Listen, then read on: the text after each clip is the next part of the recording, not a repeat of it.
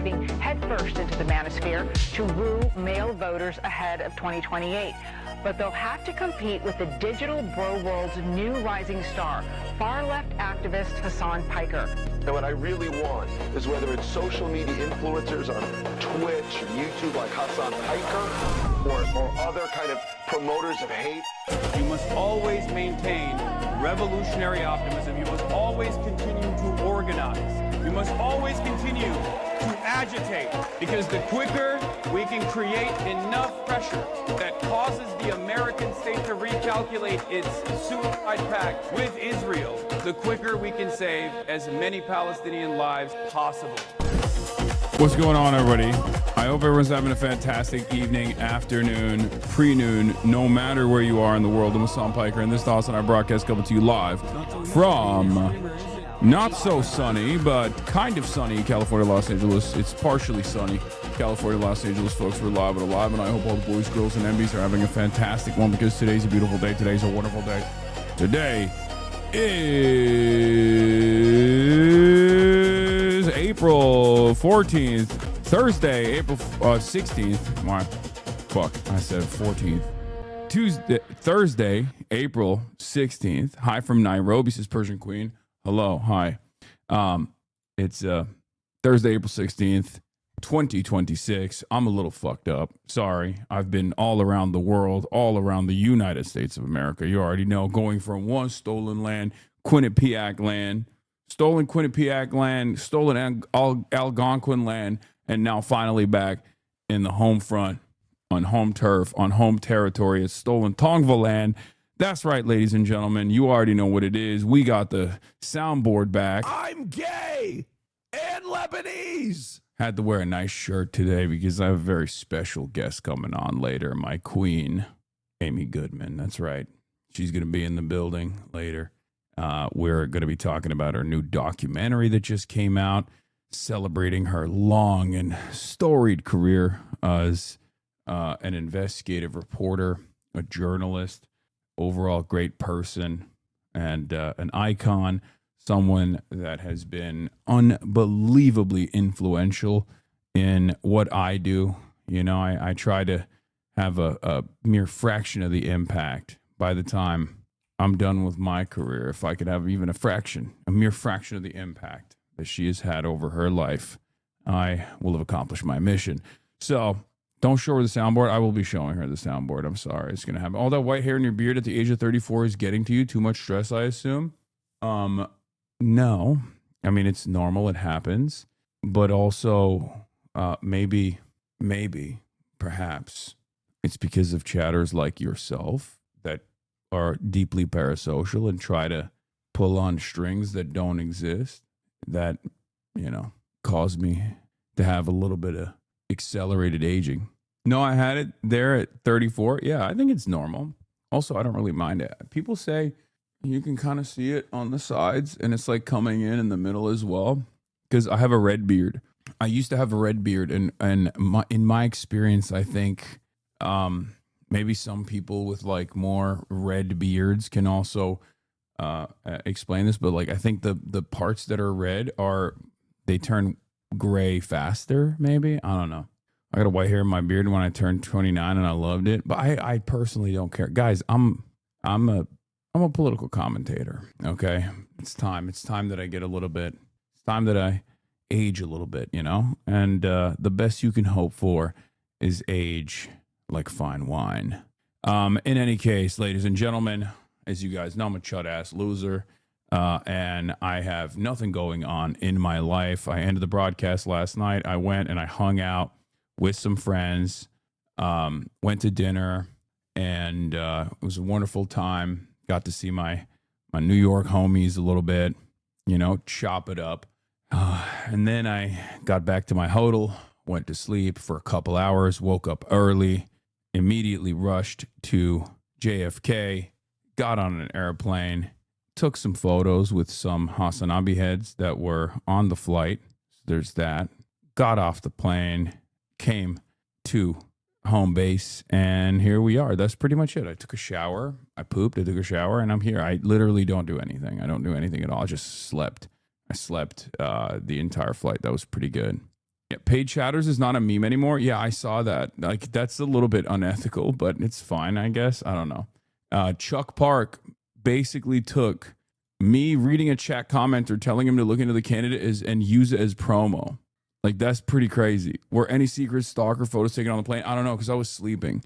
So maybe we'll find out. Maybe there's new JetBlue Mint. Hassan Hasanabi Piker flies first class. Comments. But yeah, I'm paid, dude. I'm freaking caked up. You already know what it is.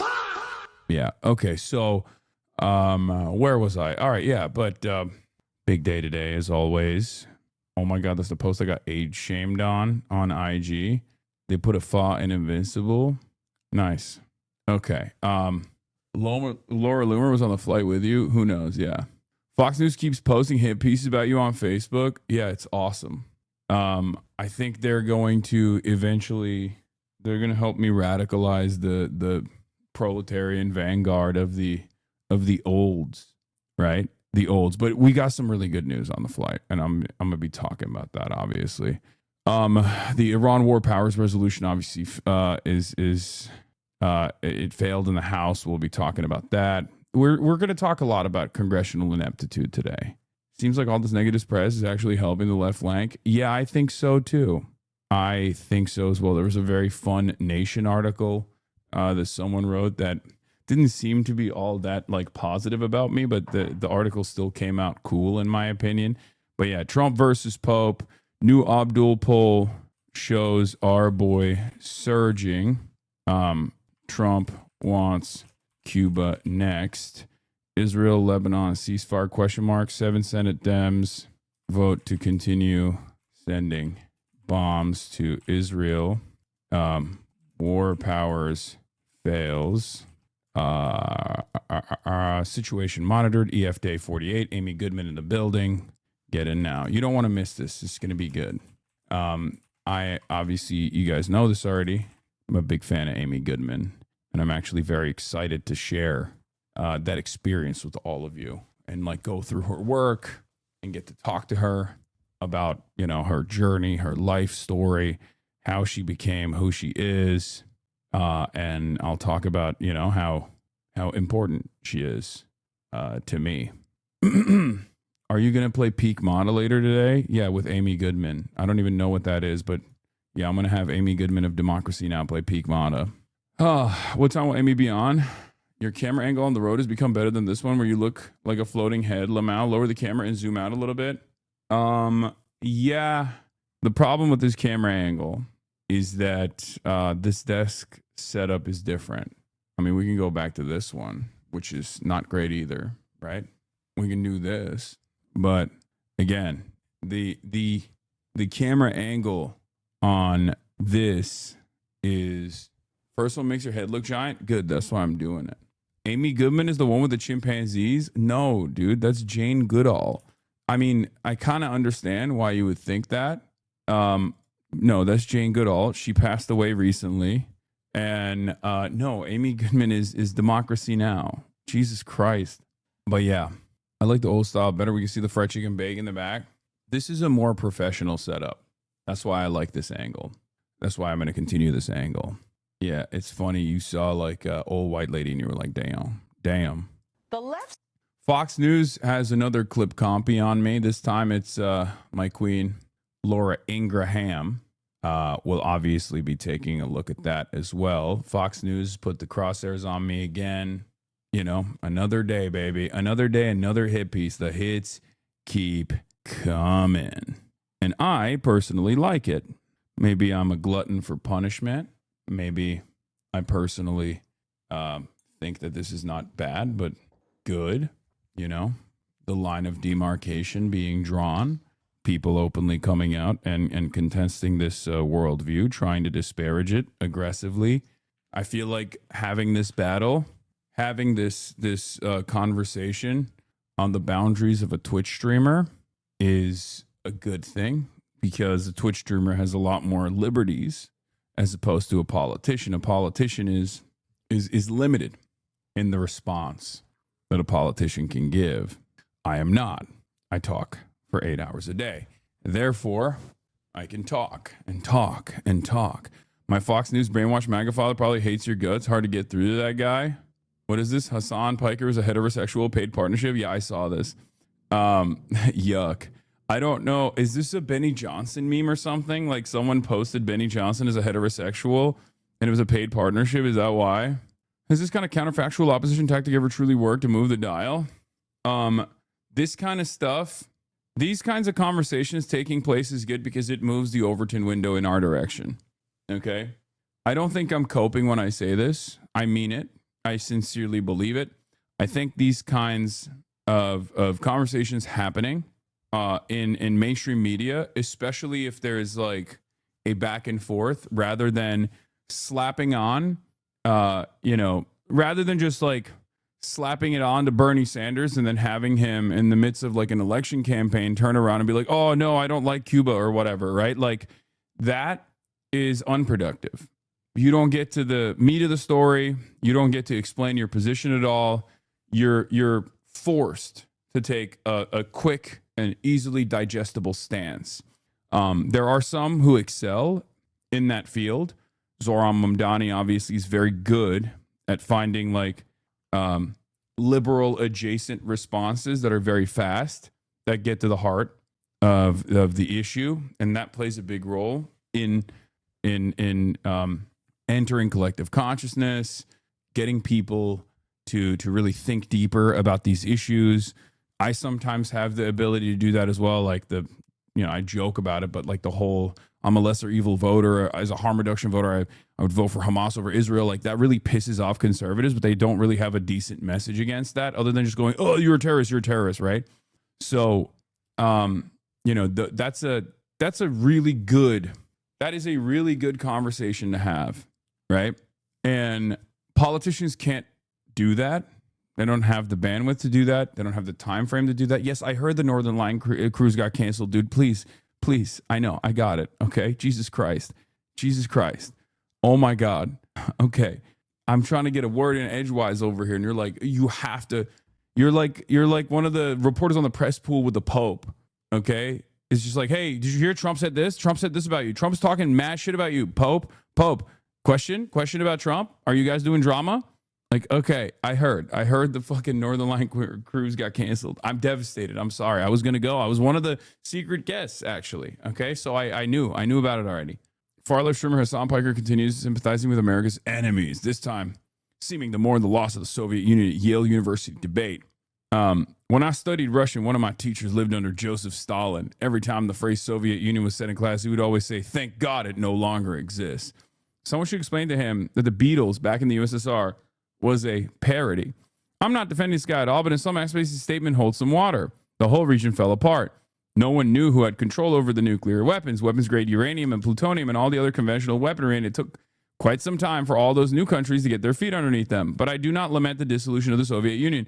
See, even, dude, if a MAGA boomer on Facebook comments, a MAGA boomer that is like responding to Facebook comments on the Fox News Facebook page, like is capable of comprehending the nuance of that statement, that's good. That's a productive conversation that's taking place.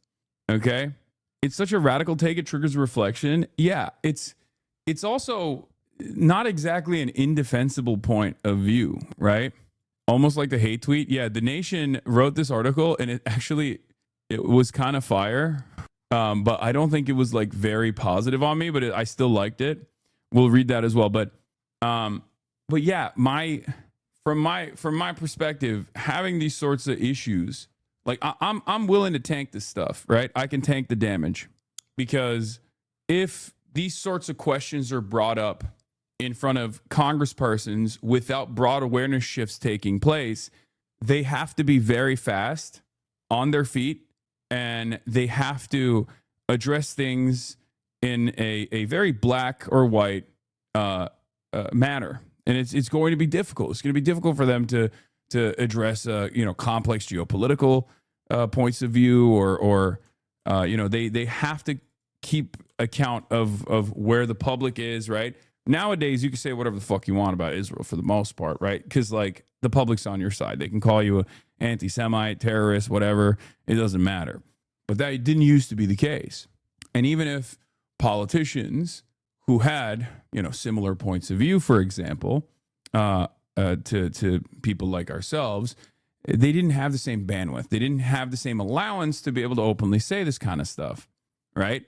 Even I myself could not be as forthcoming about the full scope of my opinion, because you just have to you have to go through the motions. You have to abide by like what is the most permissible thing you can say, right?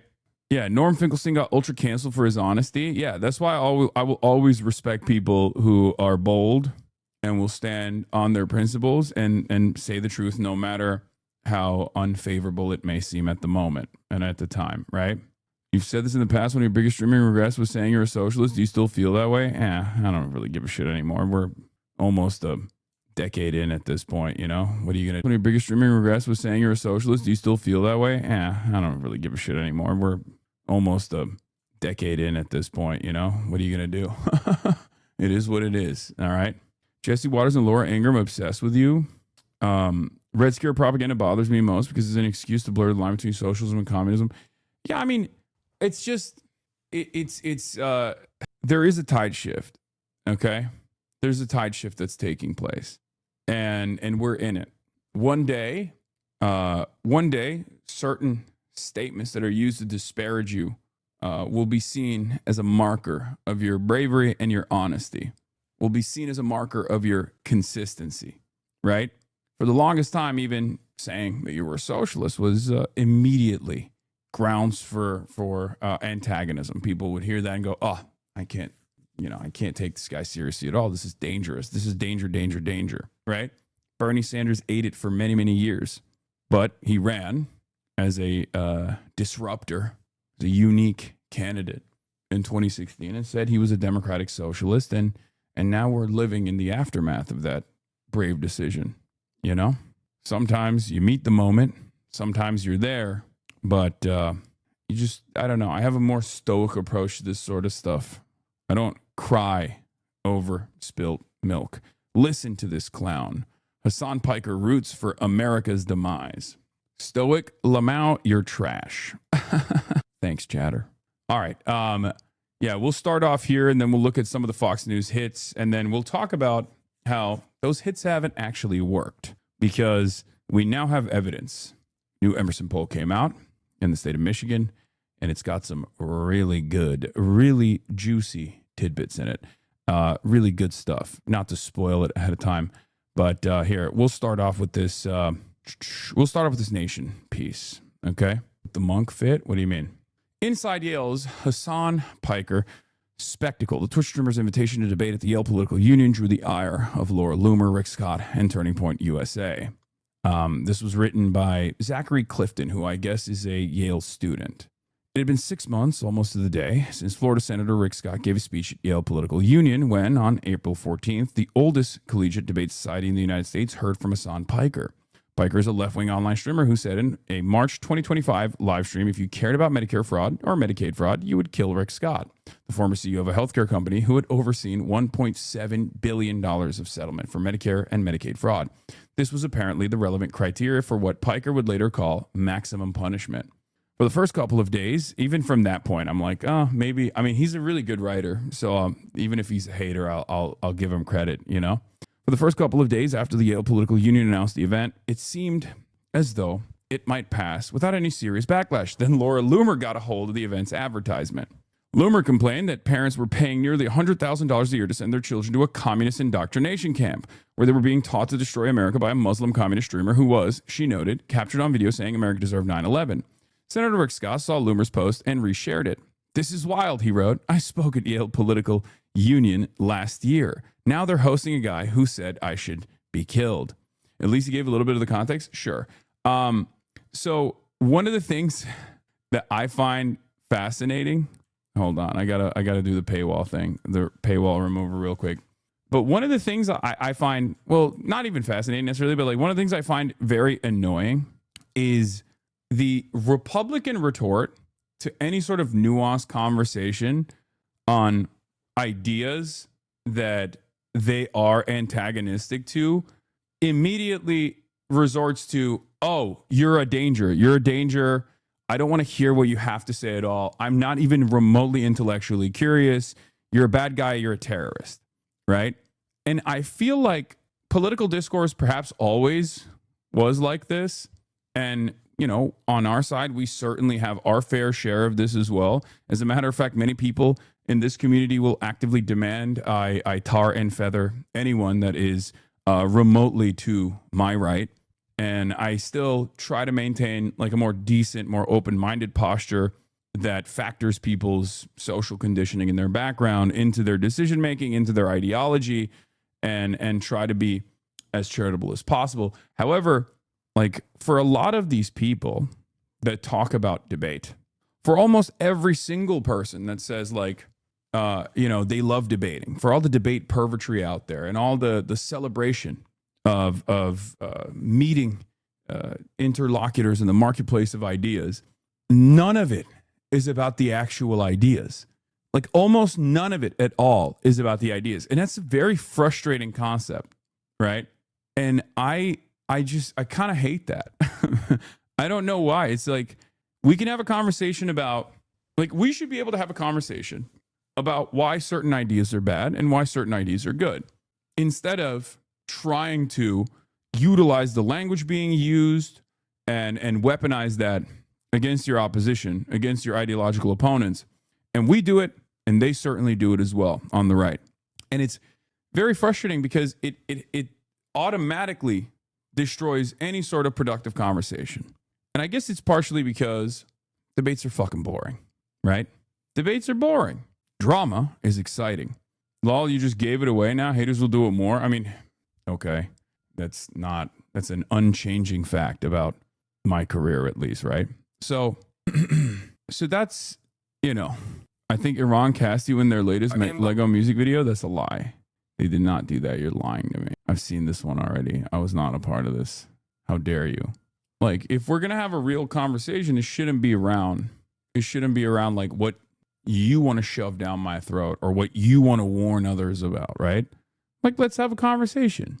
One of the best examples of this is about the USSR take. Like, it's pretty obvious what I'm saying. Or even another one.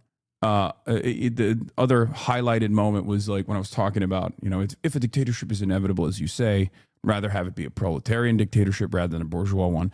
That has been roundly condemned, criticized by people. They're like, oh, the language that he's using is scary. He said dictatorship, right? Like, they're not listening to the words that I'm using.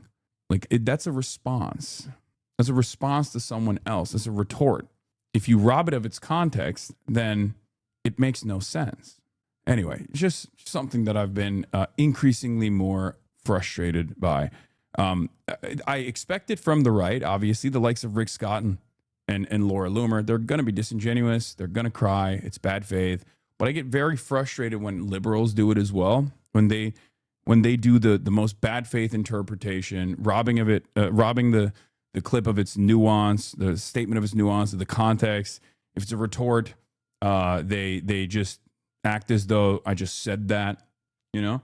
In any case, this is wild, Rick Scott wrote. I spoke at the Yale Political Union last year, and now they're hosting a guy who said I should be killed. Scott called for action. Yale receives billions of federal government funding, he declared. President Trump and Congress need to immediately revoke it. Scott's words seem to imply that he wanted federal input on the Yale Political Union's debate docket.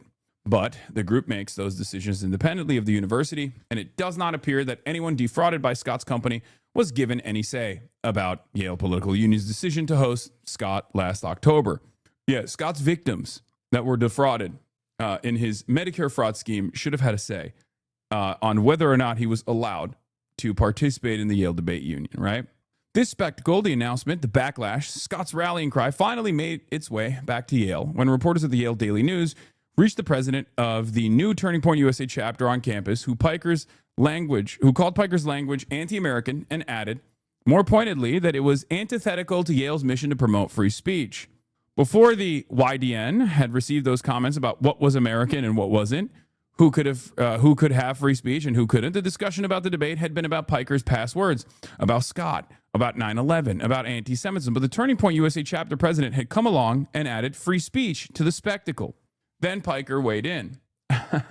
On Monday, from his stream, Piker scrolled through the Yale Daily News article previewing his visit to Yale until he reached the relevant quotes at the bottom. He read the words about free speech and anti-Americanism and said, Charlie Kirk clearly had enough respect for me. He wanted to debate me at Dartmouth, continuing, so I don't know what the fuck this guy's chirping about. On Tuesday, Piker began his 7-hour stream from a hotel room with distracting wallpaper in New Haven, Connecticut. It's true, the wallpaper was ass.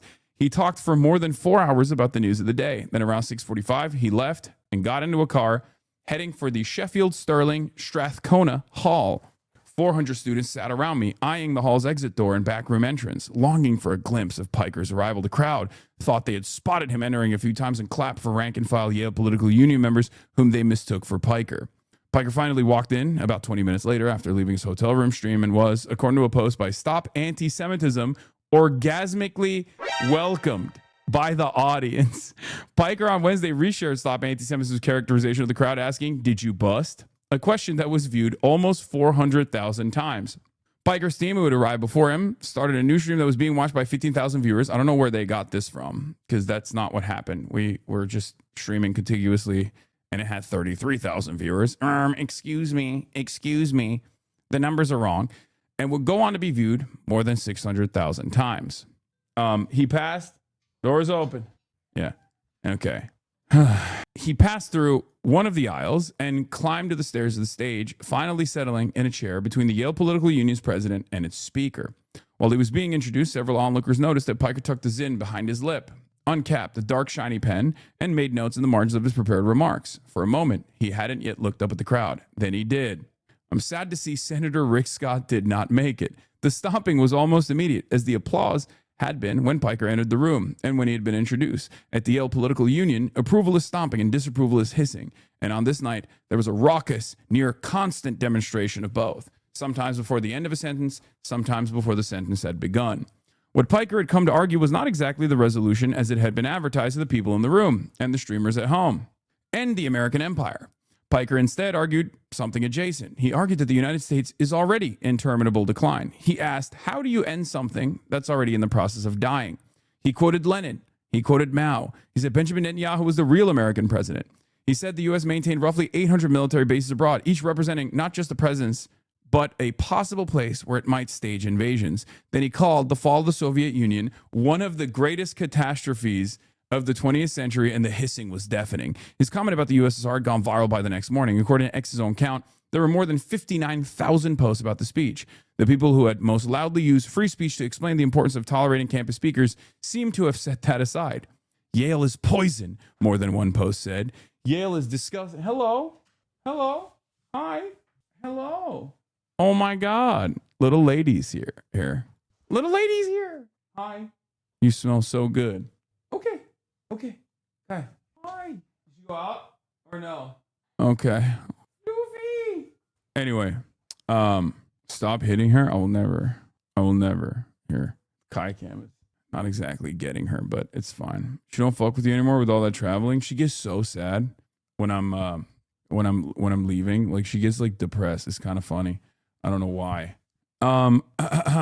Anyway, Yale is poison, more than one post said. Yale is disgusting, another post said. Yale students have been indoctrinated, more than a few posts said, and many more implied. A great many of the posts, for reasons that remain unclear, mentioned tuition. It seemed these people could not believe the students whose parents had spent so much money on their education would choose to attend a political debate at the Yale Political Union.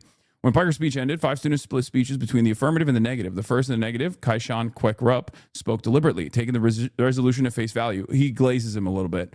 That's why I said he wasn't like fond of my speech, because he was saying like I sidestepped the actual resolution. I didn't respect the actual resolution, and I cheated, whereas the person who replied to me did. Power does not disappear. It is assumed by others. The hissing and stomping still came for Kwek-Rup, but later than they had come for Piker, and at the ends of sentences rather than the middle of them. When it came time for Piker to conclude, his earlier sympathy for the USSR had become a little sullied, maybe by how long the debate was dragging on for, or maybe by how warm and stuffy the room was getting. Capitalism, he said, had built things worth keeping: skyscrapers, infrastructure, the internet. But those things had been built by labor, and the fruits of that labor had not been evenly distributed. He ended with a line that brought raucous applause. If a dictatorship is inevitable, I'd rather have it be a dictatorship of the proletariat. The The room did not clear immediately. Students stood in the aisles attempting to rush the stage for photographs. The Yale this is also, he cleaned this up a little bit too, so that's why I was saying he's a good writer. Because a bad writer, or not a bad writer, but like a writer that was trying to seem contentious here would have just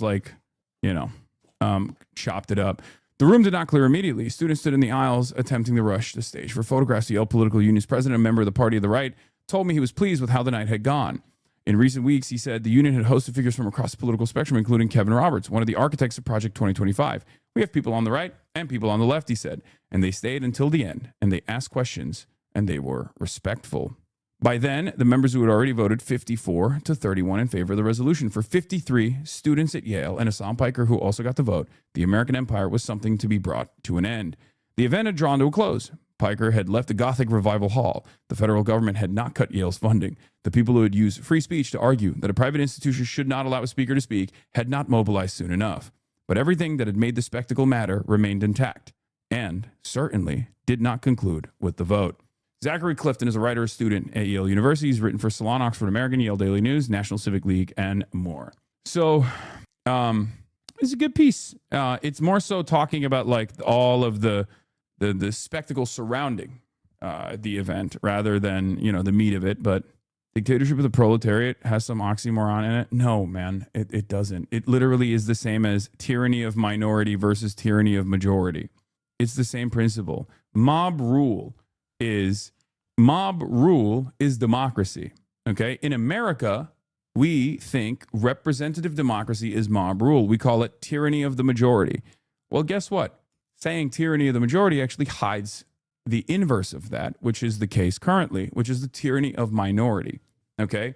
The positive way to respond to that, like the positive way to describe that, is just the democratic process, having true representative democracy, giving power back to the people rather than keeping it in the hands of the select few that have no interest in the people.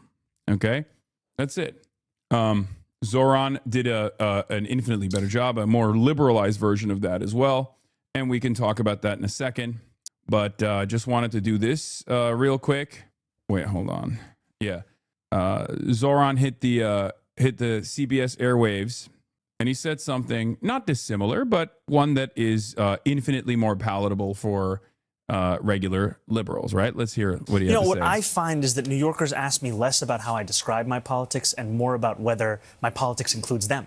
And I think what we can see is that a democratic socialist politics is one that should be judged on its delivery, like any ideology. And what we're showing in this city is we can pursue the big things like universal child care and do the pothole politics at the same time that we're showing, and not just filling in the potholes, changing the catch basins, but also repaving over 1,000 miles of roadway. But Mr. Mayor, presidential and statewide elections are often decided in battleground regions that do not look like New York City. Yeah. I'll be honest with you. Before I was the mayor, I was an assembly member of Astoria in Long Island City. At that time, I was told that you could only be a Democratic Socialist in Northwest Queens. Then I became the mayor. Now the next question is the state. Then the next question will be the country. I think that this is a politics that can flourish anywhere because, frankly, there is only one majority in this country. That's the working class. Fuck, that's so good. There's only one majority in this country, and that's the working class. Is bars, okay? Bars. Fantastic. Fan-fucking-tastic. So good, so effective, so easy to understand. Okay? Incredible delivery.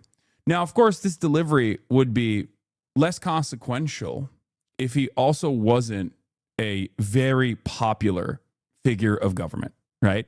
If he was an unpopular mayor, people would go, oh, all you do is yap, right? If he wasn't actually delivering on the sewer socialism, if he wasn't actually filling the potholes, if he wasn't actually desperately, and dare I say successfully, changing the city and the trajectory of the city in a positive way, right? Then his words would ring hollow. You got to have both. And Zoran, to his credit, has both. And it's fantastic. That's why, while everybody glazes him super hard, sometimes I might have criticisms of him. The way he carries himself, the way he conducts himself every now and then, I think is like maybe too conciliatory to reactionary forces when he has a lot more room to be bold, right? Especially given his unbelievable popularity, especially given the success of his governance in such a short period of time. He has a lot more bandwidth to promote others, promote other candidates, to say, like, this is our movement, this is who we are, here are some of the people that are associated with it, right? Because that's, you know, a big part of it. He's supposed to be a movement guy, right? But ultimately, you can't criticize the guy too much. I mean, he's cooking. He's doing a great job, right? And it's time we have a politics that puts them at the heart of what it is that we're pursuing and not as part of the appendix. So, I cannot believe what you did to Mélenchon. Wait, what did I do? Oh, is it because he's like streaming on Twitch or something? Is that because of me? Did I do that? I don't think I did that. Mélengoat. Yeah, and of course, his policies, Zoran's policies, are very popular nationwide. And there's a different type of Zoran out there for every city, to each according to their needs, right?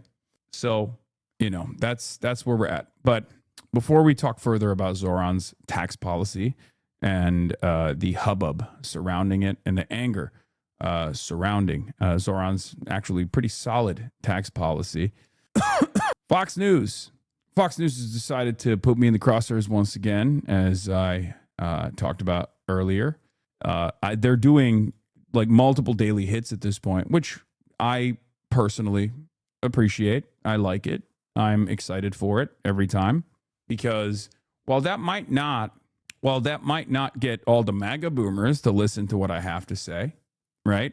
They might be fearful of who I am and what I'm saying and what I'm doing.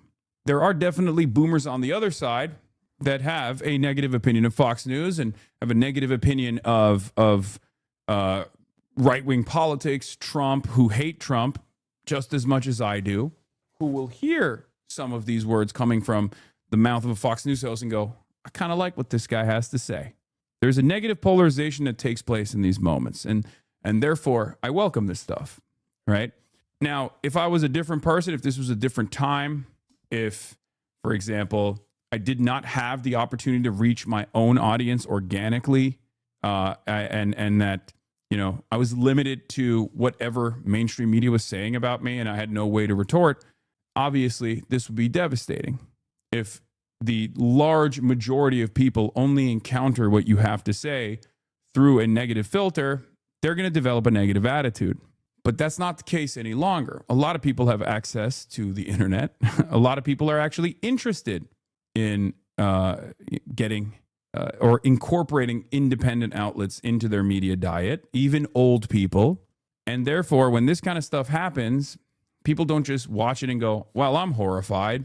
I'm not going to look into this person, right? They do the opposite. Plenty of people do the opposite. Listen to this clown. Empires never die quietly, and we must end the American empire regardless. But we must manage the retreat of a superpower from the world stage. This is a challenge for our time. Actually, this is the challenge for our time. Why is it so Because if low? we do not do this, then the American empire will come to an end in a much more violent way. The part that he doesn't mention is that he's rooting for the destruction of the country. The ideas that they're introducing now, this new socialist movement, and they get a lot of support. Zoran Mandani, who's only been an American for about 7 years, became a citizen, and he got elected on these platforms that totally disagree with our value system. They don't want law and Anti-American streamer warns American empire will end. Yeah. order, right? They believe that if you work hard in this country, you get a good job, and you get a little bit of wealth, that the government should be able to strip that away and give it to someone else. They don't believe in national defense. They believe we should just allow the enemy in and deal with the consequences there. That will destroy this country, and they're rooting for it to take place because they believe that at our core, we're a racist country. Yeah. And you can't have those people running. They love communism. They're glad that 9/11 happened. Yes. Oh, awesome. Awesome, dude. And what's even better, wait, there's more? Oh, this is the Laura Ingraham. Hassan Piker is hinting at civil war. That's back to back, baby. That's crazy. Yeah, and it's pretty funny that Brian Kilmeade sitting there in the corner going, I'm Brian Kilmeade. I'm Brian Kilmeade. It's funny. I like that. Thank you, Brian. Love how little of a clip they play before they mischaracterize their statements. I mean, that's expected. That's expected. No matter what happens. I need you to understand something, okay? They're not they're not offended at what I'm saying. They're offended at the entire worldview that I represent. So from that perspective, they're going to do everything they can. They're going to do everything they can to disparage the messenger. They're going to bastardize the message. They're going to chop it up. Okay. What is this? They want you on the Sean Hannity podcast. Fox and Friends. I want to see him in a debate. I told Sean, invite him on your podcast. I don't even know if he lived through 9/11. I want someone who's brilliant, who can say that to him that will happen. Oh, there was more. There was more. You didn't hear it in that soundbite, but he got applause at Yale for his literally, he's calling the poll of America. Invited number one and number two, he says it and gets applause. I want to see him in a debate. I told Sean, I said, invite him on your podcast because I want a long format. I want him to understand what he is. I would love that. Oh my God, I would love that. Oh, hell. Oh, hell yes. Oh my God. Okay. Oh yeah. Oh yeah. They're going to be like, do not come. And I'm going to be like, I'm going to come. You know what I'm saying? That's what it's going to be like. I'm just saying, I'm going to come. reach out immediately before they forget. Yes. Did you see the highlight reel from Fox? No, not yet. We're going to look at that in a second. I didn't even know that there was more additional commentary on this. I don't think he's lived through communism. He hasn't lived through. I don't even know if he lived through 9/11. How old is he? He looks young. Yeah, he's around. Oh, thank you. Oh my God. Oh my God. The glaze. Oh my God. Fox News. I'm blushing. Oh my Lord. They said, I got great beard hairs. And I got this is the oldest I can possibly look, right? Because like there's different variants. If I shave all of it off, including the mustache, I look like a child. It's horrible. Everyone makes fun of me. If I shave the beard off, or if it's at least like a little scruffy, I de-age by like a decade. So it's pretty funny that she thinks that I'm not 34 years old. Bro, she literally said you look younger than 25. Yeah, it's pretty crazy. That's wild that she thought I was younger than 25. That's wild. Damn, I don't even use any like facial creams or nothing. I don't got no. I'm so happy to live in this time. Yeah. I just want him to understand the consequences for what he's saying and what would happen if America did fall. Where would he go if America fell? But the thing is, Ainsley, people like that are uncoachable. I want to know. I want to know why he believes this. Oh, Brian's like, no. Sean should not debate him. I'm Brian Kilmeade. Oh no! Wait, hold up, Brian. No, Sean will destroy me. He will destroy me in the marketplace of ideas. Let me do it. Huh? I want to know why he believes this, and I want someone who understands these issues, who is brilliant, who can say to him, what you're saying, this is what... Who's brilliant. And then the person that she's using as a brilliant orator is Sean Hannity. What will happen if America falls? This is what will happen if America becomes a communist country. All right. Oh my God, I'm licking my lips, dude. Oh my God. I give Sean Hannity a kissy poo.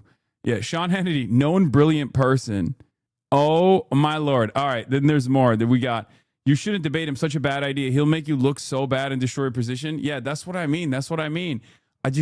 I'm scared. I'm so scared about that. I would hate that. I would hate for that to happen. I would never do that. I'm terrified. Okay. I want to know. Okay. Oh, this is Sean Hannity's fiance. I would hate to get destroyed in the marketplace of ideas by the likes of Sean Hannity. I love that she is glazing her fiance, which is cute. That's cute. You know, they will 100% edit their video to make you look bad. Yeah, I mean, I'm going to film it myself as well. There's no way that that's going to be. I would hate to get destroyed in the marketplace of ideas by the likes of Sean Hannity. Oh yeah, the one where Trump leaked their relationship. Yeah, that's the one. If you get invited, you'd be forced to do it. You'd hate that, but you'd do it. Yeah, I would hate it. I added him, chat. I did. I already did. Fox and Friends first covered you too. What the fuck is going on, man? Now to what the fuck? What is happening, bro? Why is there so much? What? I don't understand it. It's like, I know liberals think it's because like my ideas are terrifying because they think it's bad and terrifying. So like liberals think like, oh, they're glazing or they're highlighting Hassan because they want to like use Hassan as a cudgel, except like it hasn't worked, right? It hasn't really worked. And I think part of it is because these guys have a much more conservative estimate on like where America's anger and resentment is right now. Like they think independents are resentful of America because like, I guess Trump is not conservative enough or something. Like, no, they're resentful and angry for the same reasons that I'm resentful and angry. Like you can try to disparage me all day, every day and be like, no, he just like hates America. If I hated America, I'd be excited at what Donald Trump is doing, right? Like I'd be so elated at the prospect. I'd be like, wow, look at Donald Trump punishing the heartland. Look at Donald Trump robbing the poor blind, robbing his own supporters in the Rust Belt, robbing his own supporters in places like West Virginia, ensuring that they don't get a leg up, ensuring that their infrastructure is never fixed, and wasting away all of that productive output, all of those resources on Israel, you know? Fantastic. And doing it in this incredibly shitty way where he's also failing on the main stage, right? Like he's crippling the force projection capabilities of American empire. He's almost single-handedly destroying the petrodollar, right? So great. You know, if I hated America, I'd be a Trump supporter. I'd be dick riding Trump into oblivion. I think a lot of people have that anger and resentment. And since Donald Trump actually won the election and has been governing like a madman for the last 2 years, many Americans have realized, even those who voted for him, some, right, especially the independents and the swing voters and whatnot that voted for him, have now recognized that, oh no, it wasn't actually the trans people or the immigrants that we were dominating that was causing all of this, all of these issues, right? Perhaps there's an alternative out there. And the Democrats don't actually fill that void. The Democrats are refusing to communicate where this frustration is coming from, right? They're refusing to explain correctly why Americans are feeling the pain, perhaps even a worsened version of the pain that they felt even under Biden, you know? Hassan, instead of spending a whole time defending shit you said, you should bring up some Sean Hannity controversy and grill him on it. I mean, yeah, there will be a little bit of that too in this situation like that. Hold on, I gotta pee. Far-left Twitch streamer Hassan Piker, who made some controversial comments while speaking at Yale University. Listen here, and then we'll get your reaction on the other side. Okay. It's an interesting resolution. End the U.S. empire. It's interesting because how do you end something that's already in the process of dying? Because that's the situation with the American empire as it stands today. So, as you heard, he makes it seem like America's downfall is inevitable. It's going to happen, and that it's on my generation to figure it out and sort of mitigate the damage. Your reaction to what he said there? Well, Nate, not only what Hassan Piker just said there, but I think I heard cheers from that audience at Yale. So scratch off another school that my daughter and son aren't going to go to. That's certainly for sure. It'll be a real hoot seeing Hassan Piker be the keynote speaker at the Democratic National Convention one day, won't it? Because more and more Democrats are lining up to be on this Maniacs podcast. Ilhan Omar was just on there this week. Ro Khanna last week. AOC, Zohra Mandani, even the New York Times, Ezra Klein, just recently gave him the written version of what you could call, I guess, a hot stone massage in a piece titled, let's see, Hassan Piker is not the enemy. Oh, I'm pretty sure he's the enemy, considering that this is the same guy who was rude. Again, an enemy to what? An enemy to you? Absolutely. An enemy to the people? I don't think so. I think people are smarter than we give them credit. I think Americans are smarter than we give them credit. Okay? As long as someone is just telling the truth, eventually more and more Americans will hear that over and over again, and they'll start recognizing that there is an alternative vision out there. There is an alternative trajectory that we could be on, one that actually doesn't destroy this country, okay? One that maybe even manages the decline that we're experiencing currently. Because we are experiencing a decline. Things are not working.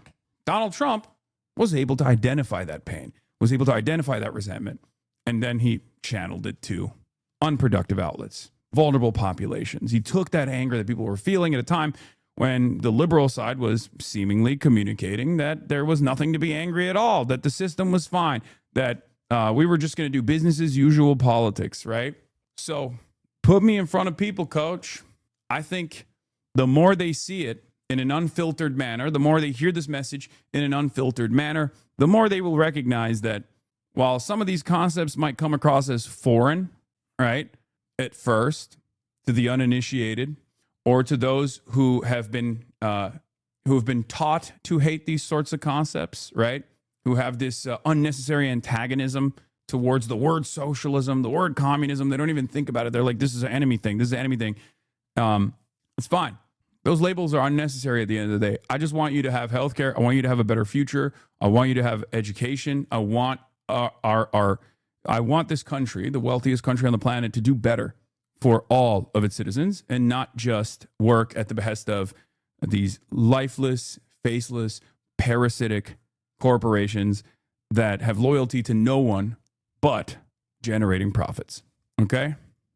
For the violent fall of this country and just did again recently. The same guy who said America deserved 9/11, the same guy who calls Jews inbreds, that's a quote, and the same guy who quotes Hamas and supports them 1,000 times more than Israel. So if Democrats want to make Hassan Piker its next team mascot in an effort, like if they just kept it at like, oh, he calls Jews inbreds, like I think more people would probably be like, wow, that's fucked up. Why did he say that? But when they actually end up associating like a bunch of anti-Israel comments right at the end of that, not to give them, tips on how to do better fuck us on propaganda, but like when they do that, people understand that it's not, oh shit, never mind, it's not, this is probably not about Jews at all. It's probably about Israel in general, right? to capture more anti-American, anti-Semitic voters. Roll the dice and take your chances, guys. But this is not somebody they should want to be aligned with, yet they keep lining up to be on this podcast. Go figure. Yeah, and he just called Republicans. It's just funny because, like, this literally failed with Trump. Like, I'm not obviously running for office, right? But this is unironically what the liberals try to do with Donald Trump, where they were like, oh, he says so many offensive things. He says so many terrifying things, right? And people didn't give a shit because they understood what he was talking about. He called the Republicans what? Terrorists. The biggest domestic terrorists in the country on the Pod Save America podcast. And I mean, it should be emphasized with an underline that he was at Yale University speaking to young people who, as you said, did cheer when he said, how do you end something that is already in the process of dying, referring to the United States of America. Those are just the facts there. Joe, we do have to leave it. Thank you so much for joining us. We appreciate it. Thanks, Joe. Peter Savodnik on the Free Press, the freest of all press, wrote an article saying, my latest on the Democrats is on Piker problem where Ezra Klein doesn't get it and what has to happen next if the party wants to avoid 25 years in the wilderness. Okay? Yeah. When I want to hear about what liberals should do, what the Democratic Party should do, I go to the Free Press, which is a publication that basically operates as a propaganda mouthpiece for a foreign state, Israel, and is also the most pro-Trump outlet out there. What is this? I am shivering right now, having just watched that footage of Hassan Piker saying that our country deserved 9/11. I'm shivering right now. Okay, well, we don't have to watch Newsmax. Come on. Anyway, there is also Elon Levy, former spokesman for the state of Israel. Elon Levy, it's tragic to see the monumental self-sabotage of the Senate Democrats are performing because of Hassan Pikerization of their party. This is this is something that I never thought I would see. Because this is Hassan derangement syndrome. This is a telltale marker of Hassan derangement syndrome. The idea that Chris Van Hollen and Democratic Party senators are actually moving in this way against Israel for the first time ever in a very meaningful way, by the way. 40 votes is nothing to cast aside. It is an implication.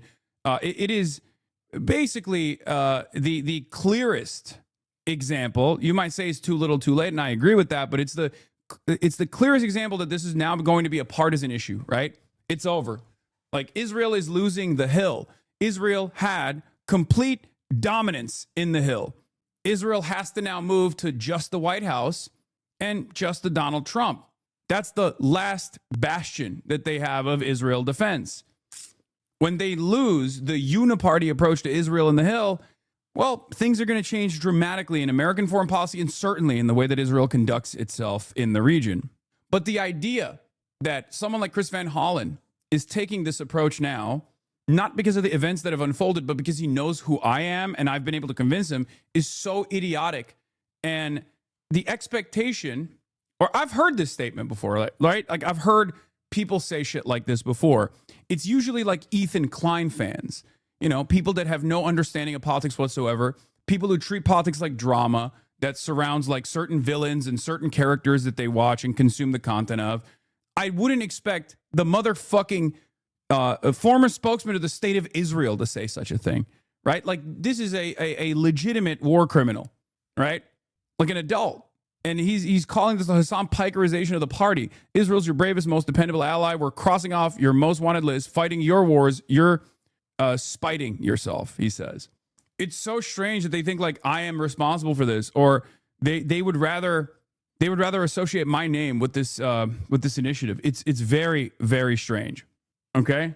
Why are we spending an hour on posts with 160 likes? Did you not hear what I just said? This is the fucking former spokesman for the state of Israel, dude.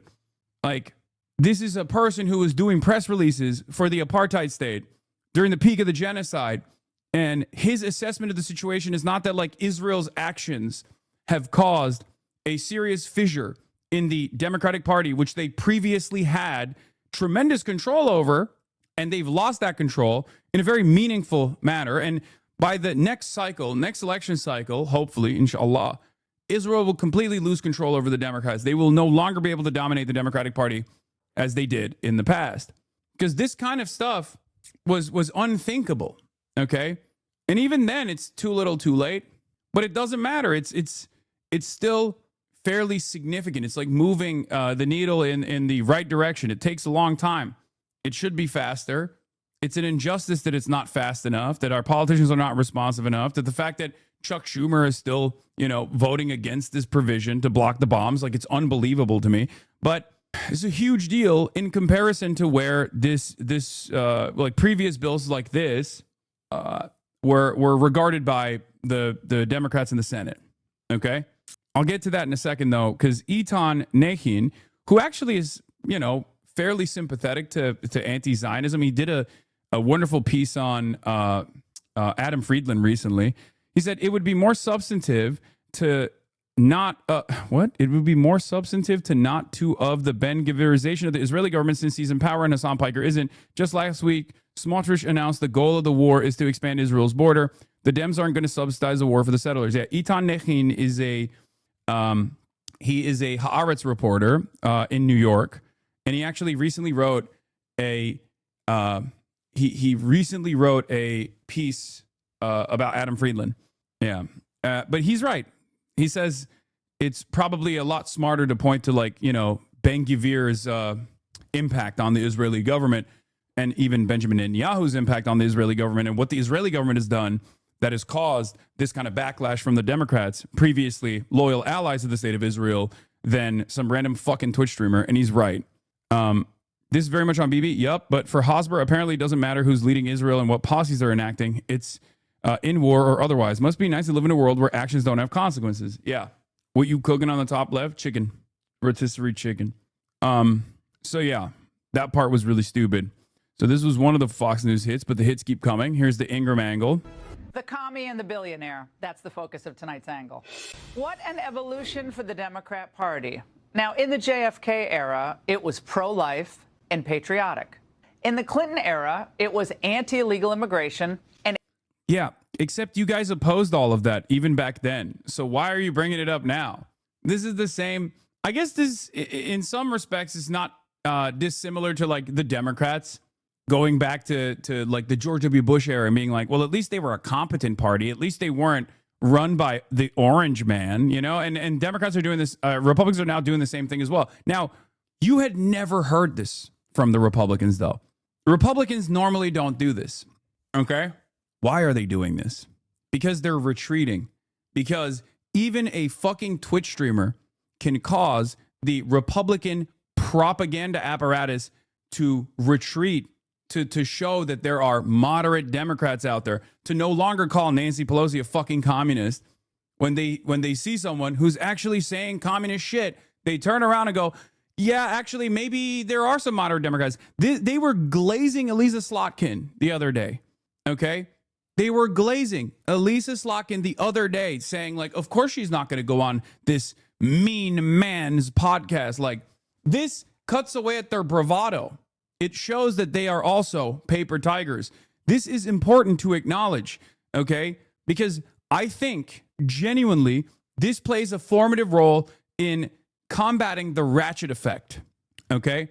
Because for the longest time, Republicans have been able to move the Overton window, shift the Overton window to the right over and over again, because the National Democratic Party has always been conciliatory. They've always offered concession after concession after concession, whether because they are backed by the same corporate entities and that's what they were supposed to do, or whether it's because they genuinely thought that this was the only way to win elections, right? I'm not going to say if it's I'm not going to make an assessment on how sinister the National Party's attitude on this issue was, and what if there was an ulterior purpose there, an ulterior motive there or not. But I'm simply saying that the outcome of Democrats consistently conceding to the Republicans on right-wing framing on issues only made this country go to the right. But the moment that someone says, no, fuck that, Republicans are terrorists, what are we doing here? You know, uses maybe even similar language that Republicans use with regular frequency, and not just like Republican propagandists, but straight up Republican politicians, including the president. When Democrats do just a fraction of that, they will receive tremendous results in terms of pulling back the Overton window to a place of normalcy. Now, of course, my goal is not to just like recenter American politics. I don't want that. I want to shift it so far to the left that we never elect another Republican ever again. That the idea of fascism is impossible to contend with. People are like, "What? What are you talking about? It's ridiculous." That's what I want to do. But the fact that even like a Twitch streamer is capable of making these guys retreat should be important. Should be important for even centrist Democrats to take note of, okay?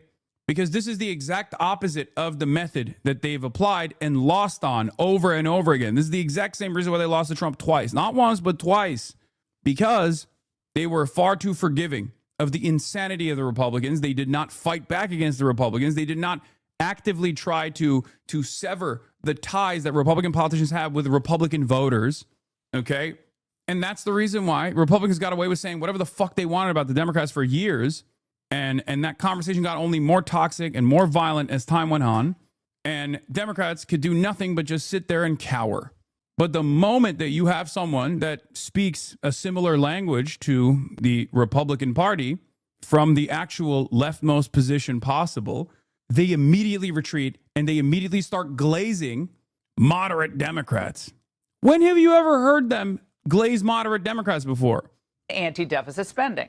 So Democrats used to believe that America was basically a force for good in the world.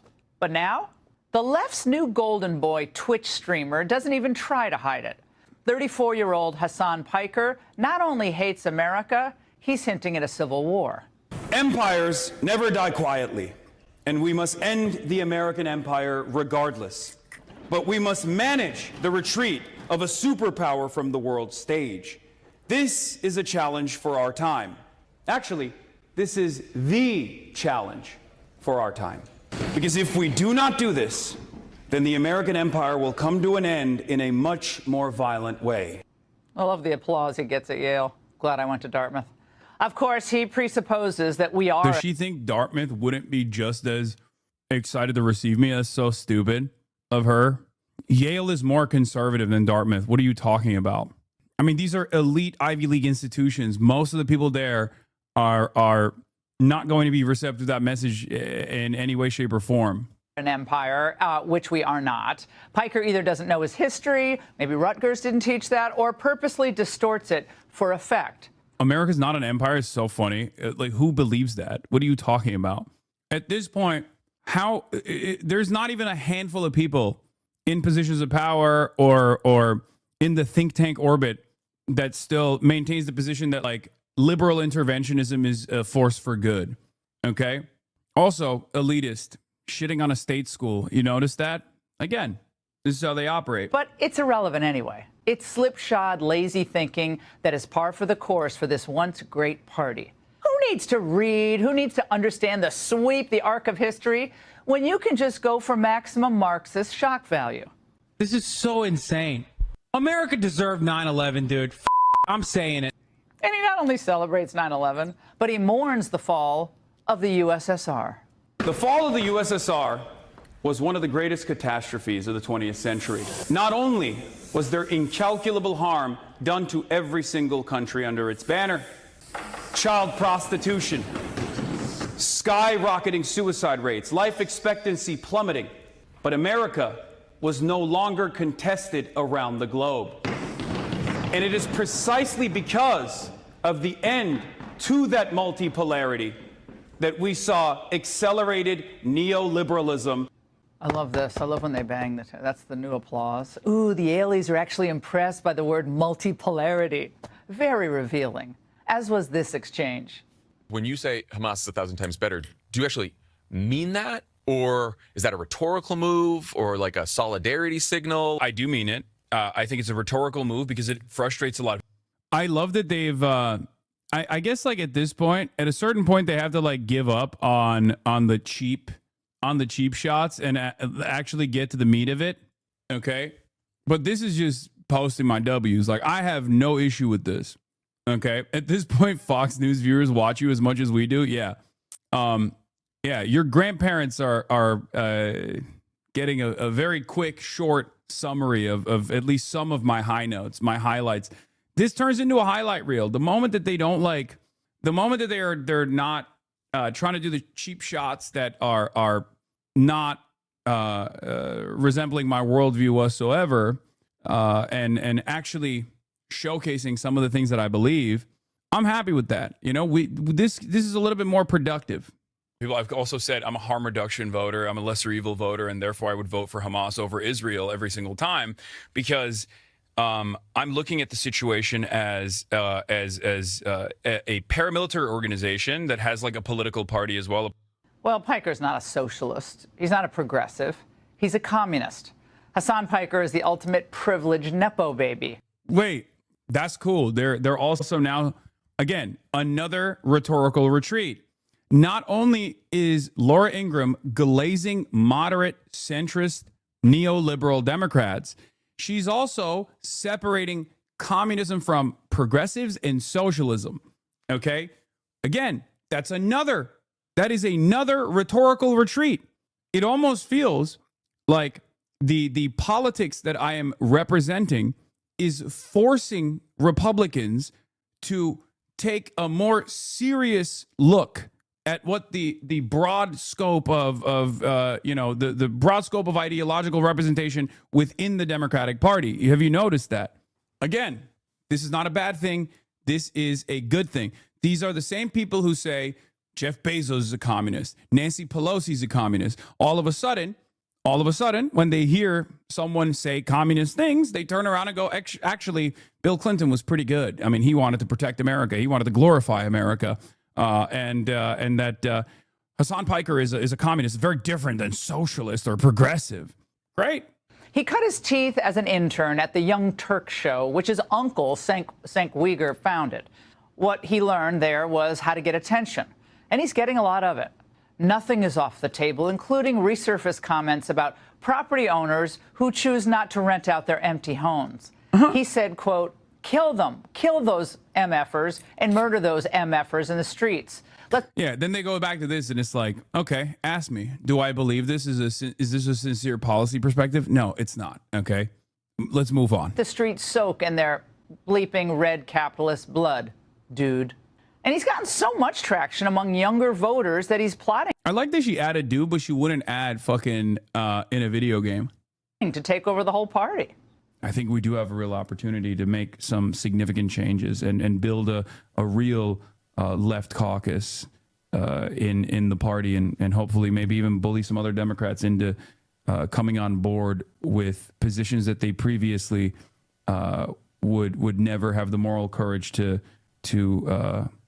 openly fight for. Also, to Laura Ingraham, I have to say, legalize comedy. And another reminder that having a social media following doesn't mean having a brain.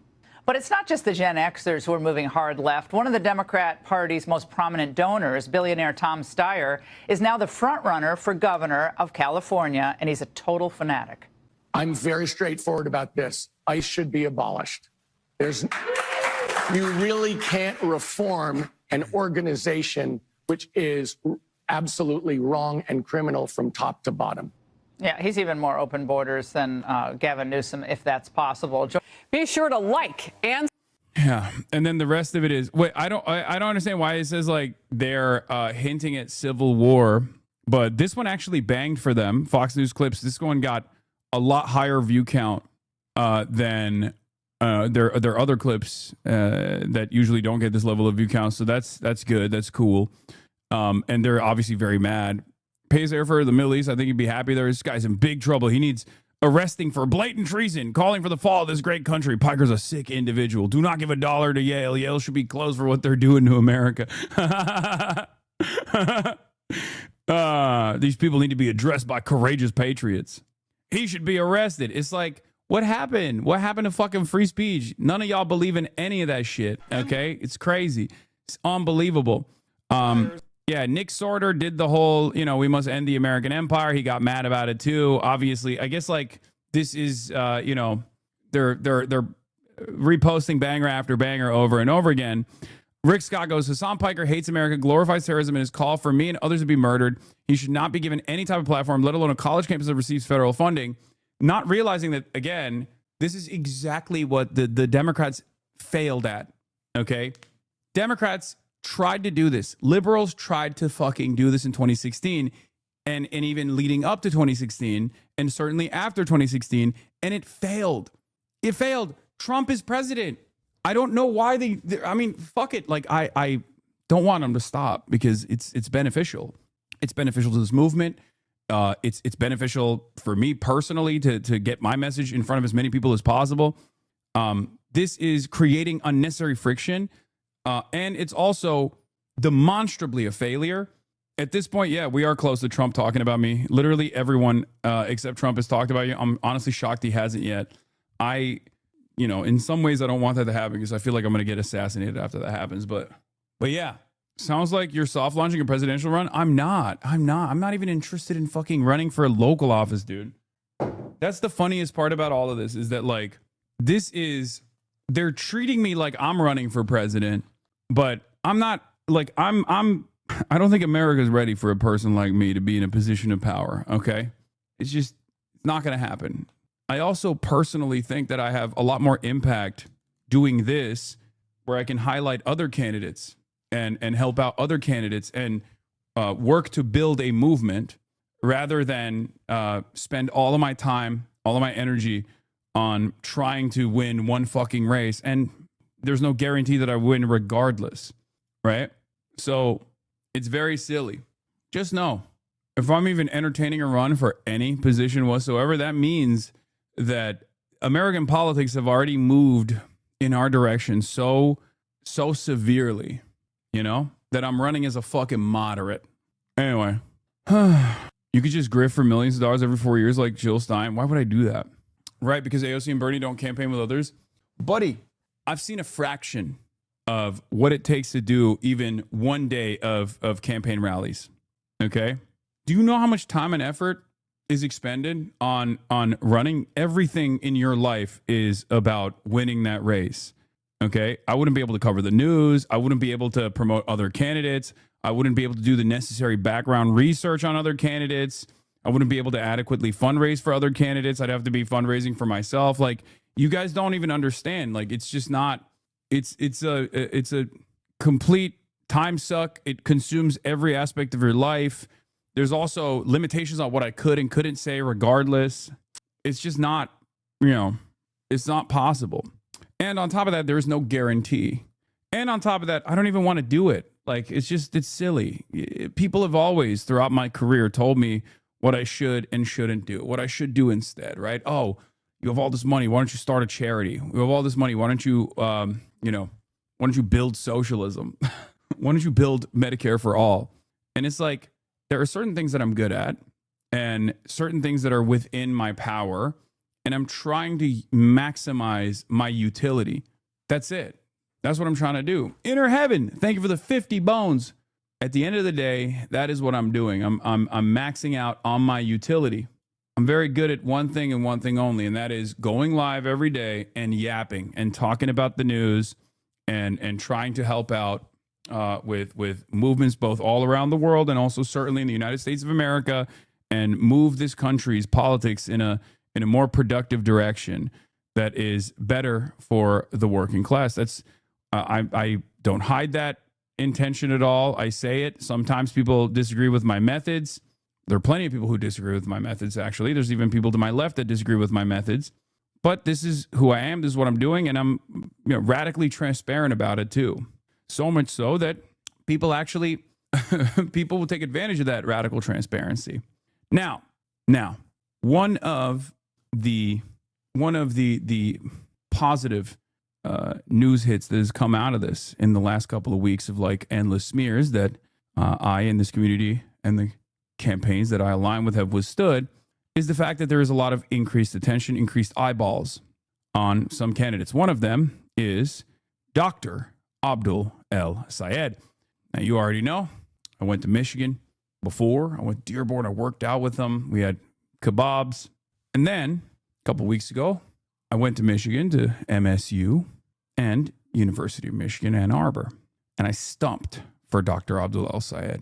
Now, I personally didn't think this was a new thing at all. I just didn't understand that, like, going on a campaign rally alongside a candidate would be perceived as something so totally different than having the candidate on my broadcast, right? It was only last week. Oh, it was? God damn, I've been traveling a lot. I thought it was like it feels like a lifetime ago. So, as Dr. Jihad, I stood alongside Dr. Abdul El-Sayed. Dr. Jihad. And I was there with Summer Lee as well, Rashida Tlaib as well. And in the crowd at University of Michigan, Debbie Dingell was there too. It's a big deal. But one of the main problems for Dr. Abdul El-Sayed wasn't his policies or wasn't his background. Those are, he is a fantastic candidate, right? He is exactly what we're looking for. Now, we don't fully align on everything, but that doesn't matter, right? He is far better than the average Democratic Party senator. And I would be elated to have as many Dr. Abdul El-Sayeds in Congress as possible, right? That's the whole goal here, to move the Overton window to a more productive place, a place that actually is helpful for the American working class. So there was a lot of back and forth, a lot of pontificating on how dangerous it is that someone like Dr. Abdul El-Sayed running for such an important seat like the Michigan Senate seat would align with someone so radical. But he didn't cave. And he said, fuck it, we're doing it, right? He didn't back away, which in my opinion would have shown weakness regardless if he had.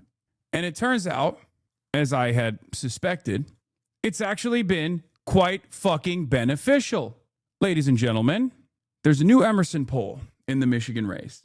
Now, as I said over and over again in the lead up to this stump that I did, one of the biggest problems with Dr. Abdul El-Sayed and his race was that he didn't have enough name recognition. The race wasn't getting a lot of media attention, and it seems like it now has gotten a lot of name recognition and media attention.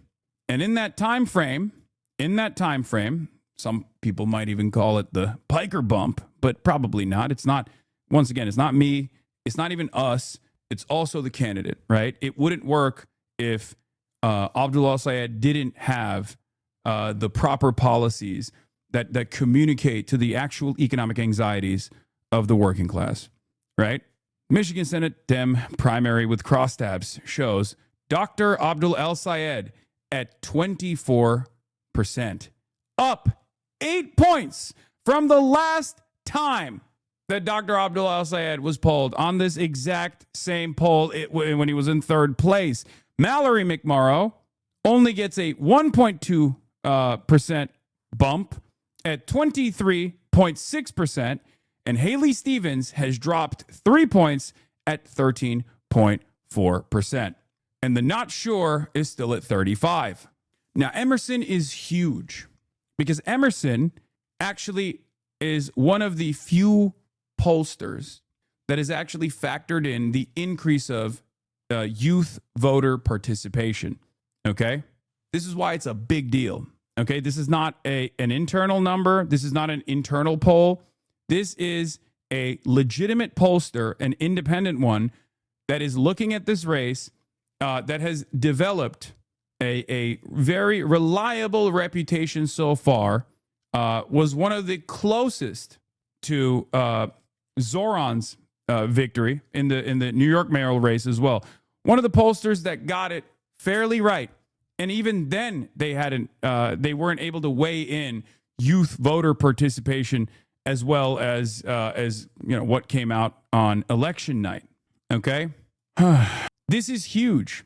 Abdul al-Sayed last time, when he was polled last time, amongst likely Dem primary voters on January 24th to January 25th, was at 16%. Since then, he's at 24%. Mallory McMorrow was at 22%. Since then, she has gotten up to 24% as well. And Haley Stevens was at 17% and now is at 13%. And the undecideds went from 38% to 36%. Only 2% of undecided voters have actually moved in the direction of voting for one candidate over the other. This is huge. Obviously, there is a lot more work to do. Okay? There is a lot more work to do here. Which one's AIPAC? Haley Stevens is the pure AIPAC candidate, and Mallory McMorrow is the one that is trying to present herself as the Goldilocks candidate, as they like to call it, who is, presenting herself as an Israel skeptic because she knows it's deeply unpopular, but at the same time is perfectly willing to work with Israel. She has given a policy paper to AIPAC privately. We still don't know what her policy paper looked like, but it's AIPAC and AIPAC light, pretty much, versus someone who AIPAC's going to dump tens of millions of dollars against, Abdul al-Sayed. So, in any case, we have an incredibly important opportunity ahead of ourselves. We have to make sure we turn out every single young voter and even older voters in our lives for this primary, because a lot of people forget that primaries are even more important than the general election as far as changing the trajectory of the Democratic Party.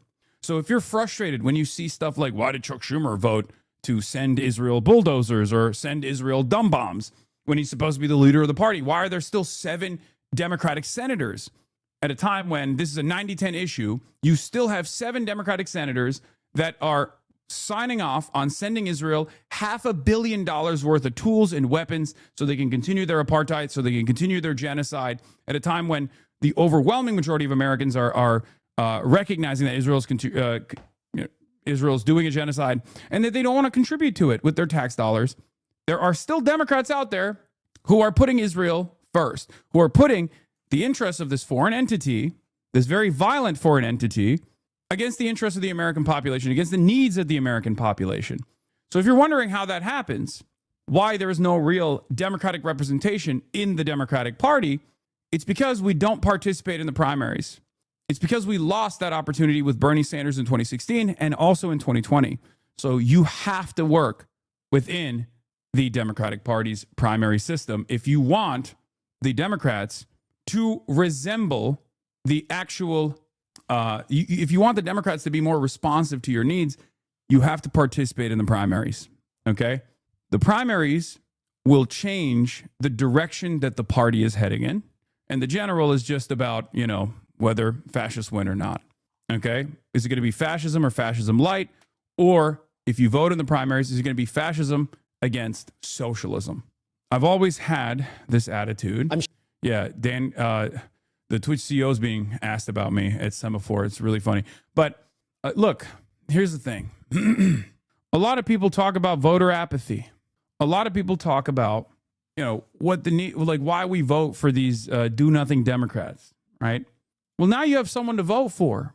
Now you have someone to vote for. And it's not just Abdul. There's people to vote for all around the country in the primaries. But it's important to activate our friends, to get them out there, to do something that is relatively inconsequential in the grand scheme of things, but will have massive impact on the future of this country.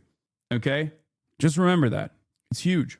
Ariana Jasmine says, despite widespread voter opposition in the war in Gaza, 7 Democratic senators voted against the resolution to block arms sales to Israel. Chuck Schumer received $6.5 million from the Israeli lobby. John Fetterman received $1.9 million from the Israeli lobby. Richard Blumenthal received $1.6 million from the Israeli lobby. Chris Coons received $1.7 million from the Israeli lobby. Catherine Cortez Masto received $3.1 million from the Israeli lobby. Jackie Rosen, $7.6 million from the Israeli lobby. And Kirsten Gillibrand received $3.2 million from the Israeli lobby. Midterms are coming up. Make sure you support the people primarying establishment politicians. That's right. That's why I always say voting is the least significant, most consequential thing you can do. You take a couple hours out of your day, you know. You can turn it into an event if you want with your friends, and you go and you vote, especially in the primaries, and you can have tremendous impact on the future of this country, on the future of American politics. Okay? This is our opportunity. If you hate plugging your nose every time you vote, when you go out and vote every 4 years in the general for the president, and you say, why the fuck are we voting for these goddamn Democrats that are, you know, established Democrats that don't respond to our needs? Why do we have to always make this decision to vote, make this calculation to vote for harm reduction as opposed to the fascist Republicans? Well, here's your opportunity to vote for something. Just like with Zoran, there's an opportunity to vote for something. And I think that matters, because I think that once people start seeing, like I said, let 1,000 Zorans bloom, but once people start seeing that there are more responsive politicians out there who will fight for our needs, who will place our needs first, not the needs of Israel, not the needs of corporate lobbyists, not the needs of mega corporations that pay zero in fucking tax dollars and keep sucking up everything in the form of subsidies, sucking up all of our productive output, ensuring that it does not go back to fixing your potholes, fixing our infrastructure, giving us high-speed broadband internet, something I'm personally pissed off about, you know, spending all that wealth and all of our resources on healthcare and education instead of doing all that. If you're wondering why there are no politicians who fight for that, well, it's because people don't vote in the fucking primaries. And for the longest time, politicians like this didn't actually run. And even when they did run, they didn't have the opportunity to get in front of a lot of people. They didn't have the opportunity to spread that message far and wide. They didn't have that viability. They would always get pummeled. They would always get bullied by mainstream media as insincere and silly candidates, unelectable against the Republicans. But now, a lot of people recognize that the Bernie-crat wing of the party is the most electable wing of the party. They realize that centrist Democrat attitudes, pro-corporate Democrats, are precisely what has caused the Democratic Party to lose to Trump, not once, but twice. Bernie would have won is a resounding message now for many people who previously thought Bernie was unelectable. So if you have somebody in your district that is the leftmost candidate you could possibly vote for that has electoral viability, you have to go out and get other people to vote for them. You have to go out and door knock. And Abdul El-Sayed obviously is the guy in the Michigan race, in the Michigan Senate race. Okay? Emerson Poll has El-Sayed surging into the lead with basically all of the movement coming from him, growing as a no-name. People have said, well, Abdul El-Sayed went all around the state when he was running for governor. Very different dynamic, I think. People forget. This is a totally new race, and it's a totally new electorate in some ways. Their attitude towards Bernie's message is entirely different than it was in 2018. Okay? Here's some more information from the Emerson poll we're looking at. U.S. Senate Michigan primary, Democratic primary 2026, Abdul El-Sayed. If the Democratic primary election for the U.S. Senate were held today, who would you vote for at this time? As we've seen, Stevens is losing support. What is this? Is this AI? No, this is real. This is a real video. So remember that. There are some crosstabs I wanted to look at and also some responses that I've seen. Shannon Watts, one of my primary ops, who absolutely despises me and is super, super pro-Israel, weirdly enough. I don't even know where that came from for her, right? She was an organizer for gun violence prevention, and now she's I guess she doesn't want school shootings to happen in America, which is an honorable cause. I'm on board with that. but she's perfectly fine with school shootings taking place in Gaza every day, it seems, and Lebanon, and maybe even Syria, and certainly in Iran, right? It's very odd how you can be like an anti-school shooting guy in America, but then also consistently demand we funnel more weapons so that Israel can blow up schools overseas. Kind of doesn't make sense. You don't have this like universal perspective on anti-school shooting, right? Weird. Anyway, she saw the poll numbers and went, seems like one of these people should drop out for the sake of the party. Exactly. I agree. That person should be McMorrow. Okay? That's what I think. That's what I think. But of course, she's trying to say, you know, McMorrow should drop out. So they're starting to hit the Graham Plattner lines, which is good. Okay? Because if you recall, if you were paying attention to the Graham Plattner race, they're Stevens, you mean? No, I think she wants, oh, did I say McMorrow? Yeah, I meant she wants Abdul to drop out in favor of McMorrow. Sorry. She wants Abdul to drop out so that McMorrow can thrive against Stevens. Now, I misspoke. I apologize. What's really interesting, yeah, Abdul winning black voters is going to shatter a lot of narratives here as well. This is also a huge part of the crosstabs that we need to look at as well. Top line, Abdul El-Sayed is at plus 0.4. On the Democratic side, El-Sayed with plus 5.4. For independent and other, McMorrow is at plus 10. For white, McMorrow is at 3.3. For black, Abdul El-Sayed is at plus 6.7. Plus 6.7. Okay? That's huge because everyone always tries to cynically weaponize the black electorate against the progressive flank of the party, the progressive wing of the party. But guess what? One, black voters are nowhere near as conservative as liberal media presents it. Okay, that's number one. And number two, you know who understands racist attacks better than anybody else? Black voters do. Okay, that's it. It's like when you do racist attacks like this, who do you think is going to see that better than anybody else? Who do you think is going to understand what's going on there? For the male vote, El-Sayed is at plus 2.5. For the female vote, McMorrow is at 1.7. For ages 18 to 30, El-Sayed cleans up. Okay? Ages 18 to 29, it's a plus 10.8. For ages 30 to 39, El-Sayed is at plus 23.4. Okay?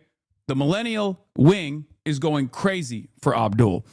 For 40 to 49, McMorrow's lead is marginal, which is huge. Again, remember. And then plus 50, McMorrow's lead grows. Now, this is significant because plus 50, if we're looking at the actual electorate of who votes in the Democratic Party primaries, plus 50 in the Democratic primaries is basically the damn near entirety, pretty much, of people who vote. Like it's definitely going to be the majority. The majority of voters are plus 50. Okay, and McMorrow cleans up, and that's the reason why she's so competitive against Abdul. Plus 50 to 59. McMorrow's at plus 7.2. 60 to 69. McMorrow's at plus 9.7. And at 70 plus, McMorrow's at 10.5. Okay. And this is part of the reason why. Even, I believe it was, where is it? Yeah, it was Haley Stevens' pollster that pushed back against the Emerson poll. Brian Stryker, who's conducted internal polls for Haley Stevens, pushes back and says, and UMich voter, who is, again, a McMorrow fan, says, this is interesting. For Dem primary voters, this would be a stunning change for the Michigan August primary electorate. 52% under 50 electorate, 48% above 50 electorate. Now, the reason why Emerson is weighing the under 50 electorate higher than other pollsters is also the reason why they've been more successful at reaching the final results, like closer to the final results in the Zohran Mamdani election as well. Even in that race, they were undercounting youth turnout. Okay, because youth turnout is usually not great. Okay, historically, youth turnout is disastrous. It's terrible. So they are increasing the likelihood of youth turnout in their calculations because they've seen it happen in other primaries. That's the reason why Abdul is so competitive. Okay, Emerson is clearly pegging the likely Democratic primary electorate to be younger than it was in 2022 and in 2018, per L2, see chart below. They might be right or wrong about that assumption for the model, but hardly irresponsible or worthy of being ashamed, says Adam Carlson, another pollster. There has to be some sort of respectful middle ground between doing your job advocating on behalf of your client, Stevens, and publicly shitting on another polling firm's model and assumptions. And this is Adam Carlson, obviously dunking on the pollster that does internal polls for the Stevens campaign, right? The reason why it's significant is because Emerson has weighed youth turnout fairly well. That's why they've gotten closer to the final results than any other pollster so far. Okay? That's what I'm trying to stress here. That's why it's a very significant poll. Brian Stryker says, partner at Impact Research, Stevens campaign's own internal pollster, says, yeah, this poll methodology is irresponsibly flawed. Emerson should be ashamed to put it out. It massively underrepresents the older non-college Democratic primary voters that support Haley Stevens the most in every poll. In 2018, the most similar election, nearly half, 45% of voters were over 60. In this poll, it's 31%. It projects more voters are under 30 than over 70. Wrong. In 2018, about 2 in 3 voters did not have a college degree. This poll says it's only half. Wrong again. Black voters, a strength of Haley's, are way off. 56% are under 40 in this poll on primary day. Fewer than 20% will be this wrong. Will be this young. Why is it so wrong? It projects literally 0 voters will vote in the general election and skip the primary. That's not how primaries work. In 2018 in Michigan, a similar election with competitive statewide GOP and Dem primaries, most November voters did not vote in a primary. Again, looking at 2018, at least 2.1 million people had voted in November, but one of the 2 primaries. The general had 4.2 million votes. The Dem primary had 1.1 million. The GOP had 1 million. So he is trying to desperately reframe the message by saying the electorate will broadly represent the 2018 primary structure, and it will not look differently in 2026. Emerson is saying it will look different in 2026. Yeah, and for the record, the 2 polls that were the closest to being correct were Emerson and Data for Progress. All the other pollsters actually undermined or underestimated Zohran Mamdani's successes. Okay, Emerson had Mamdani at plus 26. Where's DFP? I don't see it. But Emerson had Mamdani at 26. Most of the other pollsters were at like 18, 16, all this stuff. Okay, the reason why they had the reason why they were closest to the final outcome was because they were weighing youth turnout heavily. Okay, going into election night, Zohran Mamdani, the Democratic candidate, led most pre-election polls by double digits, though these results varied widely from 7 to 26 points. It remains to be seen whether the polls that assume that older, more typical mayoral electorate will prove accurate, or whether the younger, early voting turnout and primary electorate will signal a different composition that could benefit Mamdani. What is this? No, I won't ever stop criticizing DSA. The org is just a funnel for the Dems at the end of the day. ICP for life. Oh my God. Okay, chatter. Yes, you got it. Like, I don't even criticize more, like, I don't even criticize the anti-electoral left wing, the communists and whatnot. Like, please, just, ICP, insane clown posse. Anyway, Dave Weigel offers some perspective. Again, notable to see Mallory on top, but it's tete-a-tete in Michigan.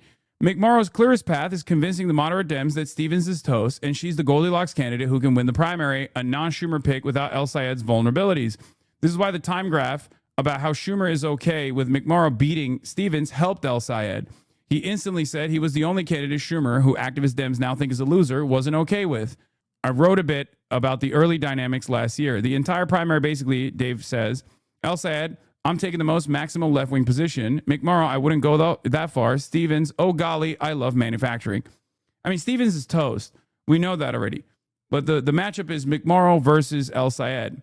If McMorrow can suck up a lot of the Stevens conservative voters, and El Sayed can't get all of the progressive voters in the primaries, it's going to be a tough matchup, right? That's the case. So it's something to consider. Now, there's still a lot going on, right? There's still a lot of, I mean, it's not going to be an easy race regardless, right? Even in the primaries. It's a tough primary. Let's be real. It's a very competitive primary. Let's take a look at what Abdul's statements are, and then, I got more to say. He says, this is movement building. The momentum for getting money out of politics, putting money in pockets, and passing Medicare for all is undeniable, and it's all because of you. Keep it going and chip in $5 today. Now, the reason why he's doing that is because he doesn't have any corporate PACs, okay? He's not backed by any corporate PACs whatsoever. And he's anti-corporate PACs, and therefore, it's much more difficult for him to fundraise in this very competitive race, right? And part of that has been seen in the data as well, right? You have McMorrow that has been able to outraise Abdul El-Sayed, in spite of the fact that El-Sayed has a lot more real momentum backing him, as we have seen from these Emerson poll results. There are also still a lot of undecideds in this race. Okay, a lot, almost a third, more than a third of the primary voter eligible population, or likely voter Dem primary voters, have not decided who they're going to vote for yet. Okay, and so the number one thing that they need, the El-Sayed campaign needs, is obviously going to be money, right? Here's I had a data on this as well. Hold on, I'm going to pull it up. I think it was Mitch Voter that posted this as well. Let me find it real quick. Here it is. This was from April 15th. This is from yesterday. Michigan U.S. Senate race fundraising for quarter one. McMorrow raised $3 million. El-Sayed, on the other hand, raised $2.29 million. McMorrow spent $1.26 million. El-Sayed spent $1.75 million. McMorrow has cash on hand of $3.6 million. El-Sayed's cash on hand is $2.5 million. However, McMorrow has spent most of the campaign cash on Facebook ads to fundraise further. Abdul El-Sayed, on the other hand, has spent a lot less cash on trying to generate more fundraising dollars. Okay, we have a breakdown for Abdul El-Sayed: $1.26 million out of state, over $200 donors; 400,000 Michigan in-state, over 200,000 or $200 donors; 596K under $200 donors. More from California than Michigan. He's trying to, Mitch Voter is trying to say, it's outsiders, and there is not really enough momentum inside of Michigan for Abdul El-Sayed, and the momentum is coming from outside of the state. People like ourselves, people that are in the state, people in California. Okay. Now here's the situation. It doesn't matter where the money is coming from, because that money will be spent on putting Abdul El-Sayed in front of Michiganders who will vote. And because he already has the platform, and because he already is the charismatic candidate, as long as he gets in front of people in Michigan, he's going to win. Okay? It's that simple. Small tip from someone who's worked in campaign finance: you don't need more or even as much money as the opponent. You just need enough to have a real campaign. At a certain point, money has diminishing returns to electoral politics. Yes, there's also some truth to that as well. If you don't have good politics, if you don't have a good campaign, or if you're not charismatic, it doesn't matter how much more you spend than your opposition. Kamala Harris is a great example of this. Kamala Harris outspent Trump. Kamala Harris was dumping millions and millions of dollars into certain TV markets in like Pennsylvania, and it wasn't even moving her favorabilities a little bit even, right? And if you recall at the time, I pointed to that to say people are not responsive to Kamala Harris's platform. They don't like the platform. If they did, they would see a big difference between Kamala Harris and Donald Trump after looking at those ads, and her likelihood of winning the race would skyrocket, right? But it didn't. Abdul, on the other hand, has the exact opposite problem, where because he doesn't have, massive corporate PACs and big donors in general, that he has the good policies, he has the good platform, and he has the charisma, but he has a hard time getting in front of people. Okay? It's that simple. It's also why Mamdani didn't need to outspend Cuomo, but there's always a minimum you need to have a real operation to pay staff and comms, etc. Exactly. Seeing a big difference between Kamala and Brandon would have helped. She did the opposite. Yeah. So just remember that. Okay? Also important that Abdul is +8 in the last quarter. The more voters hear about him, the easier he has it. So it's way more upside for him than McMorrow. Yes. And that's why I was confident that the McMorrow Jewish insider piece and like the attacks and the smears against me and Abdul would backfire on them, which it did, because it brought a lot of attention to the race for the first time ever. This race was not getting any attention at all, even though Abdul in this primary season, amongst all the Democrats, is probably the one devoid of any sort of red flags whatsoever, and only upsides, no downsides, right? He is the best on paper candidate that the Democrats have. Straight up. I stand by that. And I say that even though there are socialists that are even closer aligned with my worldview running. The reason why I say that is because, like, especially for the state of Michigan, he has no, like, he doesn't have the Graham Plattner red flags at all. He's, a Rhodes Scholar, a doctor, someone who worked in public health for the state of Michigan, someone who actually got a lot done in that position in the state of Michigan, someone who's been all around the state for years and years and years. No fucking red flags whatsoever. So yeah, the biggest issue in this race for Abdul al-Sayed for the time being is fundraising. Do you think using your controversy could help boost candidates even further than before? I don't know. What I do know is this, okay? It seems that other politicians, is the Islamophobic left a thing? No, it's not. I'm sure there's like Islamophobic centrist Democratic Party voters and stuff, but even then it's like not as significant as you think it is. But what I was going to say is, one last thing was, from Emerson's January poll to their April poll, al-Sayed has gained ground nearly across the board, but his biggest gains have been among voters 30 to 39. Caveat, sample sizes of subgroups are smaller, though these are all N65, so movement should be treated as directional. The millennials are rising up, okay?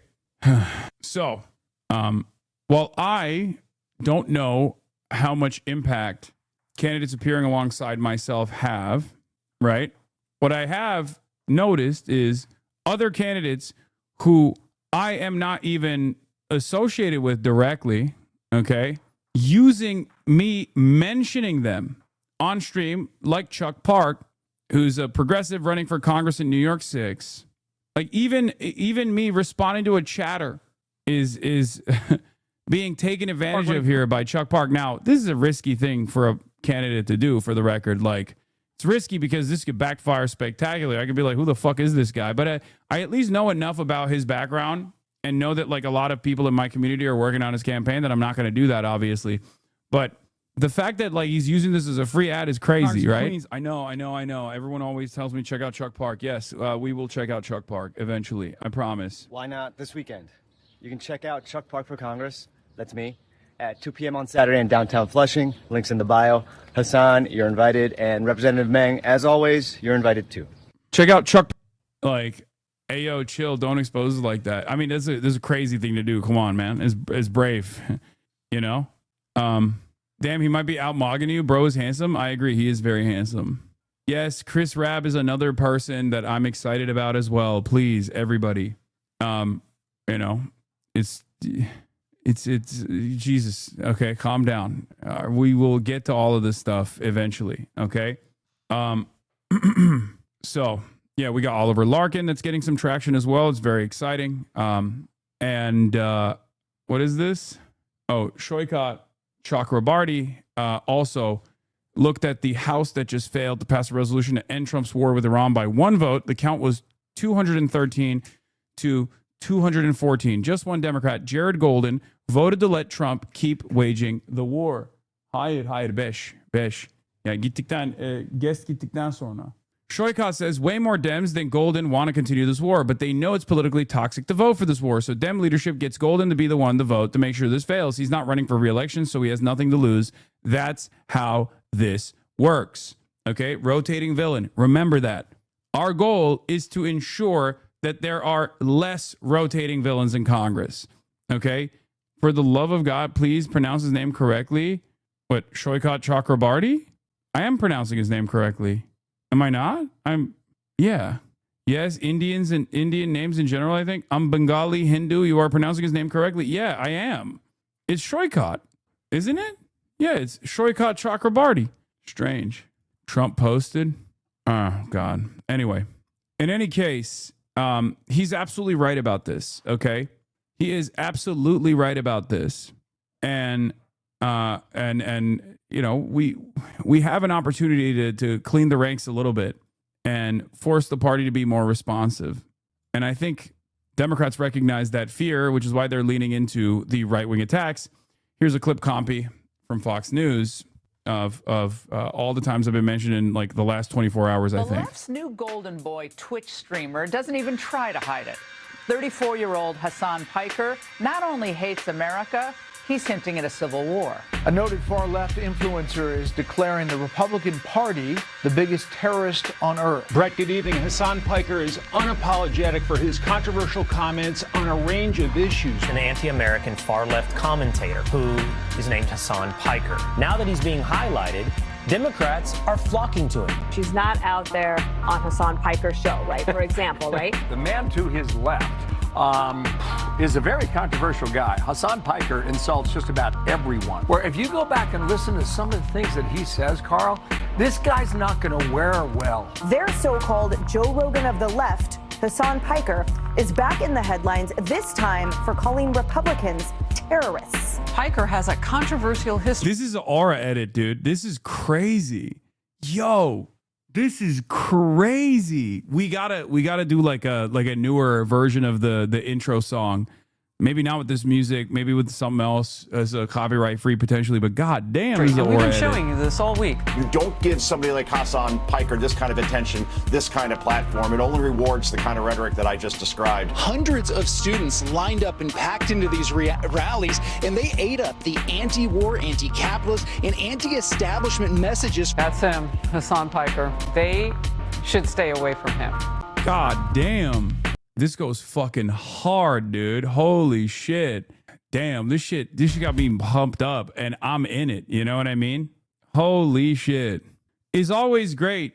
Mob Deep. No, I do. I do know where the beat is from. I was just saying it's not fucking copyright free. That's it.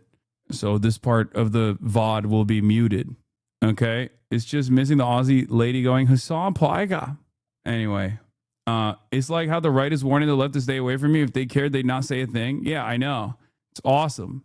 I think it's less tactical for them and more just, you know, something to fill the airwaves with. Because, like, you know, I'm a target-rich environment. I will say crazy things, right? I'll say things that, like, they can easily pick up on and say, look at how radical the left is. Look at how crazy they are and stuff like that, right? And any moment that they spend talking about me is a moment that they're not talking about Donald Trump's failures. But what they're failing to comprehend here is that this actually ends up, engaging in culture war territory that a lot of people actually get annoyed by. Even Republicans don't give a shit about it at all. And it just like boosts my visibility, especially among like Democrats who might not have heard about who I am. Many of them don't know who I am. It makes sense. I'm a Twitch streamer, right? And I'm on YouTube and TikTok and whatnot. But it elevates my presence and the things that I'm actually talking about, the message in front of an audience that is infinitely more receptive than most people think is the case. So couple other lines I was going to say. Adam Wren says, a post-Piker rallies data point that suggests we are entering the post-cancellation political era. Okay? Obviously, I wouldn't even say this is post-cancellation in general. It's because, like, most people don't traffic in this kind of cancellation. Because there are people who do things that are worthy of cancellation. Like, if you do something illegal, right? Like, you know, Swalwell is a great example of this, right? Like, Swalwell was a monster. And, of course, he was yelled at. Once it was revealed how monstrous he was with his rampant sexual assault and horribly unprofessional behavior beyond his sexual assaults, and it was untenable for him to continue running his campaign, and he dropped out, and he also even resigned from Congress. That's very different than people being like, I don't like what you're saying, and I'm going to imply that what you're saying is the worst thing I've ever heard. You're right. Not long ago, my friend didn't even know who you are. And yesterday he asked me about you out of nowhere. And I pretended that I don't know you because you are not gaming anymore. Good. Okay.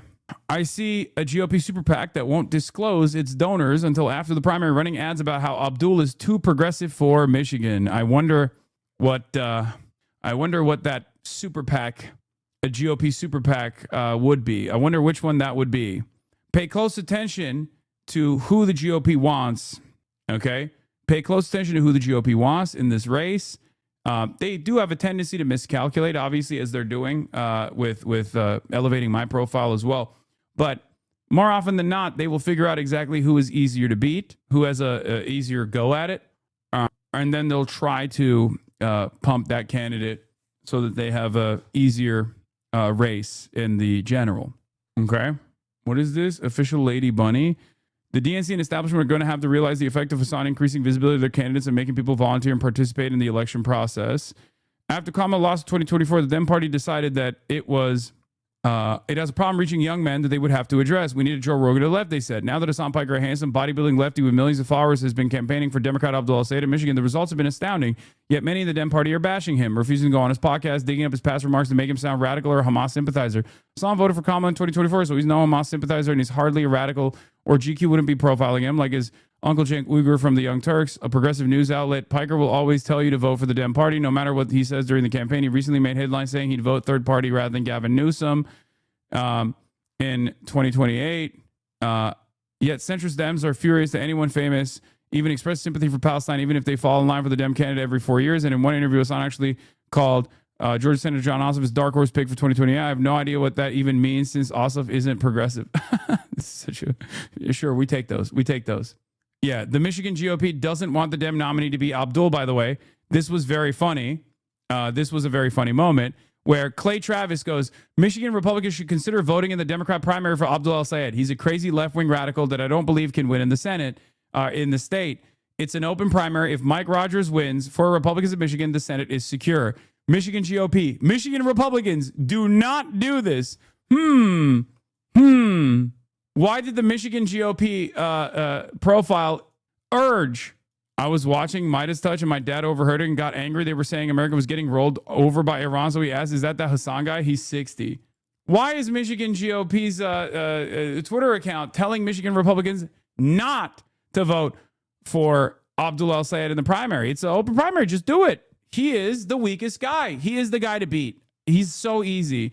He's so easy. Think about how radical he is. Michigan Republicans, you should vote for Abdul El-Sayed. He is such a weak candidate. I mean, he will get destroyed by Mike Rogers. I mean, clearly, you know, Patriots, do the right thing. You want to maintain your majority in the Senate at least, because you're probably going to lose a house. All you got to do is make sure you vote for Abdul in the primary, so that Abdul, the easier candidate to defeat, can go up against Mike Rogers and be defeated by Mike Rogers. Yeah, for sure. He's Muslim. Abdul El-Sayed, scary name. Scary name. May Allah awaken the people and help them to see the evil doings of Israel and the United States. You know, just think about how easy that would be, how glorious that would be. Apparently I've been asked, now Dan Clancy's getting asked about me too. Sunrise Movement about you. What is this? For the past 4 weeks, establishment Democrats have been obsessed with denouncing a Twitch streamer, Hassan Piker. Why?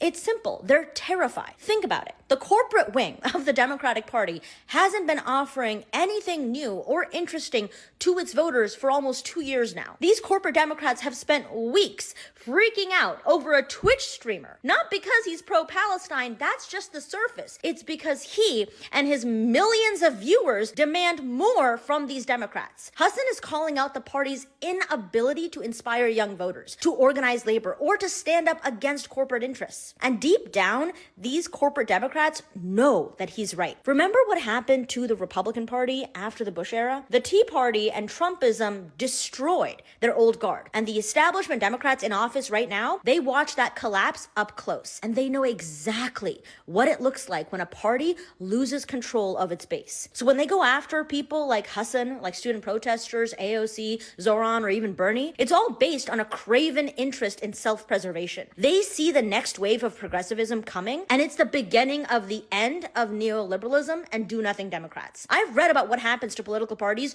right before they go extinct. The Whigs didn't expect to disappear overnight. The Bush-era Republicans, they didn't see it coming either. And if progressives keep building on the momentum that they have been over the past 2 years, Hasan Piker won't be a problem for these corporate Democrats any longer. He will be part of the future. However, we can't just sit and wait for this future. We have to build it. If you want to put real labor rights and progressive values on the ballot, phone bank for a candidate this week who's actually ready to build this future with us. When the American Israel Public Affairs Committee, often referred to as AIPAC, shows up at your office, what will you do and why? Fuck AIPAC. They're a racist organization and I will not meet with them. That's Chris Rabb. He is running for Congress on a platform that centers organizing, fair pay, getting corporate money out of politics, and growing the power of the American. For the record, that is how you say, that's how you use swear words, okay? Like, Democrats would be like, I'm mad. Fuck. Like, that's different. Like, that is not effective messaging, okay? Simply using a bad word is not going to have the same utility as saying fuck AIPAC, okay? Working class. If you're ready to kick do-nothing Democrats out of Congress, make sure to join a phone bank ASAP. Hell yeah. Another W defense. So obviously establishment Democrats' problem with Hasan Piker isn't actually his morals. They don't think he's an anti-Semite or that he's a terrorist lover or anything like that. The problem with him is that he encourages his base to criticize them and to ask for more. He doesn't just get online and say, shut up and vote blue no matter who, what you want doesn't matter. He exposes bipartisan corruption and shows how closely related the Democrats are to Republicans. And they don't like that because the Democratic establishment is very used to just being able to say, we're not Trump. That's all we have to offer. They're used to being able to run against something and not for something. And telling you that you have to vote for them no matter what, even when they are actively inching towards the right every year. And that's the reason why we ended up with Trump in the first place. Fascism did not start with Trump. The neoliberal to fascism pipeline is very real. And as I said before, I don't even think Trump is the entire problem himself. I think he's more of a reflection of it. He's like an American mirror. Just all of our problems in America that we've let go unchecked for so long manifested into one person. Manifested, unfortunately, into an evil geriatric idiot who's suffering from dementia. It's a strange timeline.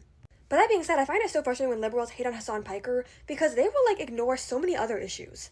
I'll be like, hey, I don't like this person because they support genocide and are a literal war criminal. And liberals will be like, oh my gosh, you can never be satisfied.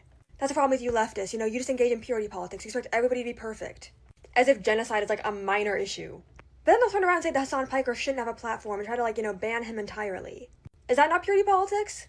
And, for stupid reasons, too. Usually their hatred of him either stems from a misunderstanding of his worldview, they just saw clips taken out of context and don't really understand what he was saying, or they just don't like his vibes, I feel like. I think his mannerisms, the way he speaks, the way he behaves and carries himself, relates a lot too closely to young men. It's the reason why he's able to attract a young male audience and kind of steer them away from the right-wing pipeline. But to other people, it gives them, bad vibes. They get, frat boy energy from him or something, and they're like, oh, he reminds me of people that I don't like. He reminds me of those I know who are, racist, sexist, misogynistic, things like that.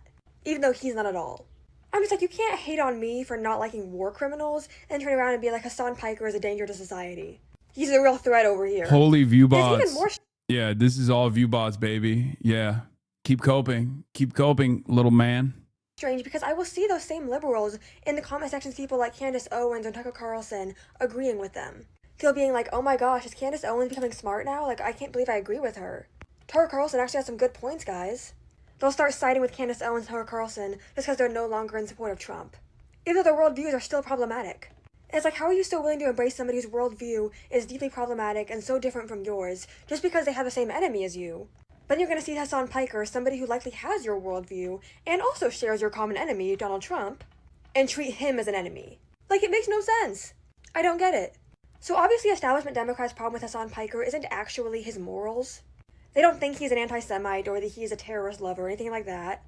The problem with him is that he encourages his base to criticize them and to ask for more. He doesn't just get online and say, shut up and vote blue no matter who, what you want doesn't matter. Again. For my Oh, this is 9 minutes. I can't watch in 9 minutes. All right. Norm sounds the alarm that I've been also ringing for a minute now. I do. Talking about the hijacking of anti-Zionism and the warning signs that he is seeing out there, for the record. and they exist. Like he is talking about the exact same thing that I've been talking about. So obviously, with respect to here, I'll just repost this as well. What he's talking about is the same thing that I have also seen, which is Tucker Carlson and Candace Owens establishing credibility in the anti-Zionist space in the absence of more Democrats and more liberal content creators, more leftist content creators coming out and you know, saying the correct points. It's very unfortunate. Like even the fact that the Democratic Party is like aggressively attacking someone like myself in an effort to disparage the left flank approach, in an effort to attack the anti-Israel position without actually yelling at their whole base by saying, oh, well, you know, we are skeptical of Israel too, but like this guy takes it too far. He's anti-Semitic. That kind of sentiment, especially in the base of the Democratic Party, can have a little bit of impact. Like it actually unironically works. Meanwhile, some of those very same Democrats will still turn around and highlight Tucker Carlson's positions when Tucker Carlson is shitting on Donald Trump. Nick Fuentes' positions, even when Nick Fuentes is shitting on Donald Trump, right? They'll be like, oh, look, see, Nick Fuentes has actually dropped. Like Neera Tanden, right? Neera Tanden comes to mind. Neera Tanden has literally retweeted Sneeko, retweeted Nick Fuentes, and in the same time frame has attacked me endlessly, calling me a fucking... calling me an oppositional figure, calling me a bad person. Like it's just unbelievable. It's dangerous, really. I do believe that we're in a difficult situation now because the right is, at least on one issue, masquerading itself as the standard bearer of a leftist issue. Well, it has historically been an issue of the left. Yeah. And it's in a very different trajectory than the left. It's a very different trajectory. The agenda of the right is not my agenda. You know, well, certainly not. But this is a void that's not going to get. But many people it is, unfortunately. I cannot believe that. You would never believe how many emails I get. What do you mean the Israelis didn't kill Kennedy? How can you say that? You know, so irate, so indignant. You know, I don't know where things are headed, but for me, it's a source of concern as a person of the left that these have now become the spokespersons on the leftist issue.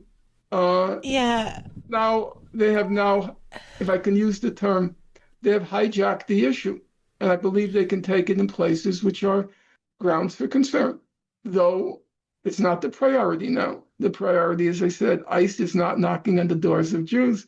It's knocking on the doors of undocumented workers. I get that. I have no problem with that. I have no problem with it. What is this survey? Today in news is incredibly obvious. Oh, yeah. New survey that came out. The far left youth are anti-Israel, but the least anti-Semitic. The far right youth is anti-Israel and the most anti-Semitic. Oh, my God. I also have an issue with the statements that they're regarding as anti-Semitic regardless, because like even the way that these questions are designed could lean in either direction. But yeah, young conservatives are much more likely to agree with anti-Semitic belief than young liberals. Number of statements agreed with from Jews in the United States are more loyal to Israel than to America, which is anti-Semitic for sure, right?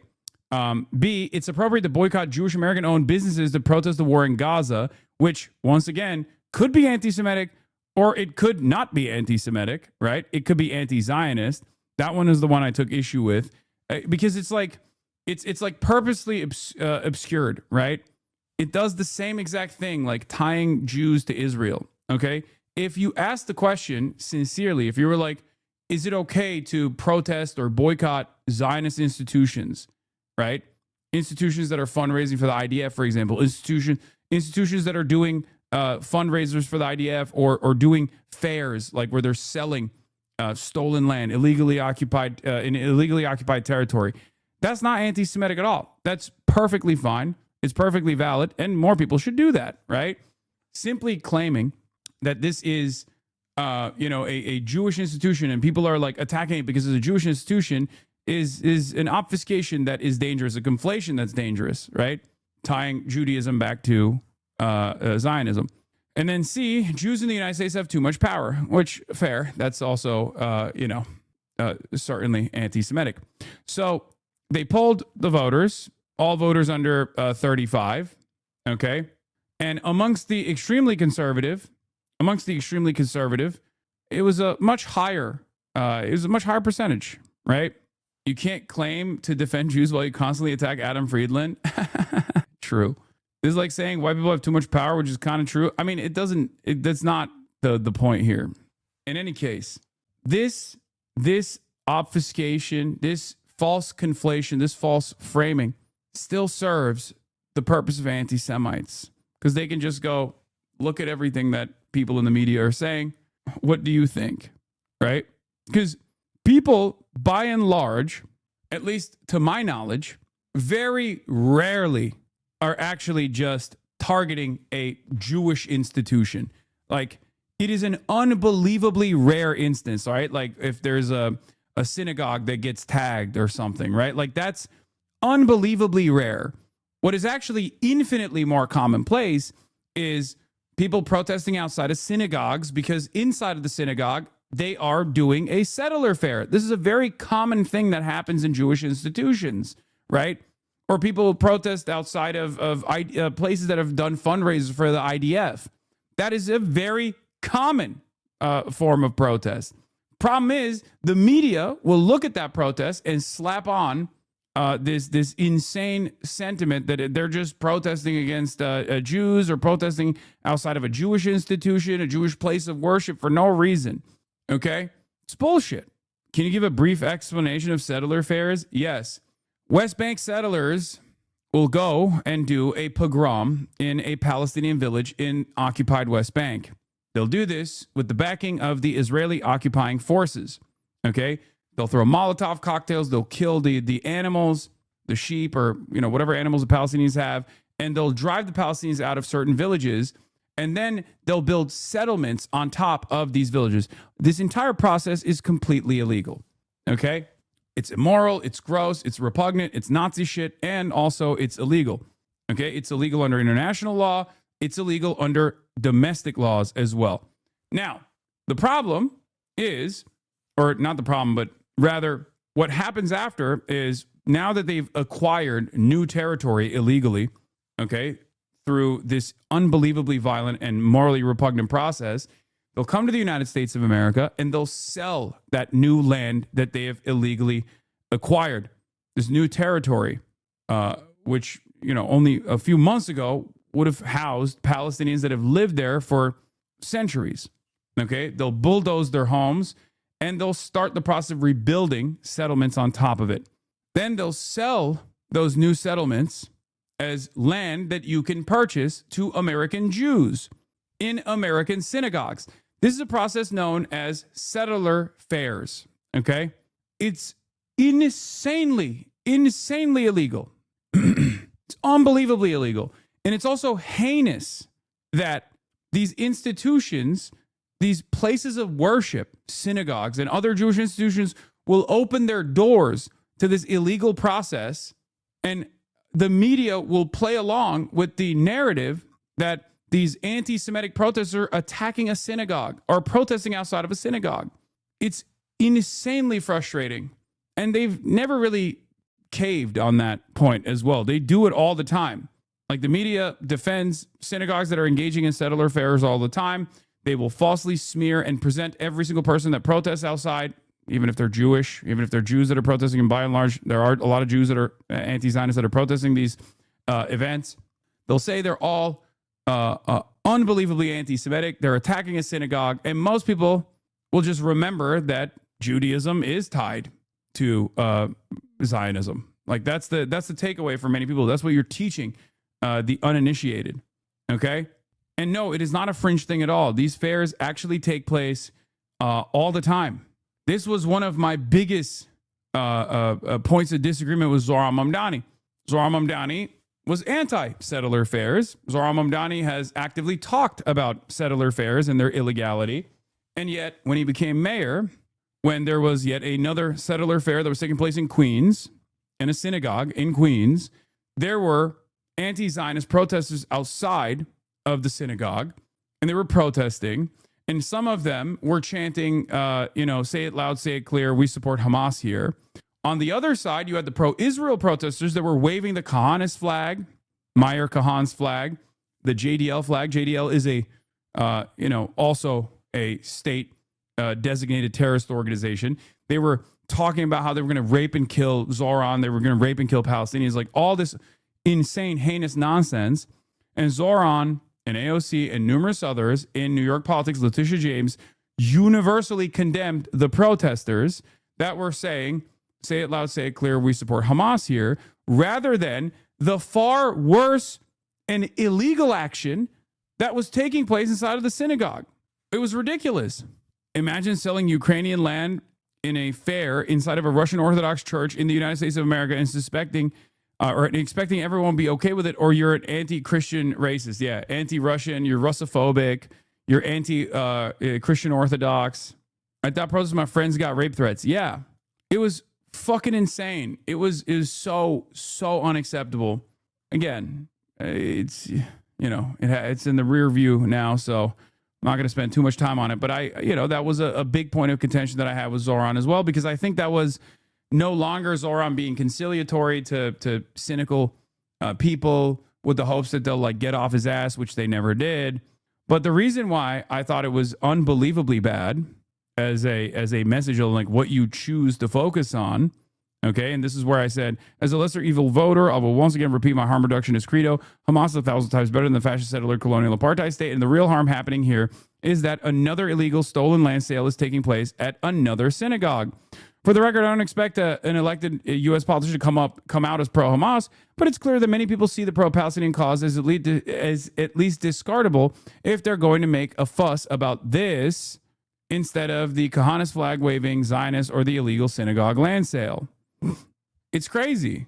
You have every opportunity to talk about the real, the real unforgivable act that's taking place that is illegal, okay? Just straight up illegal. And instead you choose to focus on protesters that are protesting against said illegal act, hyper-focusing on the aesthetics rather than hyper-focusing on the actual crime. I support the protesters. I do not support settlement fairs. But this is fringe. Most American Jews are Reform, and this doesn't happen there. I know. Sure. I understand that. A lot of American Jews would probably bracket into some kind of like liberal Zionist position. They find the West Bank activities to be morally repugnant. Maybe some of them actually think that it's like indefensible genuinely, because it is. And some of them think it's, a bad look.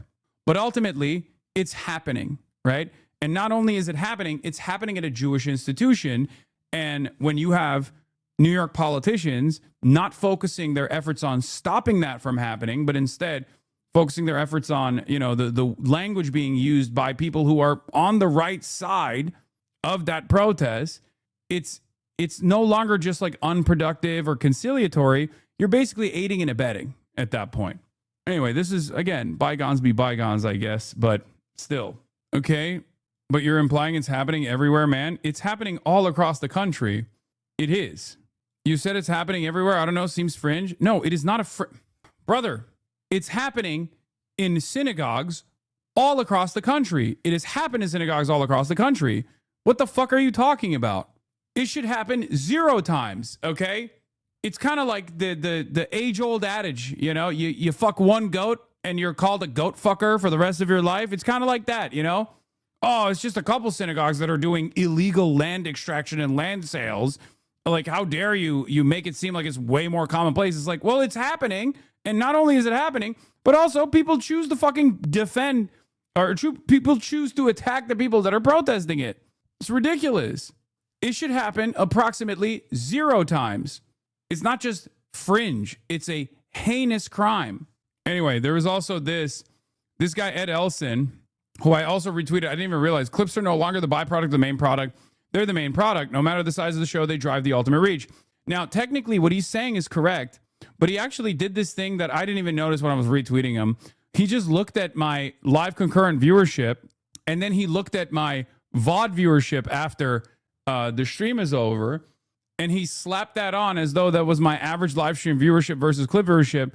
This is just wrong. So Jules Nader went in our resident data nerd, went in and corrected the record. He said, this graph annoyed me, so I graphed it myself. Below is Hassan the Hun's viewership on his official Twitch and YouTube channels, plus some fan channels. His Twitch viewership is lower, but it's still massive, around 646,000 per day. And combined with YouTube, it exceeds 2 million views per day. So it turns out, with the greater reach, and this doesn't even feature TikTok, right? This is just YouTube and Twitch VODs, okay? The Twitch stream at the end of one 8-hour Twitch stream gets approximately 650,000 views. So 650,000 unique viewers, right? But then the daily unique viewership on YouTube is, approximately 1.5 million as well, 1.4 million. Therefore, the total unique viewership every single day on this broadcast, just on YouTube and Twitch alone, is reaching 2 million views. Okay? 2 million views. And this is before we get to TikTok and all these other platforms as well. AIPAC blasted an action alert urging people to contact their senators and thank those who voted no on the Sanders dangerous resolution and express your disappointment in those who voted yes. It includes talking points as well, sent to me by a Hill staffer who received it. So, it seems like the Clips Industrial Complex is alive. It's cooking. It's doing well. Not correct. One person could watch multiple Hassan videos in one day. It's true. They can. But, the likelihood of that is far lower. Anyway, let's move on and let's get to situation monitoring now. There was this last one. It was the last two things I was going to look at. Semaphore is doing a conference. Asked about Democrats debating whether to go on Hassan the Hun's live stream, Twitch CEO Dan Clancy tells Maxwell Tawney these words. Let's take a look. Sure, you've been aware that one of your biggest streamers, Hassan Piker, has been in the middle of this weeks-long debate inside the Democratic Party about whether people should go on his stream, as more politicians do go on Twitch. I saw Gavin Newsom was gaming on there somewhat recently. I mean, you've obviously dealt at various times with Hassan Piker. You guys have taken him off the platform. He's kind of come back on, temporarily kind of suspended him. What's your perspective as you kind of watch this play out? Do you think that people are kind of misunderstanding, or anybody in the Democratic Party is kind of misunderstanding his audience or his kind of popularity there? What do you think as you're watching this debate? Yeah. So look, I don't have an opinion on any particular streamer. I think it's absolutely the case that one of the challenges when you're live streaming is you're up there and you say a lot. And when you say a lot, especially as you're more inflammatory, you might say a lot of things that are over the top. Now, for us, the way we handle that is we have a very clear set of community guidelines where we do not allow certain type of behavior. If you violate that, then we take enforcement actions and we suspend you. It's designed not to kick you off forever. It's designed to say, no, you're going to have a suspension whenever Hassan has stepped over the line. We've taken action. And it's interesting now because, those folks will get worked up from both the right and the left on this because we have also conservative people that are saying certain things that some people don't like. And one of the things that kind of works well on Twitch is if you don't like what someone's saying, then don't go and listen to them. Yeah, right. And then it's not in your face at all, literally. Yeah. It doesn't get injected into like, you got to go see it. Totally. No, you disagree. And so, in general, we think it is important for us to allow people to express themselves. Bro, what do you expect? He's not gonna be like, Hassan is the man. What are you, crazy?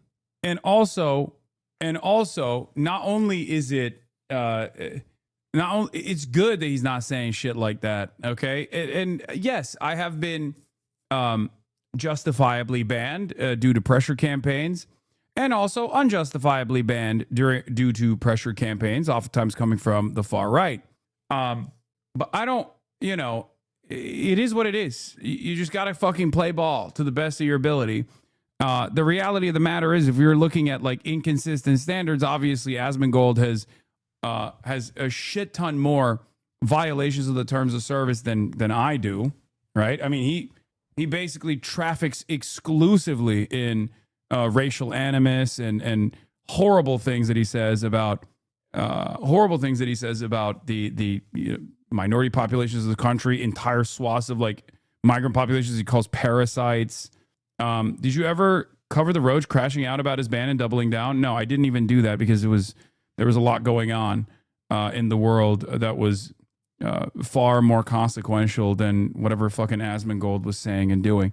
But yeah, it's there is this ridiculous double standard that has always really existed, like, because right-wing sentiment oftentimes can hide its violent commentary in the form of systemic violence, right? But even outside of that, sometimes right-wingers will engage in direct calls for violence, right? Beyond the calls for violence they can shelter in systemic analysis. However, even when right-wingers engage in direct calls to action, they oftentimes don't get hit with the ban hammer. There's a couple different reasons for it. One, ironically enough, I think left and liberal groups no longer care as much about like weaponizing cancel culture as much as the Republicans do. Right-wingers love cancel culture. They love weaponizing it, right? I mean, look at what Fox News is doing for like the past week or so, for the past couple of weeks. They do that far more than the liberals do against the right, especially nowadays. The other reason is also because I think that these platforms are genuinely worried about suspending people because the Republicans are much more aggressive in defending heinous shit that their side says. Like, there was a real likelihood when Asmongold got banned that, J.D. Vance could have said something about it. Obviously, it was like a very different media cycle at the time, so there wasn't enough backlash at all. But that was a real fear. So I don't even know what Asmongold got banned for. I didn't even look into it. I didn't even care about it. And the reality of the matter is there's far too many things he should have been banned for that he didn't. Funny how Meek Kane video said you both react to each other for money when you didn't even farm his ban. If roles were reversed, he would have farmed you for a week. Yeah, I don't really care. I don't give a shit. Anyway, before we get to situation monitoring, actually, there's one thing I wanted to show. This is a really good hit, I think. DropSite found AOC in the halls of Congress in the tunnels and asked her about why she's a little gun shy about endorsing others. Let's take a look. Chief of staff, former chief of staff is running in San Francisco. That primary is in June. Obviously, you're not going to have a reporter tell you to endorse, but like, is that something are you at least monitoring the race, looking at it? I mean, what's your stance on Troy Cott? Because like, you have a close relationship. I think for me overall, it's more about, I'm trying to think about the role that I am trying to play more broadly in these things. You know, we've got 435 seats in Congress, right? And there is this kind of moment where it's like and not just with this race, but with any race, once you go in, then it's like, what about this? What about this? What about this one? And I'm one person with, a pretty amazing crack, but also lean team. And so we're thinking about kind of like how much of myself I'm pouring into this and how much of myself we want to make sure that we're, pouring into the task at hand. Like, what we've got going on here. So, but I think that I'm trying to run for president. I can't be endorsing Muslims. That's not true. Come on. That's not what it is. That's not what it is at all. Look, I can only speculate. I don't know what's in her mind, right? My speculation is that she doesn't want to be disruptive. And I think she should be. This is her opportunity to be a leader in the party. Okay. Like, I think playing it safe is not good. Don't let others speak for yourself. Go out there and be in the fucking front lines. I promise. As long as you're bold and unflinching, people will back you. They are waiting for it. Okay. That's just the way I see it. Because like half of the reason why the broader left has negative attitudes about AOC is born out of her safe plays that come immediately after she actually does make a bold legislative play, right? She'll go on the floor of Congress and say what Israel is doing is ethnic cleansing, it's genocide, it's unacceptable, before many others do, before many others would ever even dare to say such a thing, right? But then she'll go and partner with institutions that are pro-Israel and will do this like she'll be apologetic almost about like being in the front of the conversation, being in the forefront of the conversation. I wish she was more bold and stood by her principles, because she has those principles. If you look at her legislative track record, it's far, far more progressive than most. And yet a lot of people on the left think she is that she is an oppositional figure to progress. And I think it stems from the fact that she always wants to play it safe, or is a little bit worried about being out front. Because when you're in the front, you're going to get yelled at a lot, right? When you're in the front, you're going to get yelled at a lot. And she does not like to get yelled at. Nobody does. And I understand nobody does. But I think it's time. It's time to be bold. It's time to be brave. And it will be beneficial. What I will say is that I think that the primary environment that we're seeing is really great. I think that progressives have already notched some really impressive victories this early into the primary season. And we've got another, 6 or 7 months of it to go. And I'm looking forward to having a lot of new. Cry me a fucking river. A 3-bedroom is $9,100 a month. Primary them all. Okay, man. I truly think, like, think about how fast the entire, like, progressive and curious flank of the Democrats swung on the defensive offensive weapons distinction after AOC went to the DSA, and they asked about her position on this, to clarify her position on this. And in order to get their endorsement, she said, like, yeah, I'm not making this distinction any longer. Boom. All of a sudden, that was the new bottom, right? All of a sudden, that was a new litmus test. And we could go far beyond that, right? And I think AOC should be leading that charge. This has been my position from the start.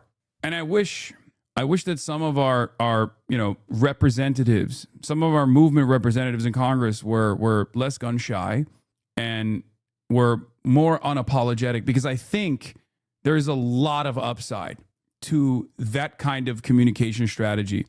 I'm not even talking about like issue specific things at this point. I'm just saying, like, vibes wise, just being unapologetic, standing 10 toes down and saying, this is what I stand for. This is what this movement stands for. I have the backing of the people, so I'm going to say this, even if you yell at me. That will genuinely benefit people, okay? That will genuinely benefit all politicians who choose to do so. A little bit of friction is good, okay? Colleagues here in November that we can, it's been a lonely, really. Might be one issue where you're out of touch with your viewer base. Many people see the hesitancy to be bold as the defining reason AOC is not it. No, I mean, it doesn't even matter. Like, she has the backing. It's her opportunity to seize. That's what I'm saying. Lonely road for the first 8 years, and I'm really hoping that it'll be a little less lonely in November. My boss has a book about that. You keep telling us she has the backing. I mean, she does. It doesn't. No, she doesn't. She clearly doesn't. Come on. Wait, what? Chatter. I'm gonna serve you a little bit of, hard pills to swallow here. Okay, a little bit of cold hard truth time. A lot of people don't like hearing this, in this community especially. Okay, this is a real Graham Plattner situation for many of you. Okay, a real Graham Plattner situation. Most people don't make these similar calculations to you. Most people love AOC. Most liberals love AOC, and a lot of leftists love AOC as well in the broader movement. Okay, there are certainly those who criticize her. There are certainly those who sometimes even are wrong in their criticisms and will lean into fake bullshit. I've tried to work through that while still maintaining a critical framework in my coverage of things that she does, things that I wish she would do, right? Hassan, her genuinely lying about the ceasefire back in the day broke a lot of trust. I'm saying her moving this way will not win anyone back or forward. No, I think a lot of people would let bygones be bygones on that spectacular flub. If she was coming out and championing the genuine people-backed movement. Alex Thompson says this validates. In case you missed it, Holly Otterbein and I reported Sunday on how AOC has an endorser, former chief of staff in the California congressional bid, part of some larger friction with some of the left-wing people who were with her in 2018. Even the fact that this is what Alex Thompson is saying and what Holly Otterbein are saying through their Axios article should be an opportunity for AOC to clarify her stance, to be like, no, that's not the case, right? If AOC went hard on anything, it would shut up the majority of chatters thinking she's always playing it safe. Exactly. Because people are desperate. People are desperate for a new movement leader. Okay, it can't be Bernie Sanders. Let's be real. Bernie Sanders has already exhausted that role, right? He's old. Like he has a lot of impact still. He's very popular, and he's using that impact. He's exhausting that impact to like set up the next wave of Bernie-crats. But the reality of the matter is, like, there's a need for a continuation. There's a need for a person to rally around, right? And I think AOC could be that person if she changed her communication strategy. Because everything that I have observed of the way that she moves is like, she'll take 2 steps ahead of other people, right? Like she'll sometimes be aligned with Ilhan Omar or Rashida Tlaib. And then immediately when she puts herself out there, she gets yelled at. Immediately. She gets yelled at by the groups. She gets yelled at by people that angle their criticisms in a way that actually has a lot of impact in her calculation, because she's like worried about coming across as offensive, right? And I think a lot of people manipulate that interest. And as soon as that happens, she retreats. And by my estimation, like from what I have seen thus far, she is very worried about coming across as offensive, even though there have been instances where she has been bold. Like she's come on this broadcast more than most politicians have. Okay. Obviously, if she was that afraid of coming across as like offensive, she wouldn't have done that. All those quotes were already flying around the ether far before AOC has come on this broadcast many, many times over. My point is, if she was more bold, I think there would be a little bit more friction for sure. But in the aftermath of that friction, she would gain a lot more. She stands to gain a lot more by being bold. And it doesn't help when so many chatters have an anti-AOC perspective. They just all hate mob her, is so dumb, invite her onto our side more and give her more support. I mean, that doesn't matter. That stuff is, I mean, she clearly does see it. And it's New Atlantic. Jonathan Chait, Israel moderates are losing the Democrat Party. Oh my God. Another admission of defeat has come from this time, a motherfucking publication whose editor-in-chief is an Israeli concentration camp guard. Oh my Lord, Jonathan Chait. He isn't the concentration camp guard, but the fact that this is like being published in the Atlantic, oh my Lordy. If you recall, for the longest time, I used to say, by the way, shouts out to the Piker Broadcasting Service. If you want to be on the winning team, you already know where to go. Piker Broadcasting Service for tomorrow's news today. Okay. If you want to get the news and where the country is moving towards in the next couple of months, you come here to the Piker Broadcasting Service, sponsored by you, the people, for you, the people. That's right. Piker Broadcasting Service. The article is too new for it to be properly archived, by the way. I can't do a paywall remover on it, unfortunately. So maybe someone can send it to me if you have the actual subscription or something, and then we could do it. Yes, Hassan Avi's new pharmacist. Hassan's new pharmacist, thank you for the 5 gifted. TPR91, thank you for the 10 gifted. Anyway, but like even this is a clear-cut indication that having moral conviction and having moral courage and overcoming the barrage of ceaseless smears has benefits. Like think about how much people have been yelling at me non-fucking stop, right? I didn't back away from my position. I kept pushing through it. I kept pushing and pushing and pushing, and we're on the other side already. Okay? We're on the other side of that story now. If you noticed, you got major, and this is not something that happened in the last couple of weeks. This is something that's been going on for the last couple of years at this point. Okay? But like think about the heinous shit that they said about me for the past couple of weeks. It's a 90-10 issue that we do not have to concede on any longer. We never really had to concede on it. And I'm glad that many people, not just myself, but many people who went out there, who put their careers on the line, who put their livelihoods on the line, who got arrested, tear gas, pepper sprayed, beaten up, brutalized, ruthlessly smeared, doxxed by institutions that are backed by the Israeli Knesset, like, Canary Mission and the like. Okay? And we pushed through it. And the broad awareness initiatives shifted collective consciousness on this issue to a 90-10 issue, right? And now people are fucking yelling and they're chirping, and they tried it, right? Centrist Democrats tried to do it for like the last month or so, leaning into the Republican forces to create this manufactured outrage campaign. I didn't fucking back away from it at all. And look where we're at now. In a matter of 3 weeks, liberal institutions are waving the fucking white flag. And the same annoying online leftists yell at you too. Yeah, but I don't care. They don't have any like material power in this country in the way that politics works. They're the people that say Hassan is a reactionary, he's a liberal Zionist, and guess what? They still come in here and watch, okay? They reluctantly come in here and watch because there's no other like real vehicle for even the marginal change that they want to see. And I think deep down inside, they also understand that, like, you know, I'm with them, and they're just being silly for the moment. Okay, so let's take a look at this article. Israel moderates are losing the Democratic Party. Their position has become untenable, but liberal Zionists can adapt. Oh boy. Hassan Piker has attracted millions of followers across multiple social media platforms, making him one of the most popular left-wing streamers. He's been the subject of several flattering magazine profiles that have lingered over what they describe as his handsome looks and bodybuilder physique. Some progressives see him as their long-sought entry point into the alternative media that can reach a young, mainly male audience. But he is most important as a stand-in for a fight over whether the Democratic Party should be open to or even dominated by militant anti-Zionism. Although he allowed, after October 7, that the Palestinian resistance is not perfect, who hasn't raped, kidnapped, and massacred 1,200 civilians from time to time. Look, Jonathan Chait, with the worst edit that isn't what I said at all. This is unbelievably annoying as far as the framework, but it's fine. Evil edit of this fucking statement. He defends Hamas as 1,000 times better than the fascist settler colonial apartheid state. He's likened the leaders of Hezbollah, a terrorist arm of the Islamic Revolutionary Guard Corps, to Nelson Mandela. Well, technically to MK, but, you know, whatever.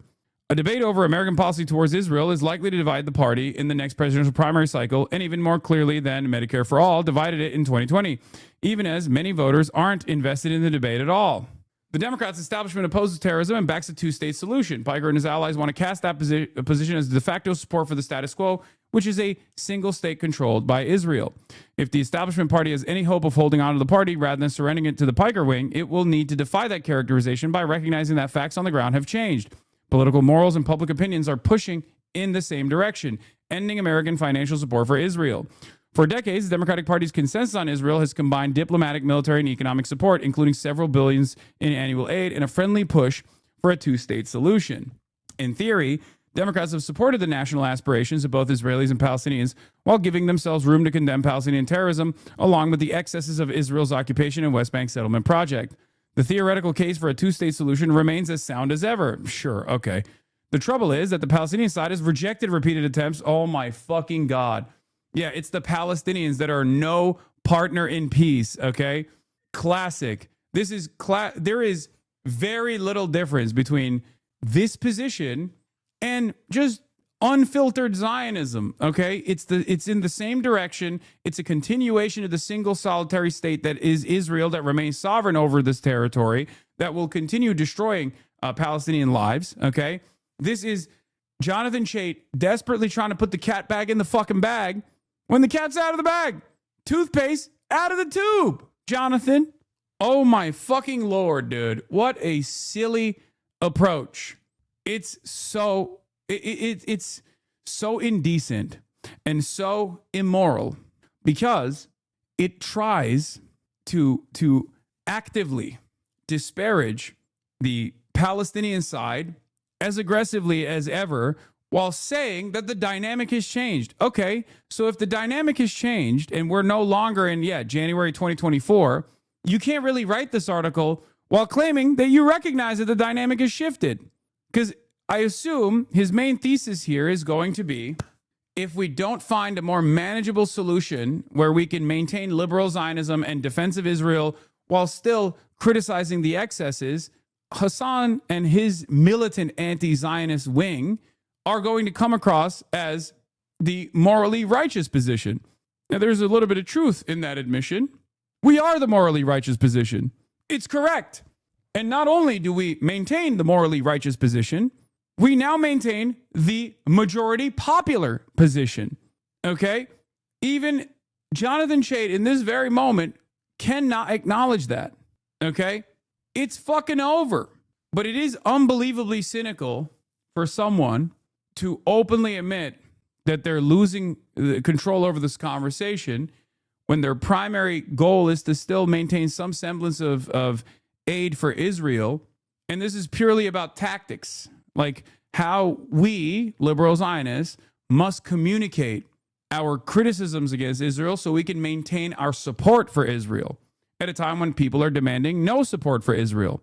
It is evil. Yes, of course it's fucking evil. Let's take a look. Hype train level 1 achieved, by the way. Okay. The trouble is the Palestinian side has rejected repeated attempts by Democratic presidents to bring about the birth of a Palestinian state, and that Israel's longest-serving Prime Minister Benjamin Netanyahu and his right-wing coalition do everything they can to subvert such a solution. At some point, supporters of the two-state solution have to take no for an answer. The United States is effectively supporting a one-state solution whose entire strategy rests on an endless cycle of responding to terrorism with military force, a process of periodic attacks that Israel calls mowing the lawn, in place of any diplomatic path. I like that he still talks about how fucking Nazified Israel is, by the way. He's like, yeah, Israel is pretty Nazified. I mean, that's a pretty crazy thing to say. But also it's the Palestinians that just keep refusing the big, beautiful Democrats and the wonderful proposals that the Democrats have offered the Palestinians. It's fucking bullshit. Okay? Netanyahu represents a parliamentary majority that has run the country for 2 decades. He has undermined diplomacy repeatedly by, among many other acts, lobbying against the Obama administration's nuclear deal with Iran, propping up Hamas in Gaza before October 7 to ensure that the Palestinians didn't have leaders he might be expected to negotiate with, and proposing that Trump administration go to war with Iran. This is literally, I'm telling you, this is like an October 8th, 2023 article for someone with foresight that, because if you recall, I was shocked for months after October 7, when Israel was just going through the process of conducting its genocide. I was shocked that the Democrats wouldn't even lean into a liberal Zionist off-ramp, right? Because I was like, you've lost control over this narrative. You've lost control over this conversation. The wheels have come off. This cart is, going off the hill, rolling off the hill at this point, and it's over. And it wasn't just, I wasn't alone in this assessment. Ilan Pappé said as much as well, right? Ilan Pappé famously had a very similar assessment. He said, this is the end of the Zionism project. Like, it's over, right? Israel is this uncontrollable behemoth.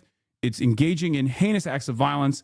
And the more Americans in the Western world recognize that these actions are heinous, and the more they actually look at the Zionist project as not this like beacon of prosperity in this otherwise desolate, barren land, but instead an exterminationist project, which is what it actually is, they're no longer going to want to support it. And he was right. We were right. This article would have been infinitely more worthwhile to write a couple months after October 7. Writing it in 2026 is an admission of defeat and basically recycling the same exact bullshit that ultra-Zionists are saying. Maybe you're not as openly racist, right? But I don't think there is a lot of appetite for this, especially when even people like Ezra Klein have actively recognized that it's a single state and it's a dominating, it's basically a fascist state, and that it's an uncontrollable, monstrous fascist state that is killing Palestinians and ethnically cleansing other territories that they have no, religious or biblical justification for acquiring, like fucking southern Lebanon, for example, right? So it's gone. It's over. There's nothing salvageable here. Sentiment within the Democratic Party is far harsher than among the general public. Rahm Emanuel is now saying that Israel can buy American weapons, but should no longer get them for free. Say what you want about Emanuel, but he can read a poll. If moderate Democrats continue to support giving Israel, which is getting more unpopular military aid, which is broadly unpopular, they will sentence themselves to obsolescence. Social media accounts such as AIPAC Tracker, which defines AIPAC as including organizations such as J Street, a liberal group that now favors ending aid to Israel and is bitterly opposed to AIPAC, have gained wide circulation. Senator Lisa Slotkin of Michigan, who is not backed by AIPAC, recently was accused by a student at a public event of accepting support from pro-Israel lobbies. More and more pro-Palestine activists treat acceptance of Israel's existence in any form as genocidal. Because it is. Because it is. Acceptance of Israel in its current formation is genocidal because Israel is continuing to do a genocide and continuing to do ethnic cleansing. Sucks to suck for you guys, but the reality of the matter is most Americans are aware of that now. That's the difference, right? That's the major point of contention that these guys cannot solve. Okay? That's what it is. And that's perhaps the reason why many liberal Zionists are so shy about recognizing that Israel is conducting a genocide, right? They don't want to say it. Because once you do say it, you're like, okay, it's official. You can say Israel's a Nazi state. Unfortunately for them, the overwhelming majority, if one more person sends me the Trump tweet about Zoran, I'm just going to fucking blast you into orbit, okay?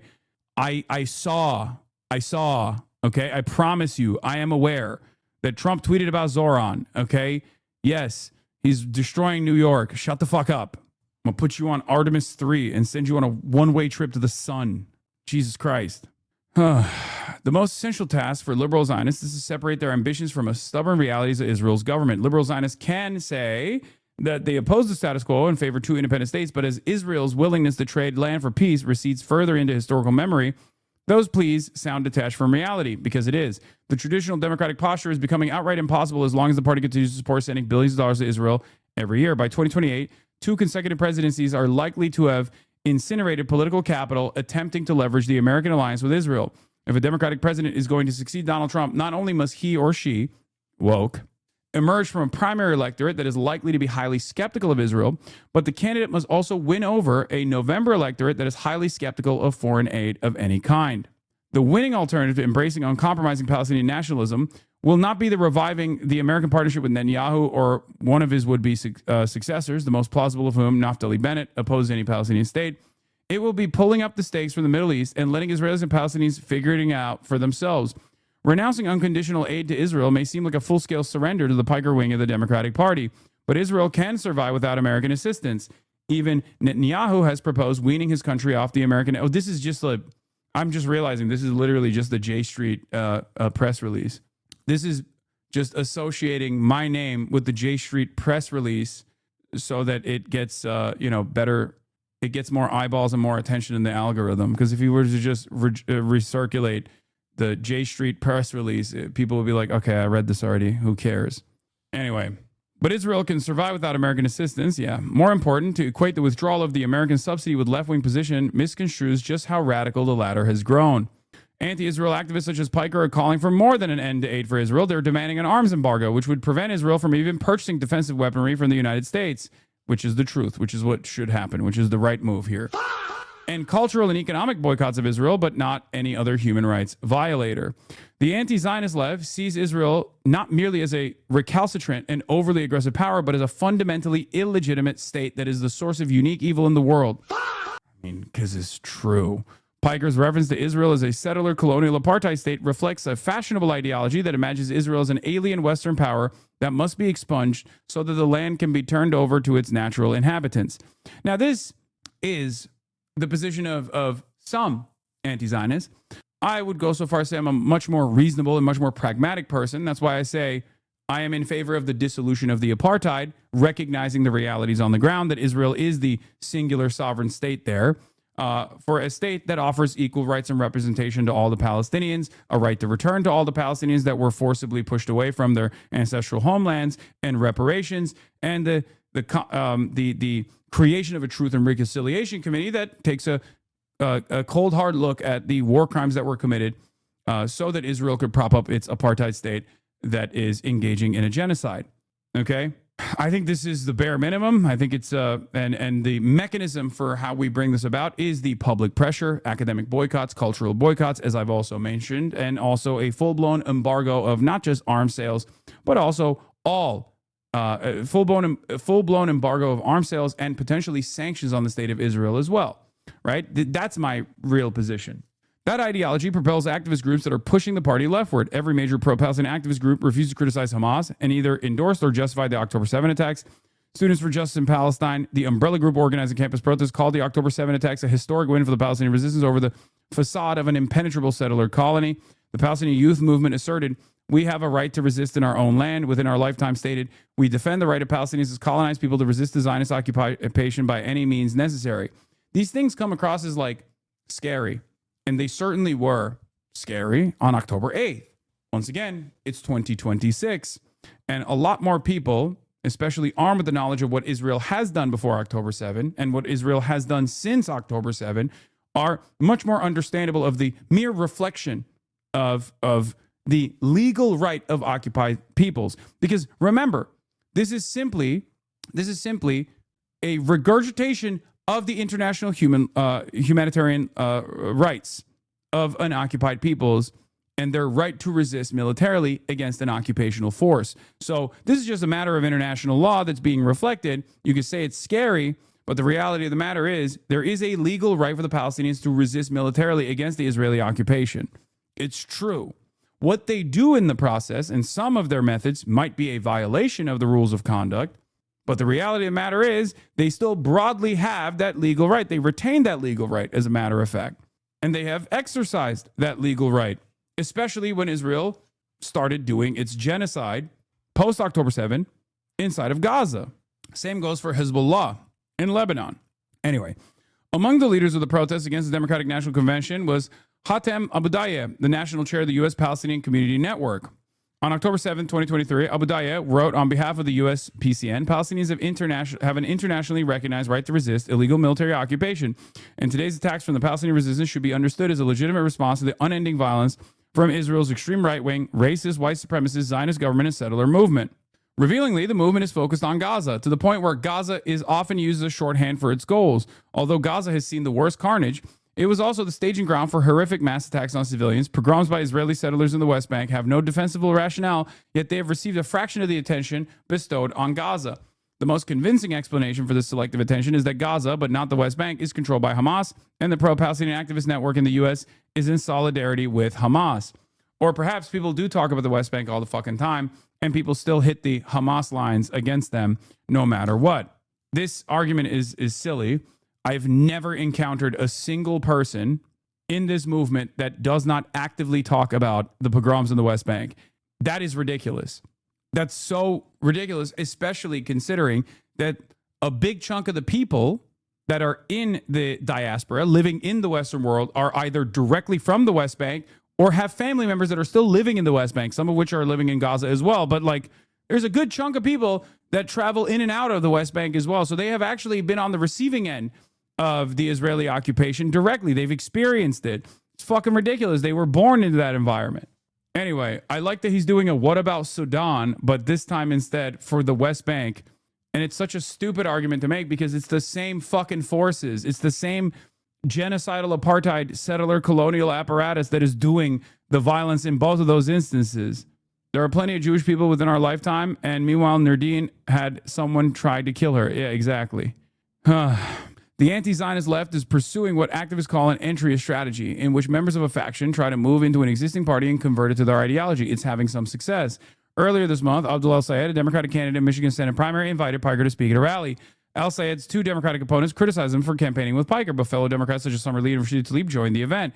Matt Duss, who has advised Alexandria Ocasio-Cortez on foreign policy, leaped to Piker's defense, as did the New Republicans Aaron Regenberg and the nation's president Bhaskar Sankara, among other progressives. Piker was not even the most radical anti-Zionist to appear at El-Sayed's rally. Standing next to Piker was Amir Makhlad, a lawyer who has represented Michigan student protesters who is running for regent in the state. Makhlad has written and shared numerous posts praising Hezbollah and Iran's leadership and has used Jew as a slur. El-Sayed and his allies have defended his rally with Piker as the equivalent of appearing on controversial shows such as Joe Rogan's, logic endorsed by commenters such as Ezra Klein, as if doing an interview with a podcaster is the same thing as accepting an endorsement at a campaign rally. The anti-Zionist left understands Piker's views, which also run towards broad sympathy for China, Cuba, Russia, and authoritarianism in general, are repugnant to the majority of voters, even in a Democratic presidential primary. The main defense of Piker's appearance at El-Sayed's rally, by the way, this kind of stuff is ridiculous. I'm not sympathetic to fucking Russia. And yes, I am sympathetic towards Cuba because we're fucking destroying Cuba. We're killing Cubans. Of course, I'm going to be sympathetic to the victims of American empire. And the reality of the matter is, the same ideological hangups that existed during the Cold War are no longer as important for everyday Americans. So when you actually encounter everyday Americans and you explain to them the situation in Cuba and you're like, we're doing that to the Cuban civilians that we're murdering, right? And we're starving currently. They go, oh my God, that sounds insane. We should stop that. Okay. And as far as like broad sympathy for China goes, again, people, the American population's approval rating for the Chinese government and the Chinese people in general, or like China as a nation state, has actually improved dramatically in the last couple of years. There's probably a good reason for that. One, it's because people have been lied to about the way that China operates or the way that China is in general for years and years and years. But of course, now that there is a more democratized media apparatus that can actually look at what the fuck's really going on in China, where people can make up their own goddamn minds about, like, you know, Chinese tier 1 cities and whatnot, they have realized, oh, fuck, we were lied to. This is not like a backwards, scary communist nation state that was, propped up by peasants and led by peasants that is not a fucking world power at all. This horrifying like place that resembles the DPRK, okay? But instead, it's actually a competitive superpower and one that is increasingly defeating America in many different sectors, key sectors. That's the reason why people are like, oh, wait, we were lied to about China. Maybe China is not so bad. You can go and visit. It's open for business. Authoritarianism in general are repugnant. I love authoritarianism. That's why I fucking combat American authoritarianism every fucking day of the week. It's so stupid. Anyway, even in a Democratic presidential primary, the main defense of Piker's appearance came from the main defense of Piker's appearance at El Sayed's rally is that he's insignificant. Sankara, enumerating a series of world crises, observed sarcastically in The Guardian, so naturally the Democratic Party has found something truly urgent to focus on, a Twitch streamer. Al Sayed himself made the same argument. Our president is waging a genocidal, illegal, unjustifiable war with Iran that is torching our tax dollars to the tune of $1.5 billion a day. He said at his rally, and yet apparently the most important thing happening on Twitter was whether or not we were going to campaign with Hassan. This is not about my insignificance personally, okay? This is about how insignificant my placement alongside Abdul Al-Sayed is in comparison to the world-changing events that are taking place and the fucking media hyper-focus on the less significant moment. It's a perfectly valid argument to present at that time. I am, at the end of the day, insignificant in comparison to the president saying that he's going to do a genocide in Iran. Yes, nothing I said, especially given the lack of power that I represent, is ever going to meet the standard of what the president is saying and what the president is fucking doing. If Al Sayed doesn't think that people should discuss his rally with Piker, why would he hold a rally with Piker? The answer, of course, is that he believes Democrats should discuss Piker, but only to agree with him. This sort of deflection is a common move for political activists when their ally has done something too embarrassing for them to openly defend, but they do not wish to condemn. They are recognizing the unpopularity of the views they want to mainstream. No, buddy. They're recognizing the popularity of the views they want to mainstream. They just don't see the need to have a conversation on these incredibly cynical grounds, especially on a fucking campaign stump, because then it's going to take the attention away from the actual issues that a campaigner wants to communicate to the public. That's it. But those views can prevail within the party only if the alternative is equally unpopular. At the moment, it is. Israel has alienated public opinion, a shift that began before Israel encouraged and joined in a potentially disastrous war with Iran. Instead of meeting pro-Palestinian activism with defiance, the more intelligent strategy for moderate Democrats would be to sever their political liabilities and compromise with public opinion. Liberal Zionists can win an intra-democratic argument against anti-Zionist radicals, but they can't win it while burdened with support for subsidizing settlements and strategy of endless conflict. The most extreme anti-Zionist activists won't be satisfied with anything short of committing the Democratic Party to Israel's demise. But the most left-wing position in recent Democratic primaries, on Iraq in 2004, on healthcare in 2016, has rarely been adopted by the candidate who emerges as the party's eventual nominee. Yeah, don't you think that that's part of the reason why the Democratic Party right now is facing unprecedented unpopularity at a time when they should automatically be the popular party in our current duopoly because Donald Trump is unbelievably unpopular? Perhaps there are some questions that you must ask about the conduct of the Democratic Party, the National Democratic Party, and their inability to address certain fucking massive issues that people care about. I don't know. Again, bragging about the undemocratic nature or the lack of interest in the Democratic Party to actually, conduct themselves in a way that is responsive to the needs of the fucking population is precisely the reason why they keep losing. The decisive bloc of Democrats includes those who are disgusted with Israel's policies and are ready to wash their hands of the American support for its maximalist strategy, but wary of going full Piker. Either mainstream Democrats will give up any illusions that they have about the ugly nature of Israel's current government, or they will no longer occupy the mainstream of their party. Yeah, so he's basically saying we have to sever ties with Hassan, okay? But right now, we can't sever ties with Hassan because we don't have any legitimacy in the anti-Israel space. So this is begging the Democrats to no longer come across as they're pro-Israel. What he fails to understand in this process is that the more Democrats lean into the popular wishes, the more we're going to demand they express our totality of wishes, okay? Because that is the correct position. And many people are there already. That's it. That's precisely the reason why when J Street comes out and says like, oh yeah, we don't want to pay for Israel's weapons, but they can still get those weapons, obviously, as long as they pay for it. They don't realize that there's plenty of appetite to punish Israel, okay? That's the problem. These guys want to have their cake and eat it too. They want to say, yeah, sure, Israel did a lot of war crimes, but like no punishments should come for Israel. Of course there should be punishments. What are we talking about? Accountability is what people want. When you're losing, sometimes you need to abandon your liabilities and compromise. Yeah. Why do people like to talk about you, but journalists hate talking to you about Israel?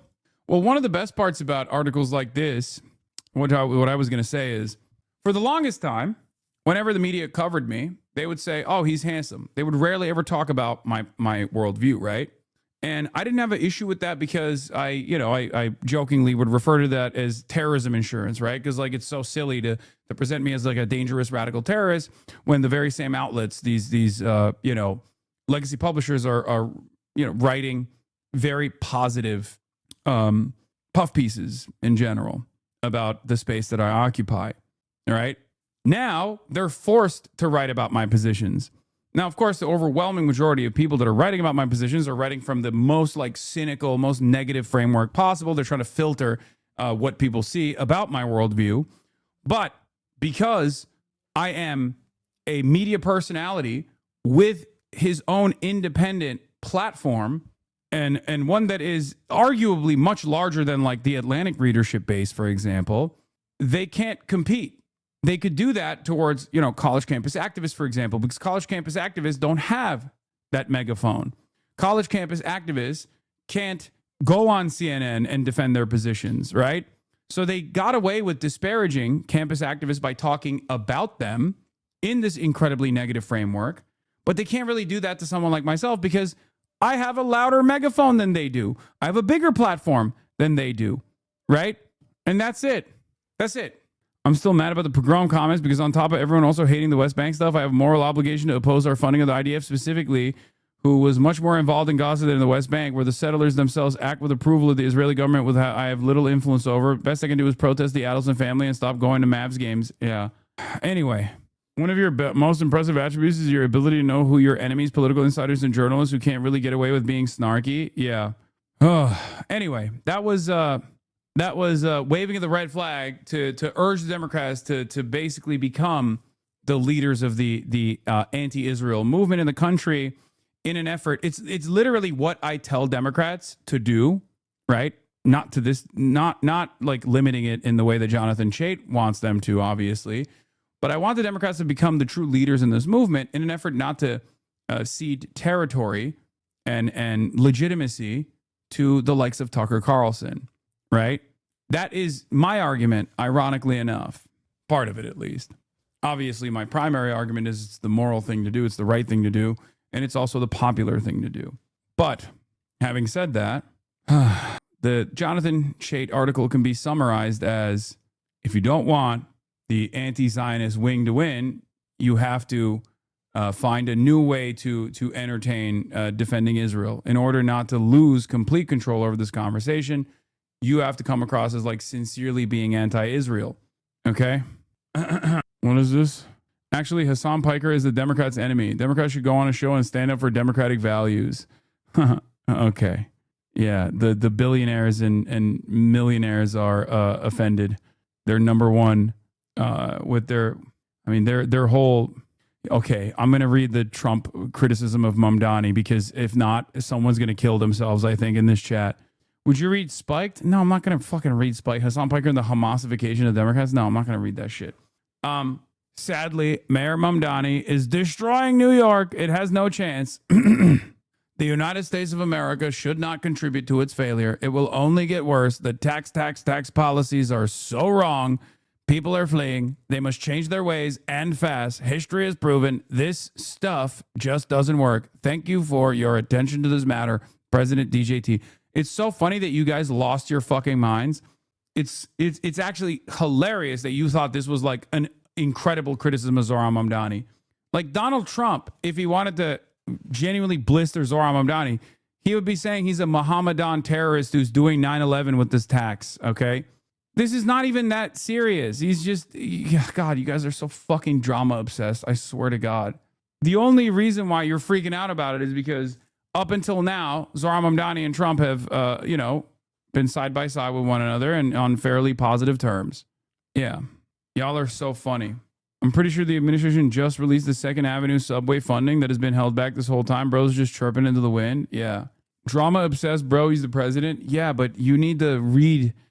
you need to read into like the severity of the statements. If he has a much more tempered response to Zohran Mamdani than he does to the motherfucking Pope, then understand that it's not as significant. Now, that calculation might change, right? But like clearly he's just like, I'm anti-taxing people and Zohran is taxing people and that's bad. That's all he said. That's nothing. There's literally nothing. He's over here talking about how the Pope sucks dick. And you're like, oh, dude, it's over. It's over. It's his first diss. It's baby's first diss against Zohran. Yeah, compare that to his post against Candace Owens, Tucker Carlson, all this shit. It's gonna be. Is it gonna be drama when Trump finally tweets about you, Pago? When Trump finally tweets about me, it will not be as mild mannered as what he's saying about Zohran. Okay, please pray for the troops, Hassan. Oh yeah, I saw this. This is so bad, dude. What the fuck? Images of food being served to sailors on the USS Abraham Lincoln and USS Tripoli, published by USA Today. Supplies are going to get really low and morale is going to be at an all-time low. One sailor messaged another. I don't even know what the fuck this is, bro. What is this? You can't even get steak and lobster before getting deployed? That's crazy. What the hell is that? Someone said boy dinner. Bro, this is dinner with a side of mutiny, okay? If they're giving you shoe soles to eat, it literally looks plastic. Someone said goy brick. Enjoy your goy brick, soldier. Oh, this is nasty. When that many ships are in any given area, it is really hard to do underway replenishments. That's what my food looked like for 3 weeks on deployment ship was bleak. Bro, this food is so bad, British people wouldn't eat it. Okay? That's how bad this is. This shit ain't even scran. Oh my Lord. Too far? No, it's real. It looks worse than dog food. It really does. It really does. This is unfucking believable, dude. Y'all threw all that tea in the harbor for nothing. Yeah. You just hurt my feelings? Okay, dude. I mean, this is plastic. This is actually plastic. Also, why are your feelings hurt? I'm saying that even a British person wouldn't eat this. If anything, I'm defending the British. Curious to see how they will portray the food in the next Lego video.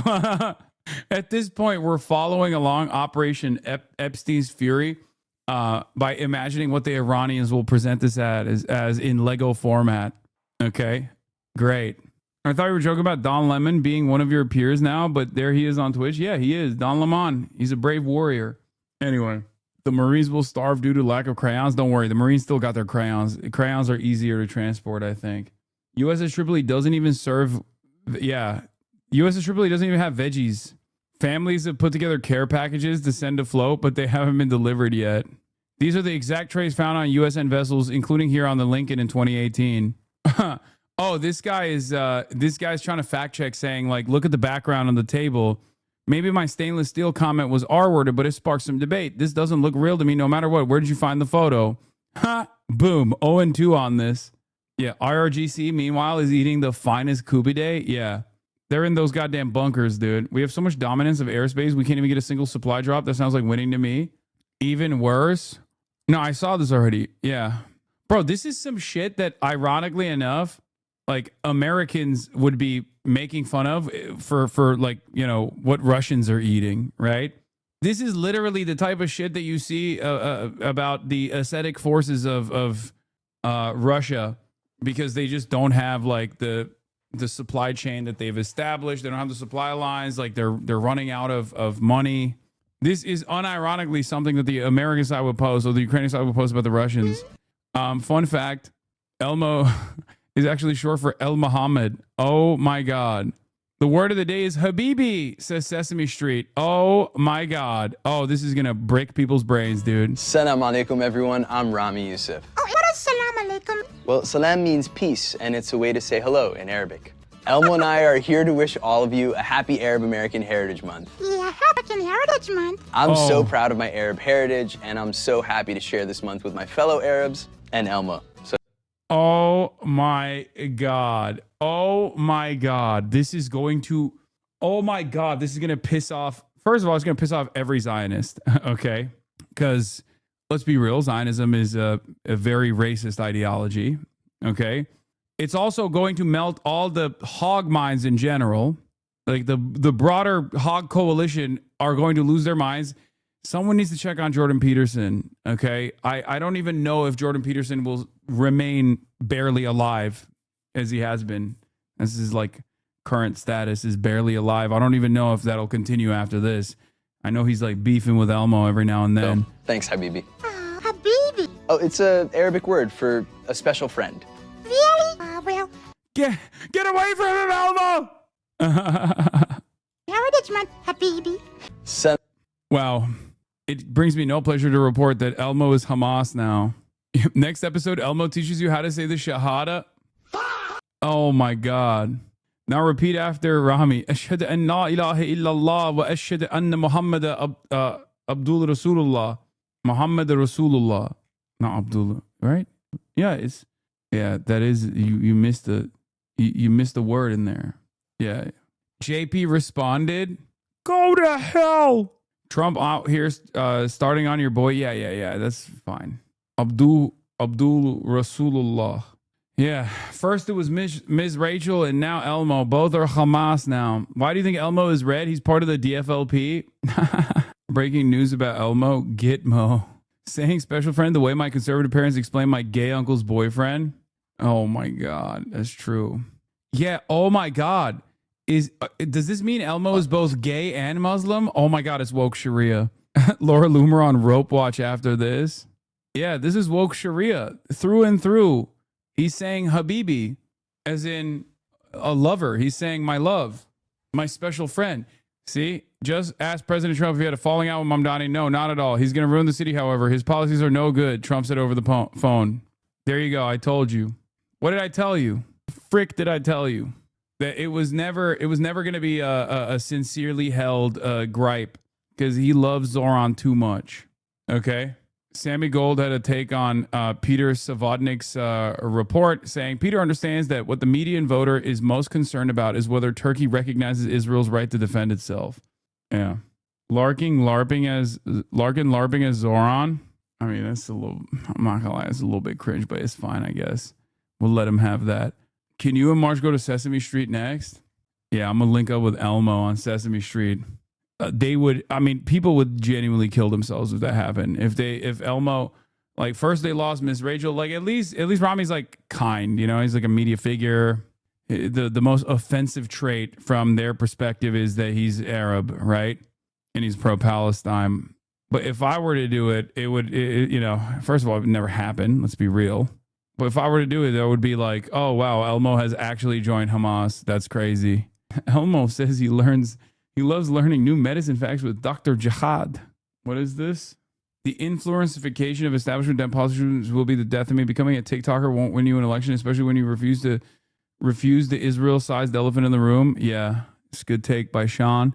Hey everyone, so I'm here in Charlotte since the start of Trump's war of choice. It's $15 more every time you fill up your tank of gas. The price of diesel has now gone up 80% since the start of the war. And you best believe that's going to carry over to how much you're paying for all the goods. What is this? Can you imagine being a 4-year-old Jewish child excited every morning to see Elmo, and then your parents are watching the news and you hear that Elmo said you should die? What? I mean, this is from before, right? Like, this is from July 14th, 2025. I don't even know what fucking Elmo was up to back then, but that is hilarious. Oh, Pete Hegseth quoted a fake Bible verse from Pulp Fiction during a Pentagon sermon. Ameri-Christianity was a 21st century syncretic religion based on elements of Christianity, liberalism, Roman paganism, and the Marvel Cinematic Universe. It's centered around worship of a holy trinity consisting of Donald Trump, the state of Israel, and interracial cuckold pornography. Oh, my God. Oh, my God. Oh, this was when Elmo's Twitter got hacked? Is that what it is? Hold on. All right. My guests are here. So here, I'll play this for you now. Yeah, hold on one second. I'm going to come out. Trump just announced a ceasefire between Israel and Lebanon. He did so on Truth Social. And the president said the leaders of both nations agreed to a 10-day ceasefire starting at 5 p.m. Eastern today. If it holds, and that's a big if, it could lead to a broader peace deal between the U.S. and Iran. He also says he'll be inviting the Israeli Prime Minister Benjamin Netanyahu and the Lebanese President Joseph Aoun to the White House. I want to get straight to CNN international diplomatic editor Nick Robertson, who is in Islamabad, Pakistan. Nick, what does this say to you? Yeah, it says a number of things. Of course, the Pakistani lead negotiators, the most powerful politician in the country, Field Marshal Asim Munir and the Interior Minister, have been in Tehran over 24 hours now, meeting with top Iranian negotiators. We don't know how those talks have been going, but we absolutely know that Iran had explicitly said it wanted a Lebanon ceasefire between Israel and Hezbollah to be in place and part of the bigger ceasefire picture. So what does this do? This gives the Pakistani negotiators some leverage at the table with the Iranians to get them to soften some of their positions. Because when J.D. Vance left Islamabad just a couple of days ago, early Sunday morning, he said the United States has put its best and final offer on the table. The ball was in the Iranian court. They needed to soften their position. That was the implication that the Pakistani negotiators have been there trying to make that happen over the past 24 hours. But I think one of the key takeaway here for the Iranian will be that President Trump played such a prominent role as we'd heard about this ceasefire in Lebanon as being on, as being off, that the Lebanese president wouldn't have a conversation with the Israeli prime minister. It took President Trump getting involved, picking up the phone, calling both. And of course, the Iranians will have been aware of President Trump's involvement.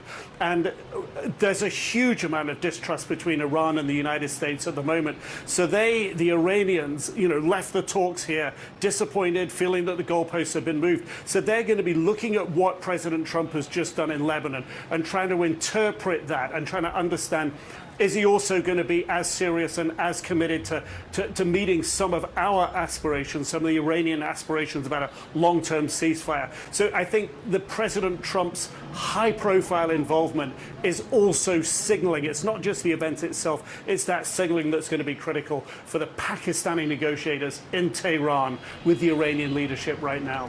Let's go to CNN's Jeremy Diamond in Jerusalem. And Jeremy, there's reporting of some real frustration among that security cabinet in the sense that this ceasefire was announced before they officially voted on it. Just walk us through the reaction in Jerusalem and what this means in terms of any action from Israel over the next 10 days. Yeah, well, President Trump's announcement of this ceasefire in Lebanon, effectively, between Israel and Hezbollah, although it is officially between Israel and Lebanon, came as Prime Minister Netanyahu was convening a conference call with his security cabinet to discuss this very ceasefire proposal. And so what's clear is that President Trump very much seems to have been the responsible party here in forcing this ceasefire through. It came amid, days of mounting pressure from the United States towards Israel to agree to a ceasefire. You'll recall, if you think back to a week ago, we were looking at a situation where President Trump was urging Prime Minister Netanyahu to scale back strikes and then ultimately beginning to pressure him for a ceasefire. The Prime Minister, though, has been resisting calls for a ceasefire. It was as recently as a few days ago that he insisted that, the fighting was very much continuing in Lebanon, that there is no ceasefire in place, and Israeli officials telling us that Israel would only conduct negotiations with Lebanon, quote unquote, under fire. But clearly the pressure here came to a boiling point where, following the initial meeting between the Israeli and Lebanese ambassadors to Washington at the State Department, it became clear that there was real momentum here towards having negotiations between these two countries. And from the Lebanese point of view, they were insisting that a ceasefire needed to be in place in order for those discussions to develop. In fact, it was only today that we saw that after the notion was floated of a call. Okay, I think we set it up. I think I I set it up perfectly, but I'll fix it in a second. Yeah, we got 2 chairs. Hold on, let me. Did you send me the? Can you send me the thing on Discord? Yeah, the link on Discord. All right, hold on, everybody. Okay. Yes, not 1 but 2 guests. I know, exciting. Okay. Kaya, come. Are we being surveilled the minute we come Yes. in Oh here? yeah. Hi, Already everyone. live. Hello. Oh yeah, we're live already. We're on right now. Oh, we've been on. Yeah, I've been. Chatters are saying the War and Peace Report. Yes. Democracy Now! The War and Peace Report. That's right. You know, there was just a big fundraiser for WBAI with the film, and pizza. Two Boots Pizza sponsored the pizza party before, and we were coming up with names. The War and Pizza Report. Hell yeah. Okay. I love I have that. a little gift. Oh wow. Okay. Oh my God. No way. I have so much. I have a lot of Democracy Now! Merch because I get the fundraising emails all the time. But thank you. This is amazing. I love this. Oh, nice. Looks good. It's perfect. Thank you so much. And all I was going to say is if you don't mind speaking as close as possible to the microphones, the SM7Bs, they're very, they have like a sensitive noise gate in order for my chatters not to hear my mouth noises. But ladies and gentlemen, it's a great honor to have Amy Goodman and Carl Deal here today on this wonderful day. I'm a huge fan, as you guys already know. I have the clip somewhere. I'm going to pull it up right now. Well, we know you're huge. Like, how tall are you? I'm 6'4". Okay. Holy cow. Yeah. I'm mesmerized by your audience here. Yeah, Check there's it out. around 40,000 people watching right now. So live people watching. But here, I'm gonna start off the broadcast by showing the first time I ever saw Amy in the real world, because I've been listening to your voice for years every morning on Democracy Now! As you tirelessly engage in the work of advocacy and doing investigative reporting for years and years, offering a voice to the voiceless. You were a very inspirational figure for what I do as well. And you know, I'm eternally grateful that you're here. And thank you, Carl, so much for being here as well. And also doing this documentary that we're going to be talking about. Amy Goodman, for those of you who don't know, is the legendary host and co-founder of Democracy Now!, one of the foremost independent news publications that broadcasts on radio, TV, and online, in, I believe, 1,500 stations, right? At least I got that from Public radio and television stations. I got that from the doc. Globally, yeah. Okay, so if you were wrong, that would be on you, Carl. So you watched it? I did, yes. Amy has been fearlessly reporting from the front lines of global conflicts and amplifying voices that mainstream media routinely ignores for over 3 decades. Her motto is "Steal this story, please," which also happens to be the name of the new documentary chronicling her fearless career in journalism. Follows Amy as she takes on soldiers, politicians, and corporate media in pursuit of the truth. The documentary has already won over a dozen awards at major film festivals.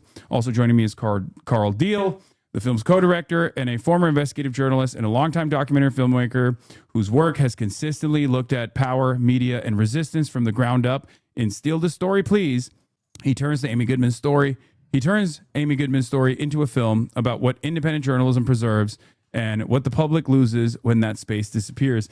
Amy, also, you brought another friend. What's your... This is Zazu Goodpup. She is one of the leading news hounds. And no disrespect to Kaya. She is one of the most important paparazzi of our time. I see that. Kaya is also, I don't know, Kaya loves being in front of the camera. She has she's gotten real used to it for the... through the many years that I've been doing, merch photo shoots and things like that. And she knows how to strike a pose, and she will get in here when she feels like she's not being sufficiently paid attention to. Zazu's probably the most popular character in the film. Tell them what happened at Telluride. This is such an interesting story. Oh my God, I don't know if I should spend time telling this story. There was... at the Telluride Film Festival, it's different from all others. You don't know what films are going to be there. And Carl and Tia's film, Steal the Story, Please, was invited to the film festival. When we got there, we then learned that all different films. And the film about Bruce Springsteen was also there, Deliver Me From Nowhere. And Jeremy Strong and Jeremy Allen White were there. Actually, Bruce came, and so did John Landau, because it's a story of that friendship. Mm-hmm. It's an important one. I didn't know what to do with Zazu at the time because I had to leave her in New York. So I asked a friend, Patty, to take care of her. And then it turns out that this film was there. John Landau was there. She had gone out with his brother for quite a long time. John Landau's brother, Patty, who was taking care of Zazu. And I said, oh, my goodness, this film is happening. Deliver Me From Nowhere. John Landau is here. Bruce is here. And she said, what is wrong with this picture? You are a Telluride, and I'm sitting taking care of your dog in New York. Yeah. Yeah. It's beautiful. You said Bruce on a first name basis. Has Bruce Springsteen been on the show, I assume? Well, we just had our 30th anniversary, and we had this big event at the Riverside Church, this famous church where Dr. Martin Luther King gave his speech against the war in Vietnam a year to the day before he was assassinated. April 4th, 1967, he gave the speech. So that's where we had the 30th anniversary event. The problem was 2,000 people were going to pack the place on February 23rd, and then Snowmageddon happened. And the day before, we had to cancel it. Oh, no. So then we found a date about a month later, and Wynton Marsalis was going to go down the aisle, this jazz legend, but he had to go to Japan, so he wasn't going to be a part of it.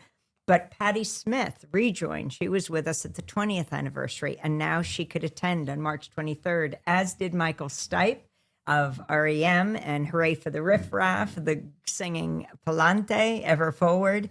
Michael Stipe, Patti Smith, and to wrap up, I looked out at the thousands of people and said, we couldn't figure out how to end tonight. Oh, but I see someone in the audience who could maybe help us. The boss, Bruce Springsteen. So he got up, he sang, as he is singing all over the country now, streets of Minneapolis. And then together, they all came up on the stage, Patty, Michael, Hooray, and Bruce. And they sang Patty's legendary song, People Have the Power. And maybe that's a great way to start here, because that is the principle of independent media. People have the power. You know, when we're going to cover war, we're not brought to you by weapons manufacturers. When we're going to cover the climate catastrophe, we're not brought to you by the oil, gas, or coal companies. And we're going to cover inequality, not brought to you by the banks and the financial institutions, but brought to you by listeners, viewers, and readers who are so committed to an authentic, independent voice. That's the kind of media that'll save us. Absolutely. What do you say about the state of media right now? Now that we have Kalshi and even Polymarket, these like gambling websites that are also purchasing ad space and doing collaborations with the likes of CNN. Do you feel like the state of mainstream media is in a worse position than it has ever been? I mean, the legacy media is really in a shambles. I mean, we had on a few weeks ago, maybe someone could take Zazu because she's getting a little nervous. I think she wants. Maybe she'll. We had on a Washington Post reporter, and she'd done. She had done an anatomy of the first day of the bombing of Iran, right? The girls' school in Manab in southern Iran, where like 175 people died, about a dozen teachers, but overwhelmingly primary school girls. And just watching them get to know each other here. And, you know, I think it was a U.S. Missile that most likely was used in this. President Trump tried to say it was Iran was using it, but they don't use these particular U.S. missiles. The Tomahawk missiles, The Tomahawk missile. So she had done this really explosive expose, but she wasn't doing it for the Washington Post because she had just been laid off, as had hundreds of Washington Post journalists, right? Jeff Bezos, who founded Amazon, owns the Washington Post. They developed their motto, democracy dies in the darkness. under Bezos, but that's exactly what's happening now. They laid off almost their entire Middle East department, their division of reporters, as U.S. and Israel attacks Iran. And this is extremely serious. What is happening to the media? The corporate mergers, you have CBS and you have, Skydance merging with Paramount, owning CBS and 60 Minutes. And how did they get approval for this corporate merger? So President Trump sues CBS for its 60 Minutes editing of a Kamala Harris interview. And you know all this, and I'm sure you've talked for hours about it.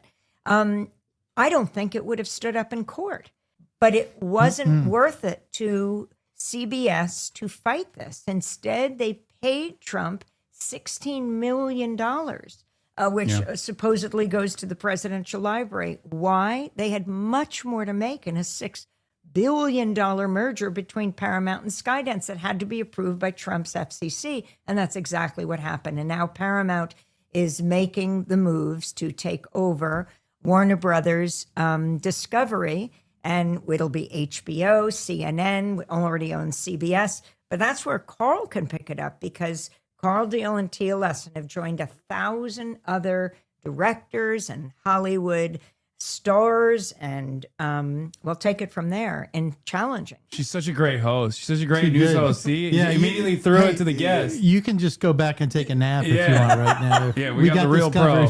We got the real pro in here. Yeah. No, I mean, it's true though. But the narrowing of the mainstream media through all these mergers and stuff does create space for voices like yours to just sort of, proliferate now. And there are all these different ways that people are consuming news now, and it's by necessity. And I think in a lot of ways, what Amy's been doing for 30 years and what Democracy Now! Does has sort of helped widen that landscape a little bit at the same time. No, absolutely. So the mergers are screwing everything up. I mean, like Amy said, there's been this movement now called Block the Merger. Everybody thinks this is a done deal, but it's not. Yeah. I mean, Paramount, it hasn't been approved yet. And once it does get approved, the states can also get involved and try and stop this. So, Jane Fonda's one of our executive producers. Rosario Dawson's one of our executive producers. Julie Cohen, Tia. We've all signed this letter Tom with Morello. hundreds of our colleagues. Oh, but we've signed this letter to let people know, and are trying to bring some attention to it, because it not only affects the business, but it affects the consumer and what it is that we have access to, right? Yeah. So no, absolutely. Because freedom of the press, the reason it's enshrined in the Constitution, is much more than freedom of the press. It's about the public's right to know. And that's how a democracy functions. And when you erode that, when the president calls the press the enemy of the people, that is taking us down an authoritarian road that must be challenged. As Maria Ressa says on Democracy Now!, that's included in Steal the Story, Please, the new documentary. The rights we lose today, we may never get back. Yeah. So can I see you fanning out to Amy here? Are you going to play this? Okay. Yeah, sure. I was going right. to move on to the questions, but you're right. This is the first time I ever saw Amy Goodman in real life at the DNC last year, or 2 years ago. Oh my God. I'm such a big fan of you. And you had no idea who I was. You're like, what is this tall person yelling at me for? Amazing. Can I take a photo with you? Yes, you can. Oh my! I'm also a donor. Someone sent me from your donation. Liver, organ, what organ? No. Inspirational. You literally are so important in motivating me to do what I do now. There are. I don't even know. Are we live right now? Can people see it? We are. Everyone, check out democracynow.org. Oh no, your work. You guys are. Expanded to 2 hours a day for the convention, and so we've got endless stuff on YouTube and on our website, democracynow.org. Can I take a photo with you? Is that okay? Oh my God. Here you go. I'm gonna cry a little bit. I'm fangirl. So that's what I was gonna say. Someone from your donation department or whatever sent me an email, because they didn't know who I was. They just sent me an email as a donor, and I was like, I don't think they know who I am. They just. Well, now the donation department was like, hey, you should come check out the studio. As a big donor, I was like, no, I don't think they know who I am at all. Let's take a picture. All right. Is it okay? Can we hear your oh, there it is. Yeah, that's Okay, that was our first interaction. And that's amazing because I'm with all my colleagues there, and it's really a brain trust of Democracy Now! Hany Massoud almost played on the Egyptian basketball team. Oh, wow. He was right there, and he's the first voice you hear in Steal the Story, Please, because we were at the UN Climate Summit in Poland, and we'd just gotten off the show, and we saw Trump's sole representative there, and Hany's saying to me exactly who he is, and you hear his voice as we move forward. And then there's Nermeen Sheikh, who is the co-host on Democracy Now! In the white jacket. Oh, where's she? And next to him is, there's Nermeen Sharif Abdel Qaddus. He's right there. And, Sharif is now at Drop Site News. He's behind. And in the documentary, there's this whole part at the Republican convention in St. Paul where it was John McCain and Sarah Palin. And there were mass protests against the war in Iraq. And Sharif and Nicole Salazar went to cover it, our two of our producers, and they immediately got arrested. And Nicole was slammed to the ground. And so I was on the convention floor, and because you've been inside and you've been outside, it's hard to get to the convention floor. Finally, I got there. I had to ask a bunch of questions. I got a call. Sharif and Nicole have been arrested. Oh, my God. So we go racing out. We get to that corner. I try to ask for a supervisor, police officer saying we need to have those two reporters released, but instead they dragged me in and they arrested me. And interestingly, after hours, we were all brought to separate places, but there was such outcry that we were released. I went back to the convention center and someone to interview me, I think it was in the NBC Skybox.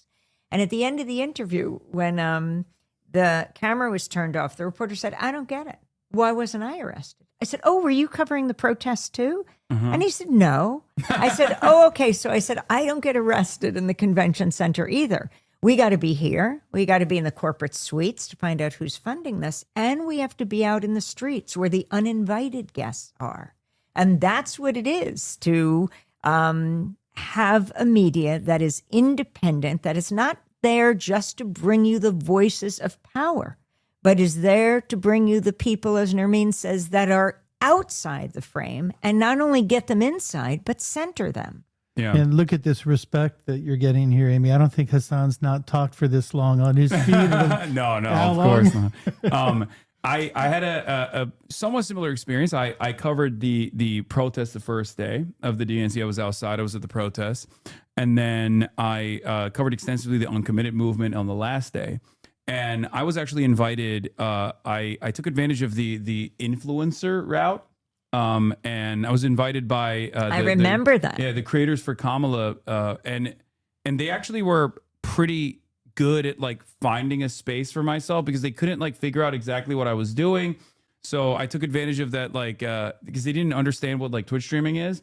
And they ended up giving me this like massive box seat that was even better seats than like CNN that had paid like hundreds of thousands of dollars to be able to get. But they revoked the credentials that I had on the last day because I had I interviewed the uncommitted movement and then also was creating a big fuss about not having a Palestinian speaker and how this was a major point of contention, how this was going to lead to real issues down the line for Harris's electability. And they revoked my press credentials in front of a New York Times reporter who was actually covering me in real time in front of 70,000 people. And I had to go and cover the rest of the event from my hotel room. They made it impossible for me to be there and continue doing live coverage. And how do you think your coverage changed from that front row seat to being in your hotel room? Which was better, do you think? Oh, I don't mind doing it from the hotel room at all. It didn't, like, my commentary didn't change at all. Well, I had to whisper because like someone, I was yelling a little too much in my hotel room apparently because when I heard Kamala Harris talk about how she was going to commandeer the most lethal military, I was like, oh no, this is like disastrous. Like this is disastrous, pro-war commentary coming from the Democratic president, like the Democratic presidential contender. This is not going to be received well. Of course, none of those warnings were heard. But yeah, I had someone down the hall come in, knock on my door, and be like, "Listen, I like your commentary, but you got to keep it down a little bit." So I have to whisper, yell for the rest of the night. Yeah. But I want to start off by asking the question. I think I might know the answer to this as well, because it's like something that I also embody. Why do you encourage others to steal your story? I think of an exclusive as a failure, because just us having it, well, what matters is people talking about it everywhere. That's when people can decide what they want to do about it. So in the documentary, Steal the Story, Please, we go out to Standing Rock, to the Standing Rock Sioux Reservation in North Dakota. It's this epic struggle. It was the first presidential race between Hillary Clinton and Donald Trump. And April 1st, the unofficial historian of the Standing Rock Sioux, LaDonna Brave Bull Allard, invited people to come because the Dakota Access Pipeline looked like it was going to be built, and they were afraid about it polluting the Missouri River, I think the longest river in North America, right next to the reservation. And she said anyone who would come could stay on her property, set up your teepee or your tent. And she thought a couple dozen people would come. Hundreds came, then thousands came, then all these resistance camps were built. Like veterans and veterans, people from all different walks of life. Indigenous people from Latin Water America. is life. Water is life. First Nations from Canada. It was the largest Indigenous gathering in decades in the United States, and their non-native allies. And so we were covering it from afar, but came from New York. Labor Day weekend, and we covered a group of people that went onto property that they said was their burial ground, and a judge was going to rule on whether it could be excavated a few days later. But they were shocked to see bulldozers there already beginning the excavation. And so girls, women, men, boys stood in front of these earth-crushing machines. It's very dangerous. I mean, we know what happened to Rachel Corrie, March 16th, 2003, 3 days before the U.S. invasion of Iraq. She was in Rafah. She was in Gaza. She's standing in front of a pharmacist's home about to be demolished. The home, she stands in front of it with a bright fluorescent vest, and she was crushed to death. So I was very aware of that. And I see these women and girls standing in front of it. It was scary. But their presence that day, on Labor Day weekend, 2016, the bulldozers decided to pull back. 1, 2, 3, 4, 5, 6 of them pulling back. But then the security guards of DAPL, the Dakota Access Pipeline, unleashed dogs on the protesters. They called themselves water protectors. And we filmed a dog with its mouth and nose covered with blood. You know, the dogs were like about the size of Kaya. They were, I think, German Shepherds, and they were being gassed, they were being bitten, and we then had to go back to New York, and we posted it online. And within 24 hours, there were 14 million views of this video. Now, I'd been invited into CNN and then MSNBC and all these, and I would say, why don't you cover the climate crisis? And they'd say the executives upstairs say people aren't interested. There won't be any more eyeballs on us. I think any executive would drool to get 14 million views. Oh, yeah. So that just showed the lie that people were interested. And then media started to pick it up all over. And it was on all the networks, the video coverage that we had done. And that's what I consider successful reporting. Steal this story, please. Or someone we're going to have on tomorrow, Alia Rahman. Alia is the woman who was driving in Minneapolis to her doctor, and she was, immigration officials stopped her. This is just a few months ago, smashed her window, dragged her out of her car. As she said, I'm disabled. She's autistic and disabled. And they said too late, and they take her to the Whipple Detention Center. And we interview her then. Ilhan Omar, the only Somali refugee Congress member, invites her to the State of the Union. She goes there. She's really injured. but she felt it was too important not to go to the State of the Union. She's sitting in the gallery with all the other invited guests. And you know how that was. The Republicans. I wouldn't. Your camera will pick up what's on your phone. Yeah. The Republicans were standing up, sitting down, standing up, applauding, sitting down. That would work the other way too if it was Democrat. And so at one point when President Trump was denigrating the people of the Twin Cities, Alia stood up quietly, just bearing witness. And security took her out. And she had already been brutalized. And now she was being taken down again.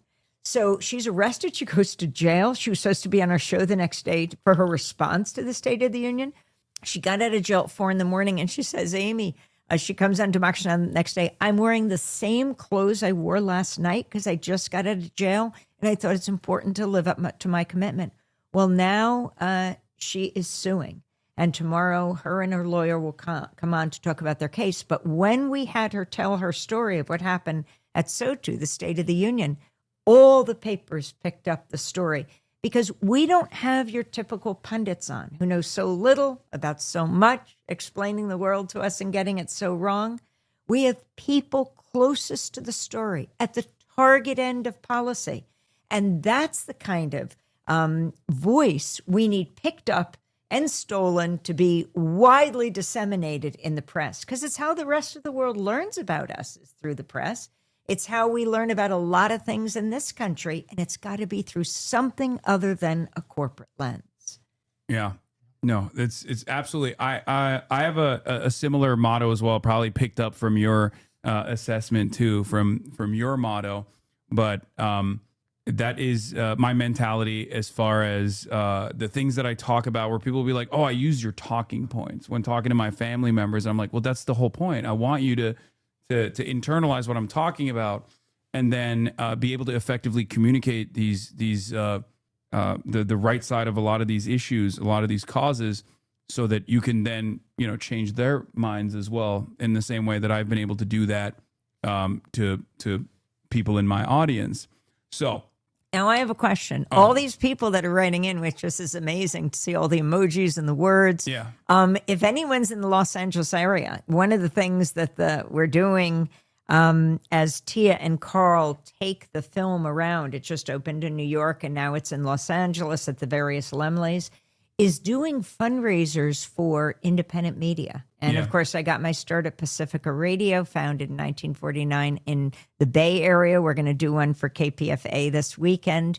But tomorrow is the big day for KPFK because, of course, you live in KPFK land. You live in Los Angeles. And we're going to be at the Laemmle Royal on Santa Monica Boulevard in West LA. And they're having 2 screenings of the documentary at 1:10 and 7:10, and we're going to do a Q&A afterwards, and there's a dinner before the 7:10 one, and anyone who wants to come out and see these films, it's a great way to both see the films and support independent media. And you can go to kpfk.org, their website, and get tickets right there. It's tomorrow. That's the 17th of April at 1:10 and 7:10. Is this allowed on your show? Of course. Oh, and my you should God. support independent media, Yeah. of course. If you can come out on Friday for one of those 2 shows, do.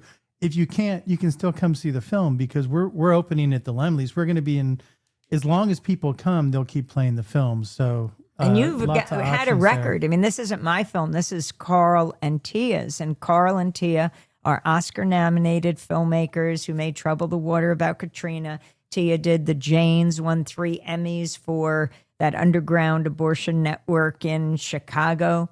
But you can say you broke a record in New York at the IFC where it's continuing to play. Yeah, no, we're independent, just like you, just like Amy. And we're rolling this film out now. We're going to be opening in, probably upwards of 100 theaters nationwide, which is pretty big for a doc. But it's all because in New York, people came out and saw the film, and it was the most successful documentary opening in the last decade. So it's a big deal, and it's cool. And it's because of Amy. It's because people love this woman, and it's also because people want to hear what she has to say and what the film has to say about the importance of independence media. I mean, look, watching you two here side by side, it's really cool because, you know, you would think you guys do different things, that you're completely different, but I can see the same spirit imbues everything you do that I've been watching Amy do. And you for see a so similar long. hat. And it might be the hat. Well, I don't know. I try my best. No, but it's like Yeah. you don't care about the artifice so much. You just it's about what's real and what and your job is to call people out and to ask people questions, and it's really that simple. And so, you know, people might think it's rude when Amy's or the president might think it's rude when Amy asks him a tough question, right? Yeah. Like we see with Clinton. But that's just her doing her job, asking the question. And because she's independent, because you're independent, you don't need to stick your head in the sand. You don't have somebody above you telling you that we're going to lose advertising if you don't step into line. Yeah. So it's really important. Or access journalism as well. I feel like that's become the normal state of affairs in legacy publishers, where they're too afraid of not being invited to the press pool. I mean, it's accelerated even worse under the Trump administration, especially the second time around, where they were demanding that the Pentagon press pool sign loyalty pledges to never release any information that the government could declare classified. That they had to get pre-approval before they report on anything from the Pentagon side. That's just not journalism at all. It's just you're becoming a stenographer for the state. I call it the access of evil, right? Trading truth for access. And it's not worth it. Politicians need journalists more than journalists need politicians. It's not worth asking the softball questions, to stay there and ask the soft questions. Either ask the hard questions or do something else. Yeah. Do you feel like there are still people that are carrying on that spirit? I mean, there's obviously independent media outlets. One that you guys also work with quite frequently is DropSite. There's now Zeteo as well, and many others. But are there some that you feel like are not getting the same level of attention? Well, you know, in the documentary, you see Jeremy, and where Jeremy Scahill, who co-founded with Ryan Grimm DropSite News, he gets his start at Democracy Now! And then Jeremy goes on to co-found The Intercept, and then goes to DropSite News. And then you've got Dave Isay, who ends up doing StoryCorps, which is really actually very important. It's a cultural commentary of our time, just people interviewing each other, grandparents, grandchildren, and the Smithsonian is picking up all that. Sharif Abdel-Quddus, his work is absolutely critical. He started at Democracy Now! He was going to be a corporate banker, and then he went a different route. And that was right before he saw an ad at Democracy Now! Some professor sent it to him, or a friend. And it was right before the U.S. invaded Iraq. And because he spoke Arabic, we were at DCTV, which is closest national broadcast to Ground Zero, and that's a part of the film. But within a few weeks, John Alpert, a great filmmaker and journalist who runs DCTV, asked Sharif to come with him and the Renault brothers to Iraq. The Renault brothers were Craig and Brent Renault, a dynamic filmmaking duo from Arkansas. And they would go on to make many documentaries. Sharif spent that time with them. And then Brent became the first Western journalist to die in Ukraine. And Craig, his brother, to honor him so that we don't forget his memory and his great work, did the documentary Armed Only with a Camera, The Life and Death of Brent Renault. And that went on to be Oscar nominated. And I went with them to the Oscars this year, sitting with Brent and Craig's mother, Georgianne. And that work will hopefully continue in all different ways. Okay, Those are so, big pictures. so I got some exclusives you're good here. At this. Okay, I got some exclusives here, and so I'm gonna show them one by one. These are some of these might be never before seen photos, and I wanted to ask you like what's going on in these photos. I got these from Austin, Jeremy. You're great. So what's happening here? There's a young There's a young Jeremy Scahill right He was there. like 23 or 24. Jeremy used to work at the Catholic Worker in New York on First Street and First Avenue. And that's where I met him. I was doing a story. Then he started calling, I want to work with you. I want to work with you. And as he's stalking her, he says it was, That's a good journalist, though. That's a good reporter. Good journalist, constantly instant. nagging. As he said, he bothered me so much saying, I need to work with you, that he said he thought I would either take out a restraining order on him or give him a job. So finally he came to WBAI, that's Pacifica Radio, that's the KPFK of New York. And we started working together. And then I got the chance to interview Ken Saro-Wiwa. He's a great writer. Actually, he wrote a soap opera in Nigeria, Africa's most populous country, and the producer of The Greatest Oil, The Most Oil in Africa. And he was not going to forsake his people, the Ogoni people. They were taking on Shell, which had crisscrossed Ogoni land with pipelines. Yeah. And he started to talk about it everywhere. And the difference between him and activists inside Nigeria is Ken had the wherewithal to take it outside. And that was very threatening to Shell, because he was taking a story to the Western nations where people would push back. An activist called us in New York, said, Ken Saro-Wiwa is in New York. Can he come into WBAI? This is before... this was right at the beginning of Democracy Now! And I was on a show called Wake Up Call. And I said, I'm so sorry. We are totally booked today. I didn't know who Ken was.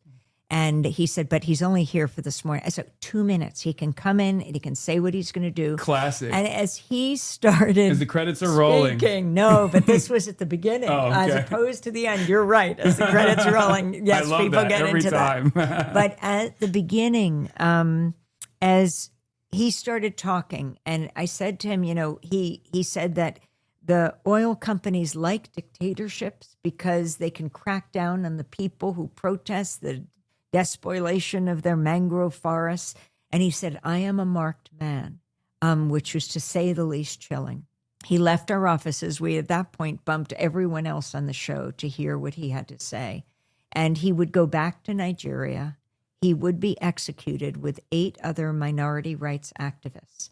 And I mean, Tia and Carl show this section in the film, and it just chills you to the bone.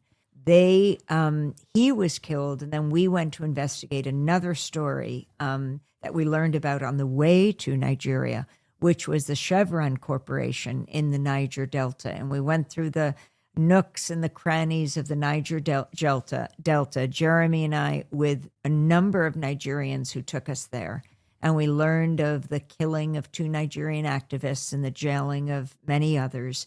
And we went to investigate that and to then question Chevron about it. And that picture, look how young Jeremy is. Yeah. Jeremy's, I think he's 22 there, Amy, actually.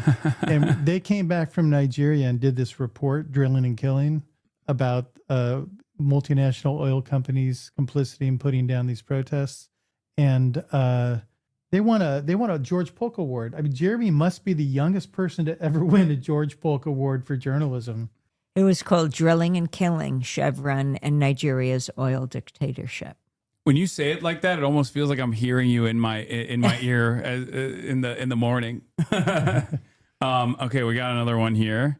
Is this? It might be from the And same as script, you look for potentially. these pictures, I just want to remind people, if in your LA area, I love your emojis, but I want to see you in person. So if you're here tomorrow on the 17th, 1:10 or 7:10 at the Laemmle Royal. And by the way, the other thing, because we have to look at the whole constellation of independent media, these independent art houses around the country, I especially appreciate these theaters after the pandemic. Media was so important, Pacifica and public radio and television during the pandemic keep us safe at home, but we can all engage in a dialogue from the safety of our isolation. But now there's nothing that compares to people being together. We just got word from Tia Lesson, the co-director of the film. She's at the Full Frame Festival. Maybe one of you guys in North Carolina listening, in Durham. 1,000 people packed into the Carolina Theater to watch it today. I mean, on a Thursday afternoon, at 1 in the afternoon, 1,000 people came out to see the film and to hear Amy. It was something else. And what's really cool about this film, I got to say, because T and I produced a bunch of Michael Moore's films, and we've been around a little bit. And when you get an audience, you can tell when you have an audience on your side. You get instant gratification here, Hassan, because you're getting these constant feed. Yeah. When somebody's looking at it on their telephone, they could be scared. You don't know what they're doing with it. But when you see it in a theater, and with this film, it really feels like you're at a No Kings rally, except the sound is really, really good. And it forces you to have an experience with strangers, and it can be really cathartic. And especially when it's somebody with the charisma of an Amy Goodman, who's opening up and sort of letting you get a peek into her life, but also understanding the bigger issues that are so important today, probably more than ever in my lifetime. So. I've been saying go to LA, but I know that you have like a global audience, and people can check it out at stealthestory.org. And that's the website of the film, and it's showing all the theaters, and more theaters are being added all over. And they've won all these audience favorite awards at all the film festivals from the United States, Santa Barbara, Santa Fe, Seattle, Woodstock, to Oslo, Norway, the Human Film Festival. If anyone's watching from Norway right now, it's just been amazing to see what you guys did with this film, with the 30 years of Democracy Now! It's not easy. Hi, Jeremy. Yeah, another photo of young Jeremy. Not exactly sure where this is from. Where is this? It looks like an amphitheater, but this one, I personally, this is my favorite. I just recently came back from Cuba, and I saw this young Jeremy with the fitted backwards hat next to Asada Shakur. It's an Amon Jordan. Okay. Yeah. I don't know how you let this guy be around you with this outfit. But wait a second. Can you tell us a little about your Cuba trip? Because it's amazing what you did.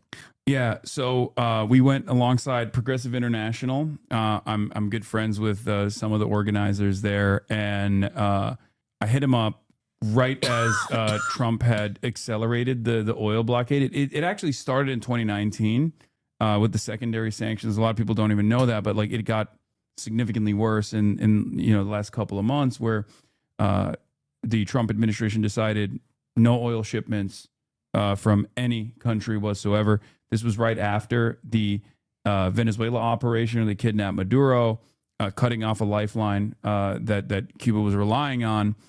And I hit my friend up, David Adler, and I was like, what do we do? And he's like, I'm already working on it. So we put together this group. We worked alongside Code Pink.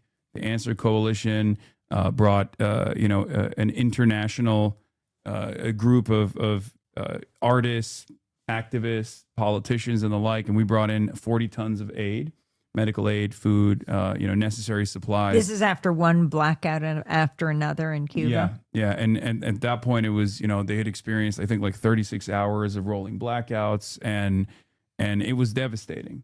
I had talked to Ben Rhodes prior to going, to get a feel for what it was going to be like. And he said to me, like, you're going to be very sad when you see it.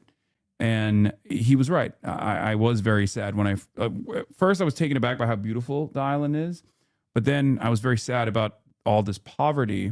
And then I got very angry because I was like, we're doing this to this country of 10 million people that's unfortunately 90 miles off of our coastline. And I say unfortunately because I feel like we've never allowed this island nation to breathe, and we've limited so much potential that Cuba has, and all for an ideological purpose. At first, because there was a lot of industries that Cuban Americans owned that I guess the American government was not fond of the seizure of.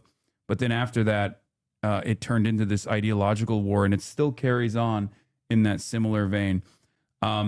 But yeah, it was a total devastation. I interviewed doctors, both responsible for the medical missions. They were so sad that Marco Rubio had successfully severed medical missions in Jamaica and numerous other countries. Some of the countries had said no, like Italy had said no to severing the medical missions.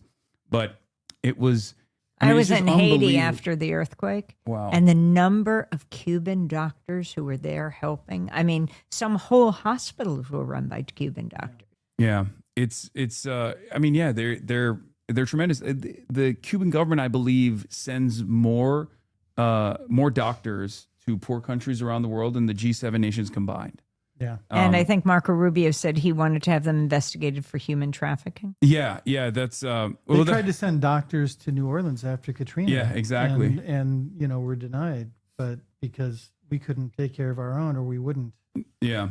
And I guess it's a technically principled stance against any sort of socialized medicine that the American government carries on, where they're like denying other countries. But I was talking to the head of the medical missions, and he was telling me that like they had 100% coverage in Jamaica, and now there's so many parts of Jamaica we're just never going to see another doctor ever again. And he was telling me, like, you know, the Jamaican politicians that responded to this pressure, they can maybe get platinum healthcare in their countries, they can even fly to America to get this, but like poor Jamaicans that live in the countryside are never going to be able to see another healthcare professional because of this decision.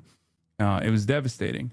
One of the things that I also was shocked to find out about was the resilience of the Cuban people, the amount of biomedical research they've conducted. They've had a lung cancer vaccine since the 90s. America's restricted the distribution of said lung cancer vaccine, even though I think it was a collaborative effort with a Colorado university.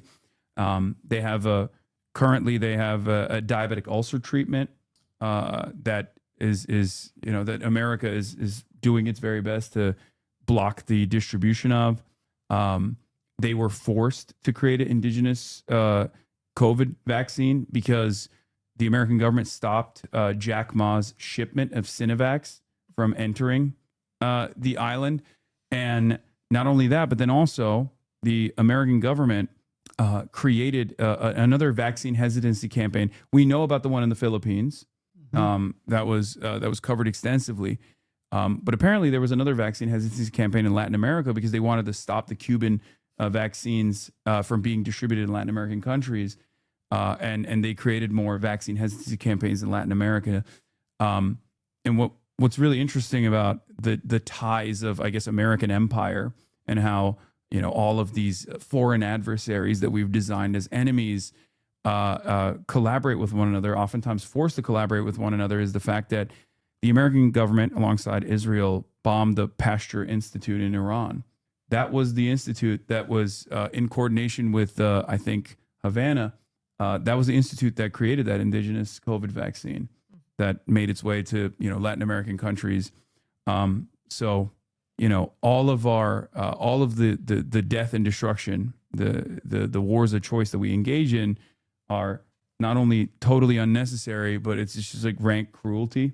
And seeing it firsthand in Cuba, like seeing the impact of it on the Cuban population, it was devastating. Yeah.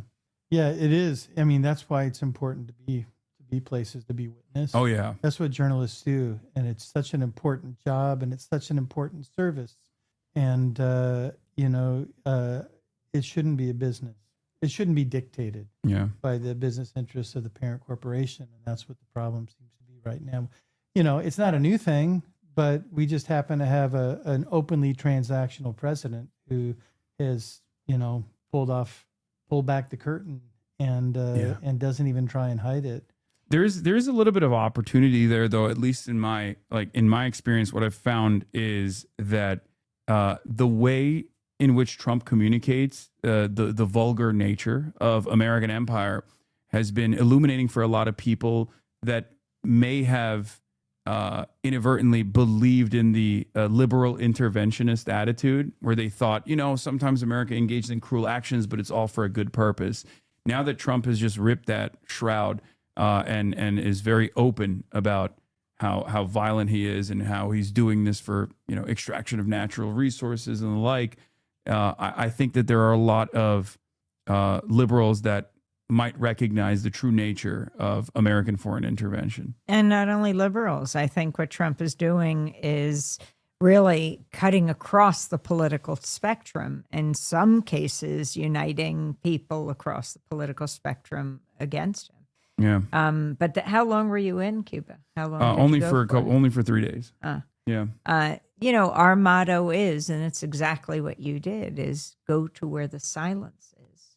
Yeah. And, you know, often it's not exactly silent. It's raucous, it's rowdy, people are organizing, but it doesn't hit the corporate media radar screen. And that's why it's so important to break the silence. Yeah. Offering a voice to the voiceless. There's always a perspective of the populations that are withstanding American intervention, oftentimes, sometimes even violent intervention. And I always find it interesting that we never get to hear from them, right?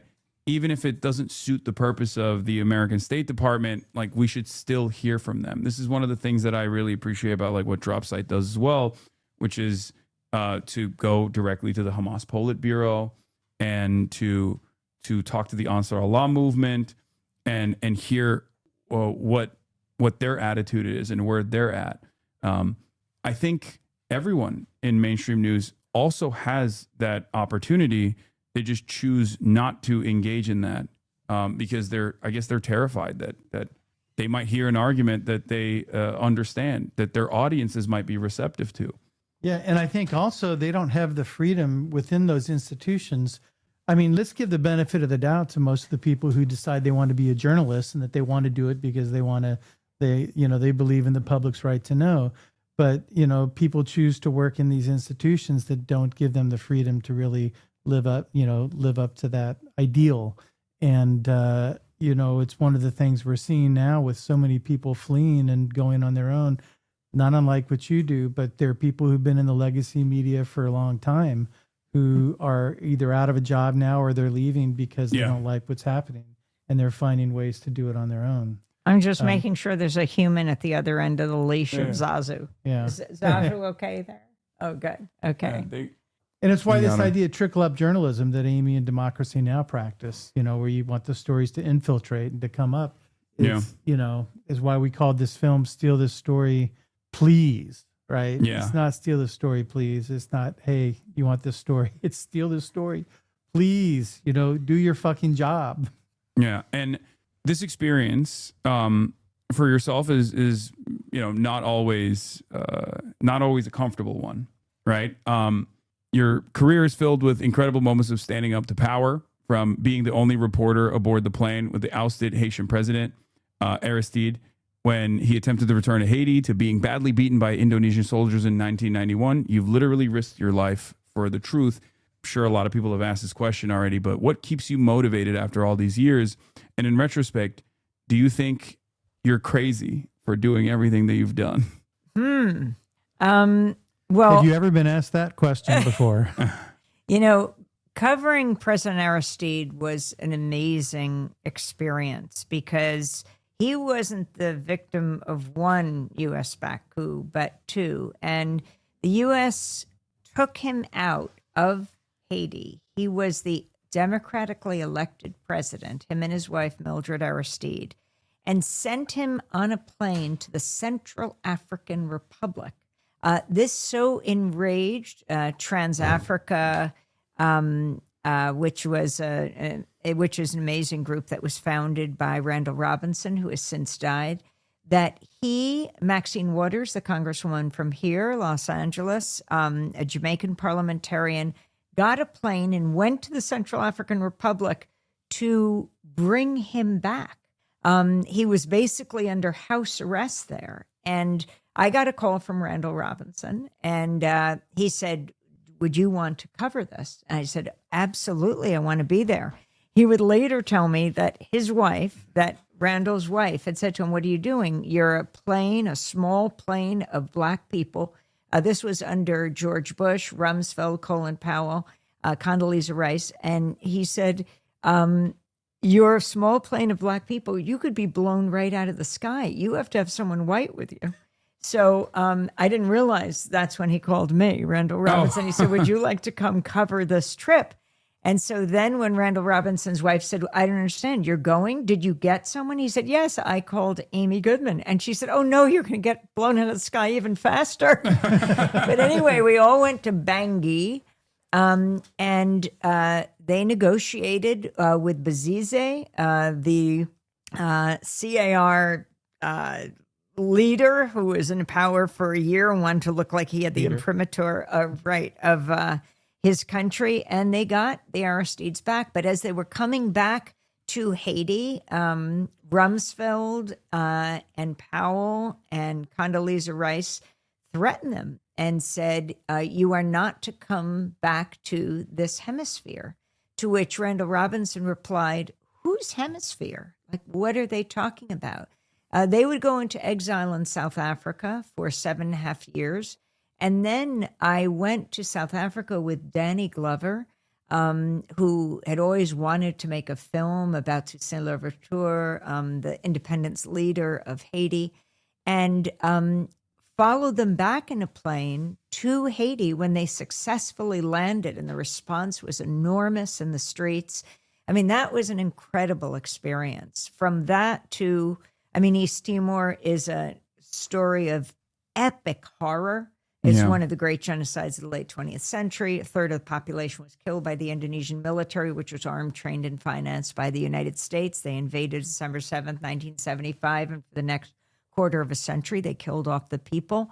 And I covered East Timor, went there with my colleague Alan Nairn, who was writing for The New Yorker, and on November 12th, 91, we witnessed and survived a massacre of over 270 Timorese. We thought our presence as Western journalists could head off the attack because we came from the same country the Indonesian soldiers' weapons came from. Yeah. But unfortunately, it did not head off that attack. But as information came back to the United States, and you see that scene in the film when I'm questioning Mike McCurry, the spokesperson for President Clinton, Congress actually had cut off military training aid to Indonesia. Was Clinton really going to restore it? And he got angry, McCurry, and he said, the turnip is dry.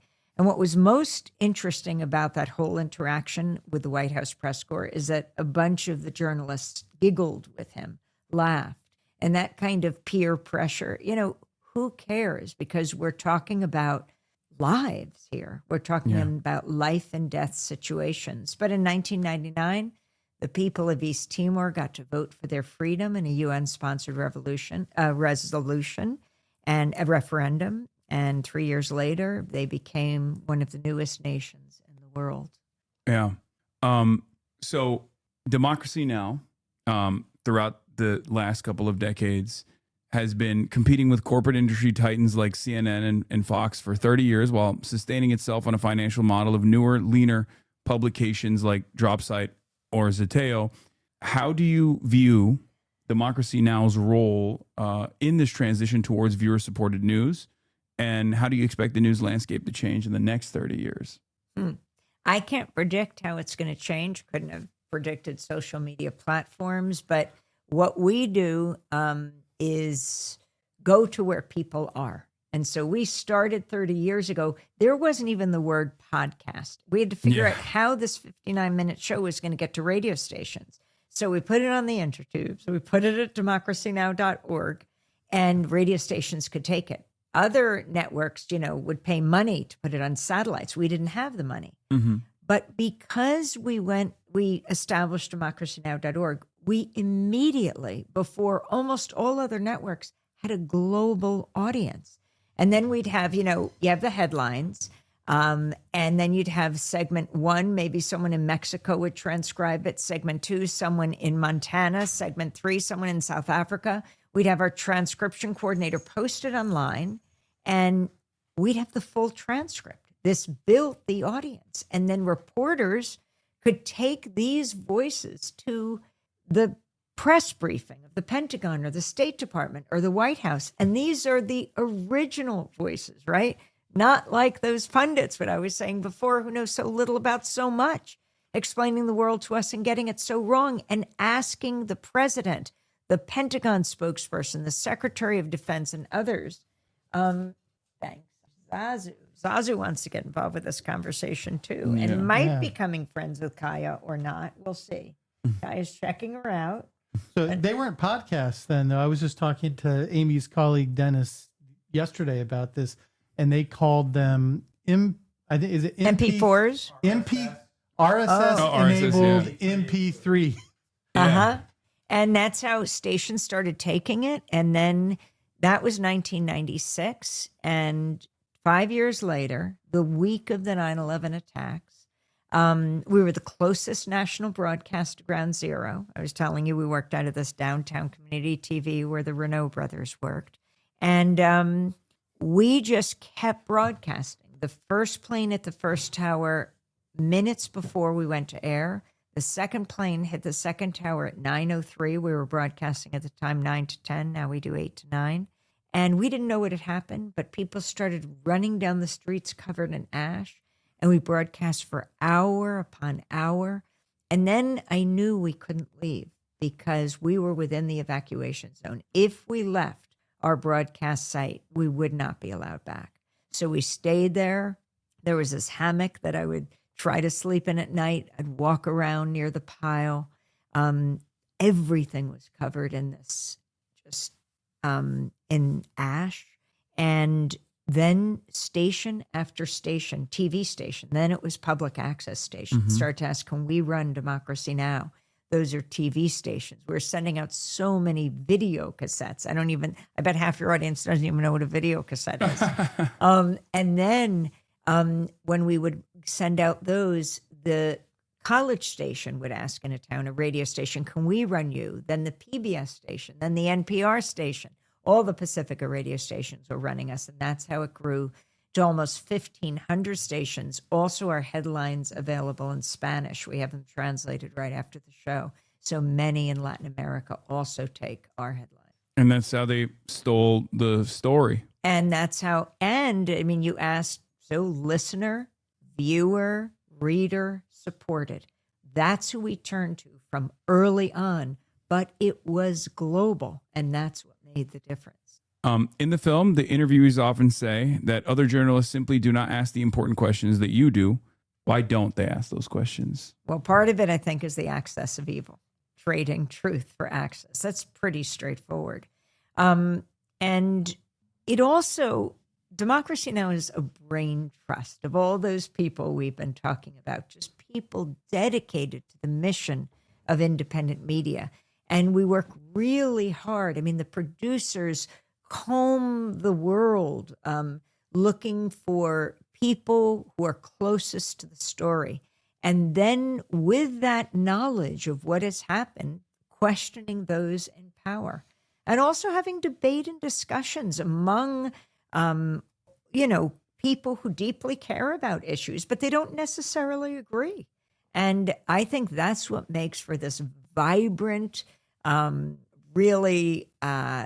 a vibrant grassroots global news hour that Democracy Now! Is. And stations every month are picking us up. But online, YouTube, TikTok, Instagram, wherever people are, we go. We don't expect people just come to us. We have to reach out. Yeah. One thing I've noticed is that you rarely offer your own personal opinion when you cover a story, your own personal commentary. But I'm sure you'd be the first to say that the very language we use to cover an objective story is always going to have its own bias. For example, passive voice whenever mainstream reporters are covering incidents that pertain to police violence or even that translates to state violence. No matter how closely it resembles terrorism, like in the case of Israel. How do you view your role in shaping narratives and providing your insight into current events? Again, speaking to people closest to the story and hearing their descriptions of what's happening. I mean, the horror of Gaza, hundreds and hundreds of journalists have been, most recently, just last week, an Al Jazeera reporter, and Israel completely admitted it. I said they targeted him. Yeah. I was just thinking about Rafat Al-Adir because for our 30th anniversary, in addition to the musicians, And by the way, I don't know if you knew this. Do you know Peaceable Kingdom by Patti Smith was actually written about Rachel Corrie, who I was talking about earlier. I did not know that. About what she did in Rafah, in Gaza, which was fascinating. But Rafat Al-Arir, he is the poet who wrote If I Must Die. We interviewed him in Gaza, revered poet and professor, teacher. He was killed with his family. And at Democracy Now!'s 30th anniversary, we were joined by Mossab Abu Toha. So we played Rafat on Democracy Now! And then we played Mossab remembering Rafat. And we played Brian Cox, who is the star of Succession, reading If I Must Die. And then Mossab came out trying to keep his composure. He just won the Pulitzer Prize for his essays in the New Yorker and his poetry. And he read his poem, Under the Rubble. And there is nothing more eloquent, more real, less debatable than someone describing their own experience. And, I go back to the beginning of Pacifica. Pacifica was founded like 3/4 of a century ago, 49, by a war resister, came out of the detention camps in Berkeley, founded KPFA, 1949. Here in Los Angeles, 1959 was KPFK. In New York, 1960 was WBAI. 1977, Jazz and Justice Radio, WPFW in Washington, where we're going to be going and doing a big event with them on May 1st. And in Houston, KPFT. We're also going to be having a big fundraiser there with the film coming out there. KPFT goes on the air in 1970. Within a few weeks, the Ku Klux Klan straps dynamite to the base of the transmitter and blows it up. So KPFT acted fast. The community built this station. They rebuilt the transmitter.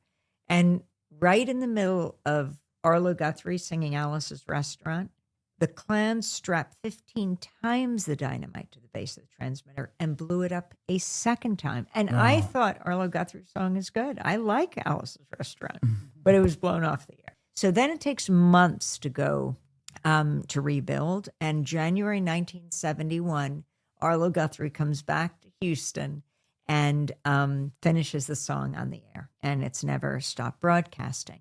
I can't remember if it was the Grand Dragon or the Exalted Cyclops, because I often confuse their titles, the leaders of the Ku Klux Klan. But he said it was his proudest act. And I think that's because he understood how dangerous Pacifica is, how dangerous independent media is. Dangerous because it allows people to speak for themselves. And when you hear someone speaking from their own experience, whether it is a Palestinian child or an Israeli peace activist who lost his parents on October 7th, like Maoz Inam, who's working together with Aziz Abu Sara, and they just wrote a book, The Future is Peace. Whether it is an aunt in Afghanistan or an uncle in Iraq, you may not even like the uncle he reminds you of, that uncle, but it challenges the caricatures and the stereotypes that fuel these hate groups. It makes it much less likely that you'll want to destroy someone when you simply hear them speak. I think the media can be the greatest force for peace on earth. Instead, all too often, it's wielded as a weapon of war, which is why we have to take the media back. Absolutely. It was powerful. Okay, so you've covered stories all around the world. We briefly talked about it, but what was the trip that had the biggest impact on your life? I don't know if it's a corny question or not, but what was the biggest trip? What was the trip that had the biggest impact on your life? And do you ever take any fun, relaxing vacations that don't involve paramilitary groups? Oh my God. Sitting on my couch with Zazu is like, for 20 minutes, is like a month on the Riviera. Is that a good enough answer? That's a great answer. It's one that I would probably give because it's a question that I get asked all the time as well. So I wanted to carry it over to you. I'm not broadcasting live 24 hours a day. I know, but you have been tirelessly doing this, I wouldn't say it.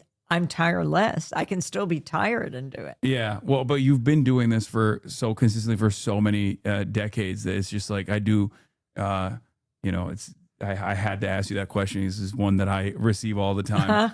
Well, let me try though. Let me try. I know you're asking Amy, but Amy's so used to centering other voices and other people that I think it's sort of ingrained in her DNA not to be able to answer a direct question about herself. Yeah, because she's very selfless. But she talked about it earlier, and I'm just speaking because I immersed myself in the last 30 years. My partner T and I did, and when Amy, there's no bullshit coming out of Amy when she believes everything she says, and she lives her life by these ideals. And so when she says that surviving the massacre and witnessing those murders in East Timor by an army that was armed and financed and trained by the United States, that changed her, she means it. And then off of that, her reporting changed what was happening in East Timor because it became part of a much larger movement. And that's, I think, so objectively speaking, as an outside observer who had nothing to do with what Amy did, seeing the power that you have as a journalist, that your voice can have to change the course of history or to influence the course of history, I think was the most life-changing thing that I've seen her experience. I mean, in that case, it was the people on the ground, especially these young people in Timor. They weren't even born when Indonesia invaded and illegally occupied them, but they were the ones who were standing up. And that is incredibly inspiring, even when their friends, when their neighbors were killed. And so many of these interviews in Timor, in Haiti, here in the United States, interviewing people in Gaza through this period, in Iran. I mean, it is amazing to talk to Iranians in the diaspora, Iranians in Iran. But I mean, the professors, the artists, the poets, the people who themselves have been victims on the regime, of the regime, on death row in the Evin prison, notorious prison. But they are saying now, no, this is not going to improve the situation for us and our colleagues, the dissidents, our compatriots in Iran right now. It will harden this regime. This is not what we think will further any kind of democracy. It's just amazing to hear people speak for themselves. And they're the ones who change history, to point a mic in their direction, to shine a spotlight on what they're doing. That's the honor of my life. Wow. I wanted to give you a poster. We got one right there. Oh, here it is. Here it is. But check this out. You know who Shepard Fairey is?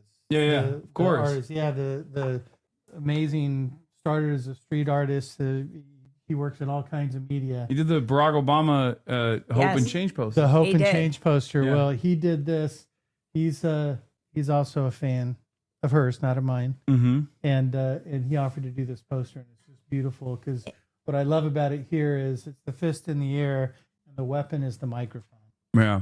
And we just went to Shepard Fairey's studio, and we told him we wanted to give this to you. And again, at the top, it says, go to where the silence is and say something.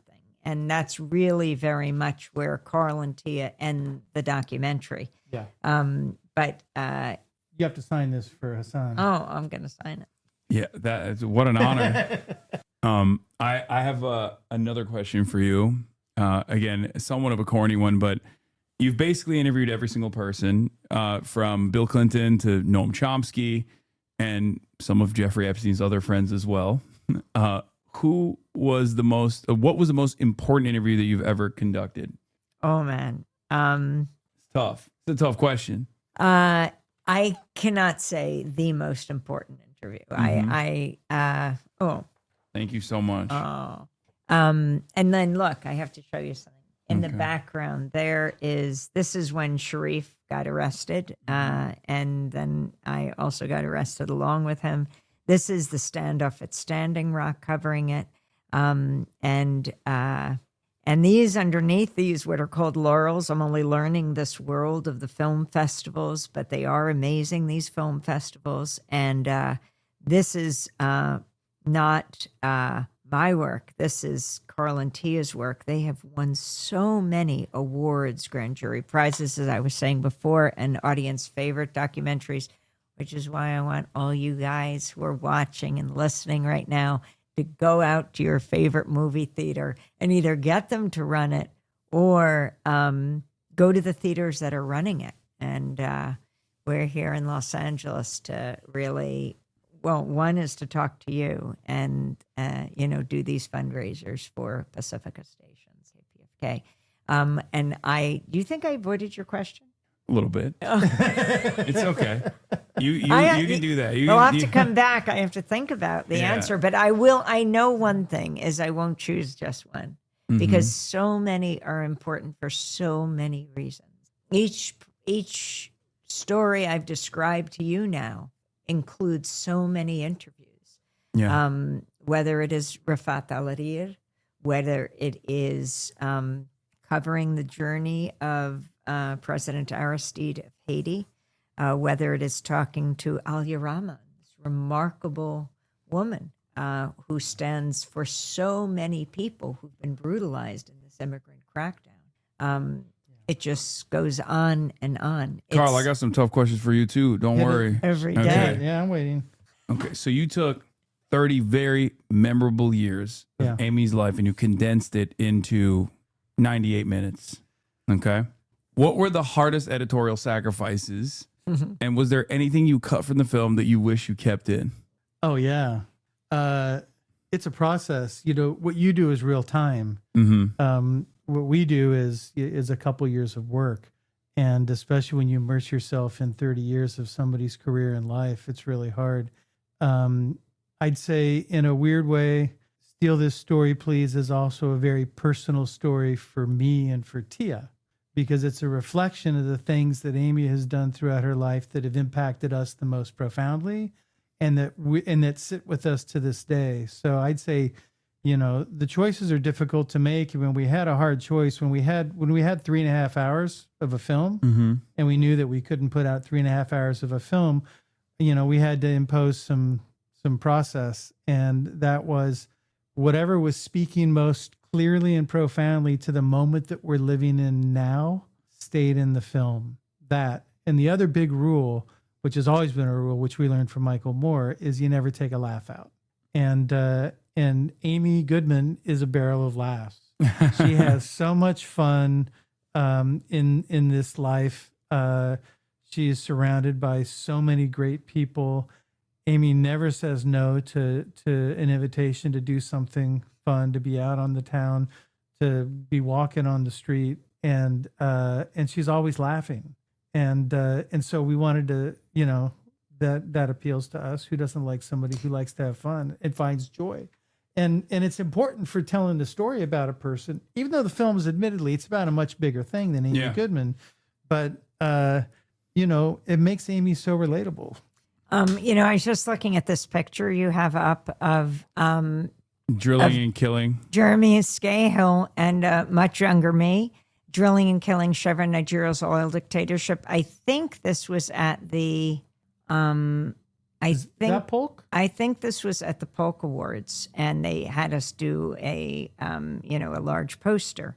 But it made me think about the Overseas Press Club Awards, because we'd won an Overseas Press Club for the award for this. And I'm not here to boast about that, but we learned about the ceremony. It was at a Midtown hotel. And we thought, okay, I think it was in the midst of the bombing of Yugoslavia. And we had so much work to do, but we were supposed to go and collect this award. So Jeremy and I raced over to the hotel, and we couldn't actually afford to sit and have the meal because it was expensive. It was hundreds of journalists who were there. So we went as press covering our own awards. And but what we saw there was Richard Holbrooke, and he was the U.S. envoy on Yugoslavia at the time. And this was oh my gosh, it's almost exactly like 27 years ago. And we said, oh my God, this is fantastic. Because we're at this award ceremony, we get to speak to people you wouldn't normally get to speak to. And so this is a real opportunity. We had our tape recorder because we're going to cover our own award ceremony. So we ran up to Mr. Holbrooke and we said, he had just given a speech talking about how how NATO had bombed the RTS building. That's Radio Television Serbia. Right. They were taking out the body parts of the makeup artists, of the camera people. It was horrifying. This is a civilian site. And so we wanted to ask him a question. And here he is at a prestigious award ceremony surrounded by journalists. That's right. This was the perfect moment. Yeah. Right before he spoke, we went up to ask him because we thought maybe we won't get a chance to. Actually, he was going into the bathroom, so we were following him to the bathroom. But he said, no, they made a deal here that I would not answer questions. And the head of the Overseas Press Club came over and said to us, what are you doing? And so I said, well, we were asking Mr. Holbrooke a question. He's the point person on NATO bombing Yugoslavia. Yeah. And they said, no, we made a deal. We're not going to ask him questions because he's our keynote speaker. So then we go back in and they're announcing the awards and they come to the award that we were winning. And it was one of the network news anchors. And I think it was Tom Brokaw. And he said, and now the Overseas Press Club Award goes to drilling and killing Nigeria's oil dictatorship. Jeremy had gone up right before when Mr. Holbrooke had just finished his speech and said, Mr. Holbrooke, because he wanted to ask him a question then. That was our second Jeremy attempt. doing that. And I was standing at the back of the room and they had security take him out. And so I was at the back, and as they're taking Jeremy out, I said, release that man. He's just about to win an award. And they were very confused. They didn't know what to do. And when Brokaw announced that we had won the award, I went up. Jeremy had already been taken out, so now it's just me. And I go up on the stage and I said, Mr. Brokaw, I want to thank you for the Overseas Press Club Award, but we're going to have to refuse it. Meanwhile, I'm thinking, oh my God, I didn't even ask Jeremy, but he's been taken out. I didn't have the opportunity. I hope he's okay with us refusing this award. Yeah. And I said, we're going to have to refuse the award because we came to this event, which honors the highest in journalism. And yet we were told that a deal had been made, that an agreement had been made with a person who's a key player in the NATO bombing of Yugoslavia, that we're not allowed to ask him questions. So I want to say thank you, but no thank you. And Brokaw said, well, that's why the First Amendment is great. And that was the end of that. So when I see that picture of us, I asked Jeremy after, did you mind that I'm so sorry that we're not bringing home this award. And so given that he had been taken out, he definitely understood and supported the decision. Yeah. It reminds me of, I think it was during the Columbia campus, student encampments that were taking place. I believe it was like the Pulitzer Hall that was like offering, or the journalism school was setting guidelines on what their students were able to report in the student newspaper, because they were worried that the Trump administration, or not even the Trump administration, the Biden administration at the time, was going to enforce these restrictions. Or was it under the Trump administration? But I just thought that it was very interesting that, like, I think it was under Biden. Yeah, yes. we're teaching this next generation in an incredibly prestigious university that is the same, that carries the same name as an award that is given to reporters, where we were teaching them that you have to censor yourself ahead of time instead of conducting what you're supposed to do as a reporter, as a journalist. It's a very interesting lesson in, I guess, that hypocrisy that has been going on for far longer. There was a question I had. I have a question. Okay. Do you have the trailer? Do I have the trailer? I can find it. I don't think I have it right here, but no, I don't have the trailer here. I can find it though. StealThisStory.org. Oh, it's there. Oh, right. It sure it's right is. there. I think you hear Jeremy in it, right? You hear Jeremy in it. And you hear Sharif in it.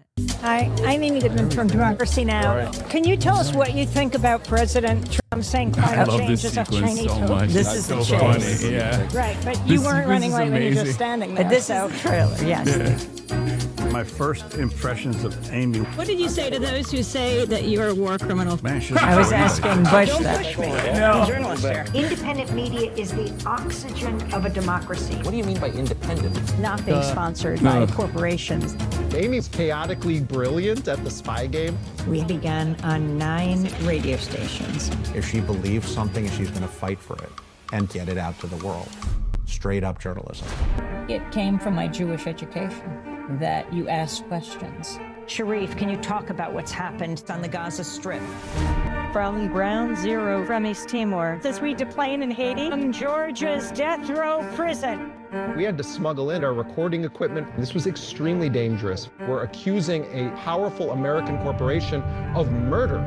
Without any warning, the military opened fire on the protesters. They put the guns to our heads. It is critical that we expose what is done in our name. Donald Trump understood corporate owners of the media would do anything for money. She taught me, speak to the people at the target end of the bomb, speak to those who are being deliberately silenced. When you hear someone speak, it's less likely you'll want to destroy them. We expand the frame and center those voices. There is a great force that would like to silence us. The press is the enemy of the people. And that's all we think. No, we're not going to let it happen. Wow. One thing missing from that, a pull quote from Hassan Piker. That's what we need. No. You mean wow? No. Yeah. Just wow. Yeah, just wow. Oh, I have many words to say. Yeah, you could have put me fangirling. But hey, it almost made the film. It was in the cut for a little while. Oh, really? Absolutely. Damn, yes. you put me on the you edited me out. Now we got to get the real deal, the Carl Deal cut. Yeah. But also Juan Gonzalez throughout this film, who's Yeah. been with Democracy Now! For 30 years. He had 2 DNs, like the New York Daily News he was with for 29 years. And he had Democracy Now!, which he's still with. And his wisdom, his journalistic prowess, he began way back. He was part of the Columbia Students' Strike of 1968, one of the leaders, and then went on to found the New York chapter of the Young Lords with a group of people. And one of the things he says in the documentary, which is so profound, you see this group of Puerto Rican, they're like the Puerto Rican Black Panthers. Yeah. As he says, we managed to frame our own story, to shape our own narrative. When you look at that circle of Puerto Rican activists, you realize almost everyone became a journalist. Yeah. And he said, that is the most important thing you can do. And that's the whole idea behind Steal This Story, Please. It's really about shaping the narrative and putting it out there. Yeah. Last question, because I feel like I've kept you here for far too long, and thank you so much. You mean you're going for- to make us late to the screening tonight?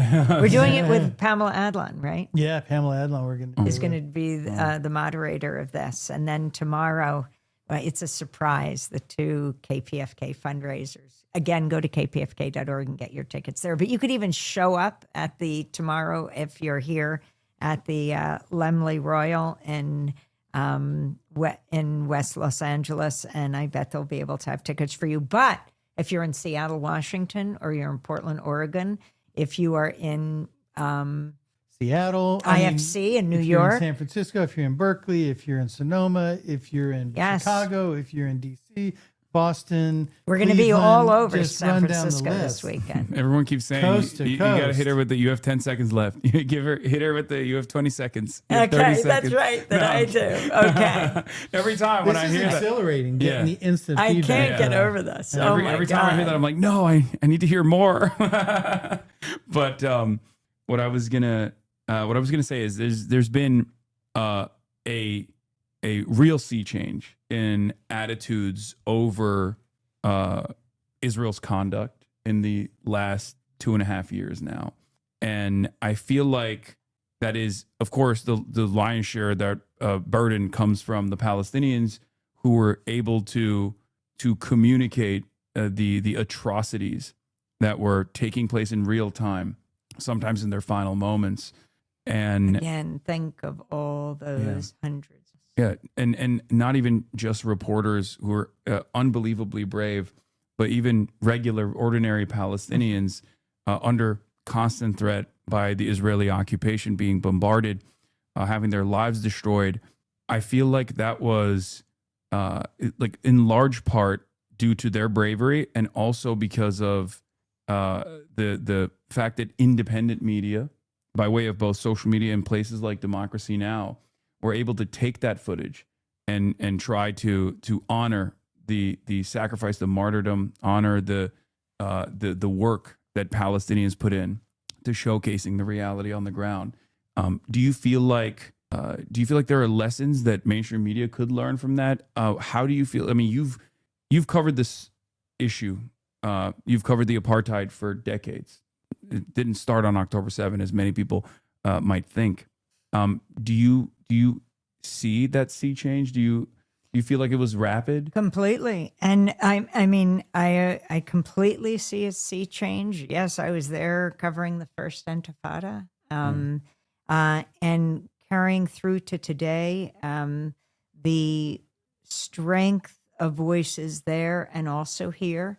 And being a Jewish journalist and coming from a religious Jewish background, my grandfather was an Orthodox rabbi on my mother's side, and my great-grandfather on my father's side was a Hasidic rabbi. He was the Henry Street rabbi in Lower East Side.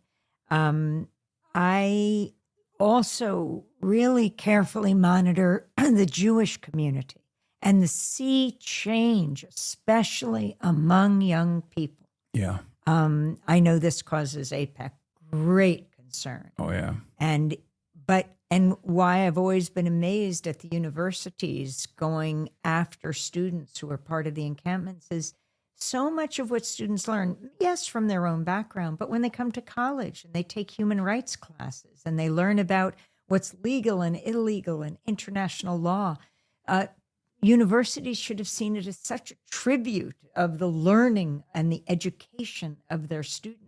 But from my perspective, steeped in the Holocaust as my family was, my grandmother, a woman of 3 centuries, born in 1897 in Rivne, Ukraine, though it was Poland and Russia at the time. She lived till she was 108 in 2005. She died in Brooklyn. I was steeped in who died and who lived, what family members were able to flee and what weren't able, and who wasn't able to flee. And I was always struck by non-Jewish people and families who would harbor Jews, protect them, put a child in the basement or the attic or in a barn simply to protect them from the Nazis. And I'd always wonder, they're called the righteous. Why would they do this? Risk their own families' lives? And we learned a deep, deep lesson through the horror of the Holocaust. And that was never again for anyone, anywhere. And I think it is not only my Jewish education, I think for Muslims, Hindus, Christians, agnostics, atheists, this is a humanistic education. We cannot afford war anymore. We cannot afford this mass victimization. As reporters, we know no borders, and it is absolutely critical today that these issues be solved on the ground, empowering people to live in a more just society. Oh, powerful words to end it on. Thank you so much for coming on. Yeah, this was a real honor. I listen to you every morning, so I hear your voice all the time. Well, people And- can check it out on the video and audio podcast at democracynow.org and all social media. Yeah. Yeah, thank you for having us on, and thank you for what you do. You know, and don't let them silence you. Oh no, I'm good. I it's not happening anytime soon. Yeah, good, I didn't want to good. get into any of the drama. I don't know how aware you are of like all the other stuff that's going on. I'm a little bit of the main point of contention in a lot of legacy publishers right now. My affiliation with campaigns has been brought up by right wing think tanks, AIPAC, ADL, and numerous other organizations are trying to forcibly sever my ties with Democratic elected representatives and people who are campaigning. But it hasn't worked so far. Yeah. So, and I don't think it'll work at all. Yeah. Because we are now, due to, in large part, your work, your tireless work for many, many years, we're in a very different media environment where the independent media that is truly independent, independent of the corporate shackles, the golden shackles that corporations offer, can communicate truth to power, and the audience is much more receptive to it, and they demand it. Hopefully, the lesson that they can learn from that is to reestablish credibility that they've lost, and do true contentious adversarial reporting, investigative reporting, and not just investigative reporting every now and then, so they can like claw back a little bit of that legitimacy that they've lost, but just like consistently engage in that. But yeah, thank you so much for coming on. This was a real honor. Thank you so much, Hassan. And thank you so much to this amazing tens of thousands of people who are listening and watching right now. This is what community looks like. Yeah. Absolutely. Yeah. All right. Thank you. All right. Let's take a photo as well. And we're going to get back to. Oh, and steal the story, right? Steal the story, please. That's what makes it all worth it. Yeah. Absolutely. All right. Let's. Here, I'll just play this right Between now, and the Israeli prime minister and the Lebanese president, the Lebanese basically said that that was not happening, and that seems to be largely in part because a ceasefire was not yet in place. And so very shortly following that, within a matter of hours, we now have this announcement from President Trump that there will be a ceasefire agreement taking effect officially at 5 p.m. Eastern time, so less than 5 hours from now. And in addition to that, we also saw this quite striking announcement of the president inviting the Israeli prime minister and the Lebanese president to the White House in order to engage in peace talks, in broader talks about normalizing the relationship between Israel and Lebanon. These are by far the most substantive negotiations we've seen between Israel and Lebanon in more than 40 years, since 1983. But even since then, we have never seen fully normalized relations between these two countries. And now that very much seems to be the aim of this White House. The bigger picture, of course, is the U.S.-Iran ceasefire. And President Trump seems to have brought this pressure to bear on Israel, in part in order to keep that U.S.-Iran ceasefire alive and to kind of continue pushing forward the diplomatic solution on that broader conflict, very much needed to be tied to a ceasefire agreement in Lebanon as well. The Iranians have been insisting on it for some time now. And now, again, we do see this announcement of a ceasefire. A number of questions still remain, but a major announcement now from the president. And Jeremy, so how will Netanyahu, though, frame this ceasefire between Israel and Lebanon domestically? I mean, obviously, yes, it's temporary, it's only 10 days. But for voters who are a bit more to the right, who are a bit more sort of security-minded, he doesn't want to look like he has backed down or offered sort of too many concessions. How will he frame it?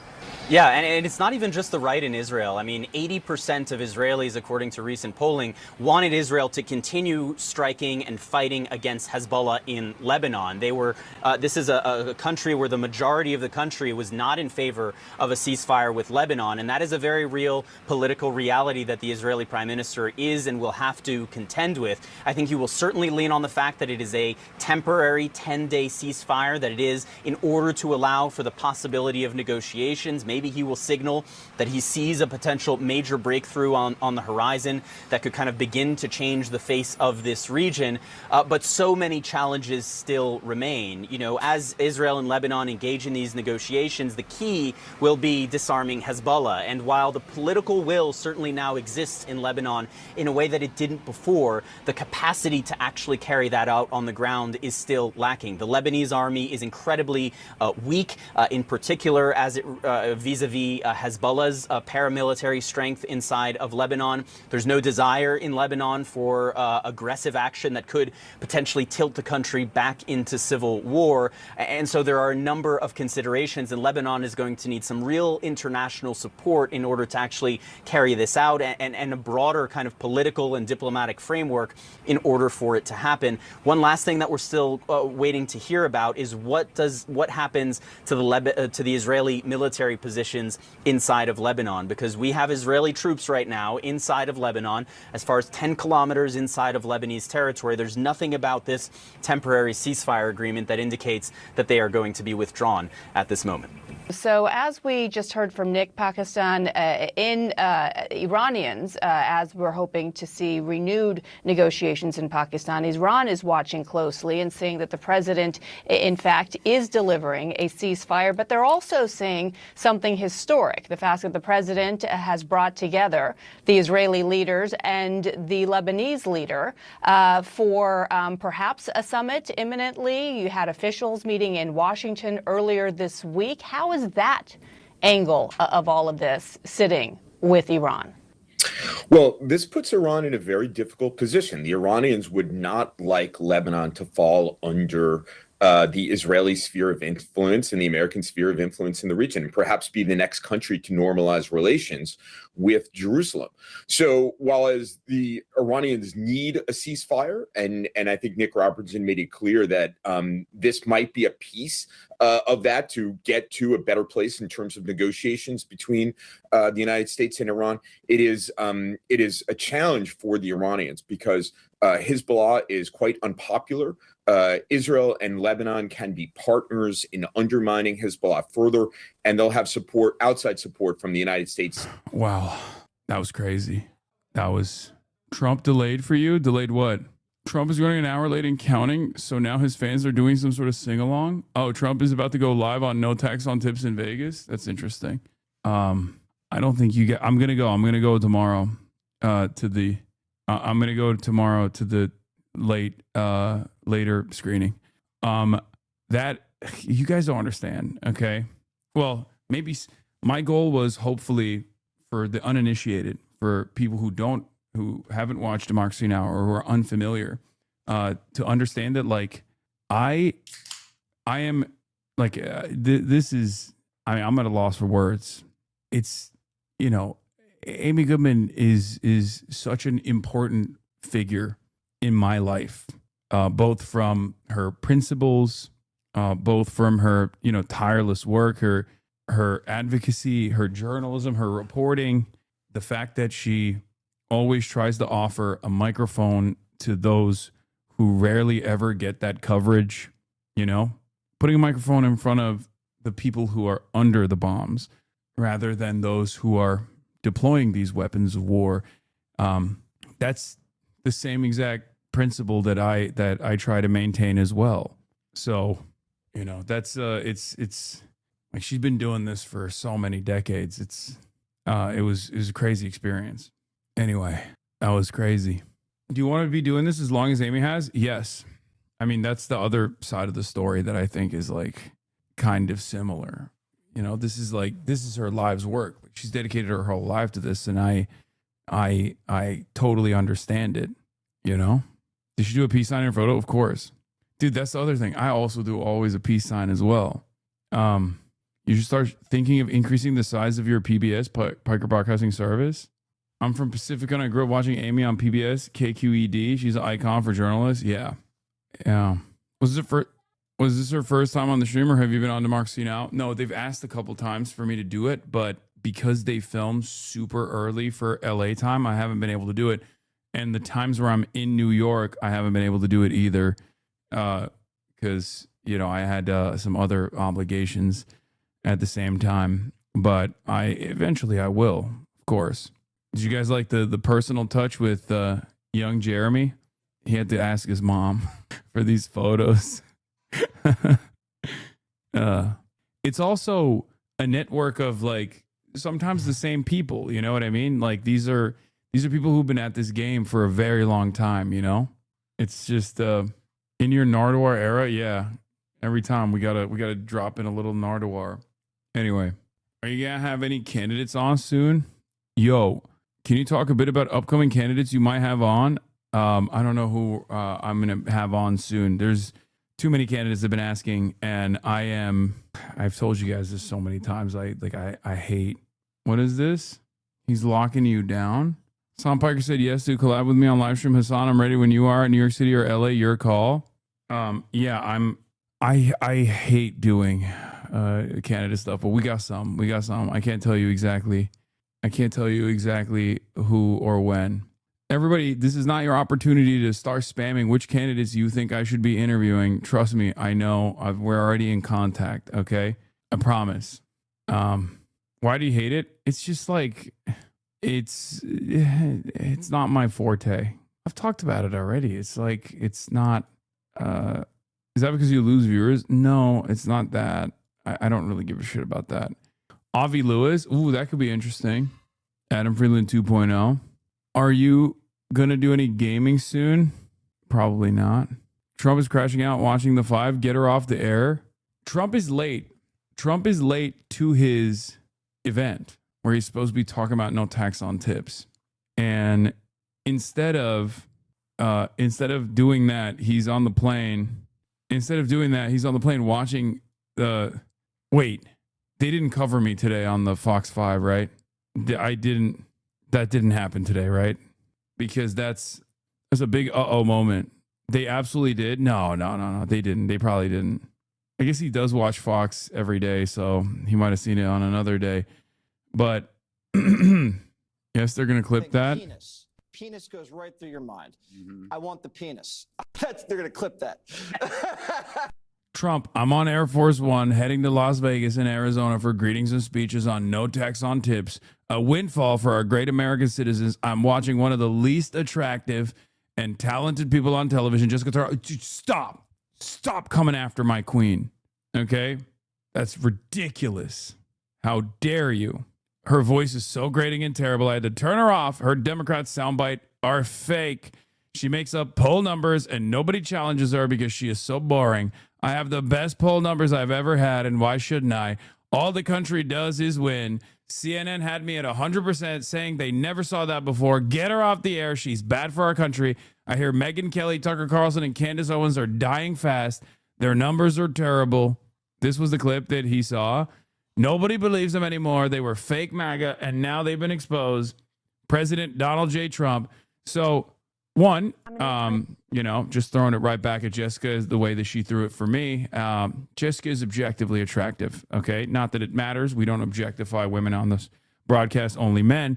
So how dare you, sir? Number one. That's number one. Number two, we will always fight for the queen, okay? Jessica escaped from Tarkov. We ride at dawn, okay? You tell us where we need to go, we will ride for you, okay? That's number one. Number two, it kind of feels like Donald Trump is feeling the pressure a little bit because obviously if he was comfortable about his position currently, his approval ratings, he certainly, Mejia wins the special election to fill Cheryl's seat, New Jersey 11, quick AP call, boom, boom, boom, easy peasy, okay? You were on Fox and Friends today? No, I watched this earlier, yeah. Yeah, but not on Fox 5, thank God. So, congratulations to Ana Lilia Mejia. But, as we were saying, clearly if he was confident about what was going on, he wouldn't be this mad that Jessica Tarlov is saying the truth, right? So you want her to be the nominee in 2020? No, but the you want her to run? twisting of what I was saying is crazy, Kellyanne. I did not say I want Kamala Harris to be the nominee. I said that the argument that you're making against the Biden-Harris administration falls flat when you look at what the Trump administration I'm just going to look at. doing. Well, I'm going to look at the fact that Trump got elected on running against the and what do Biden-Harris people think economy. of him now? He has a 35% approval rating in most polls.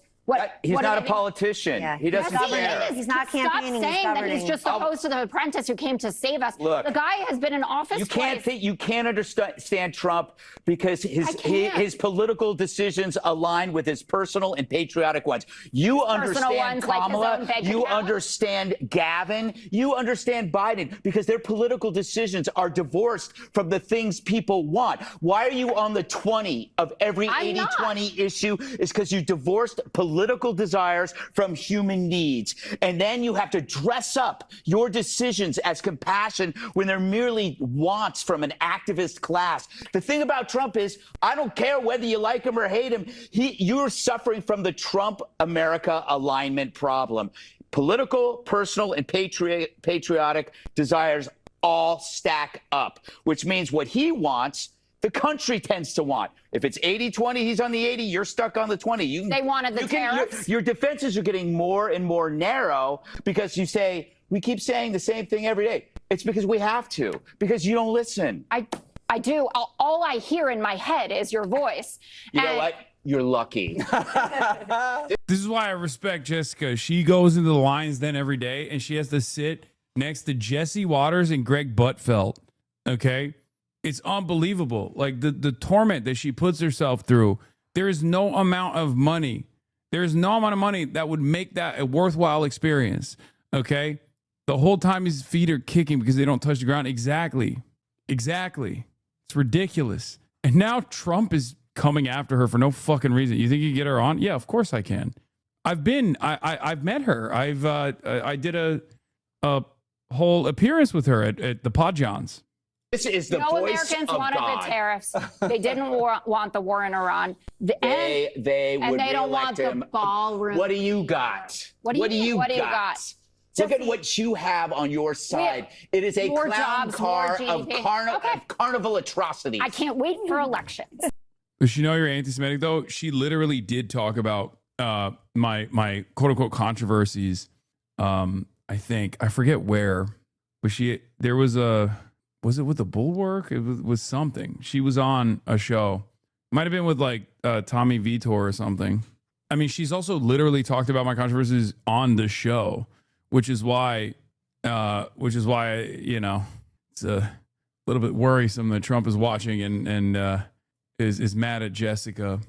Yeah, but I've met her. I've done a whole thing with her.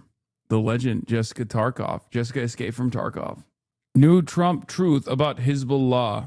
Okay, what is this? I hope Hezbollah acts nicely and well during this important period of time. It will be an great moment for them if they do. No more killing. Must finally have peace. Thank you for your attention to this matter. President Donald J. Trump. So I don't fully understand.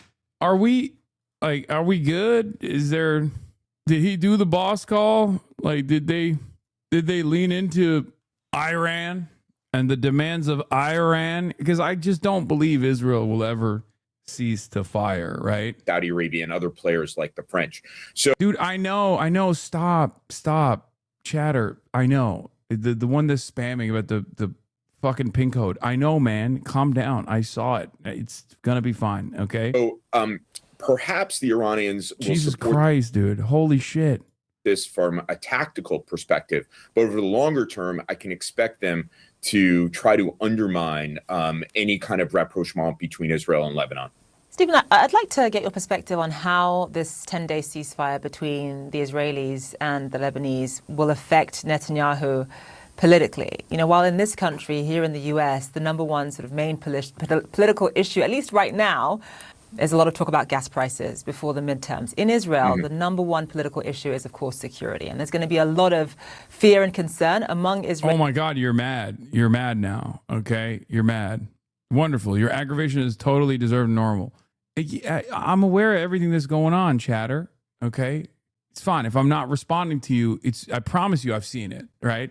if you've been in here long enough, you know if you spam something, like I'm definitely seeing it. I'm just like purposely not talking about it, avoiding responding to it. You spammed it 7 million times over. Israelis that this temporary ceasefire, that all it does is going to allow Hezbollah to reposition, rearm, regroup.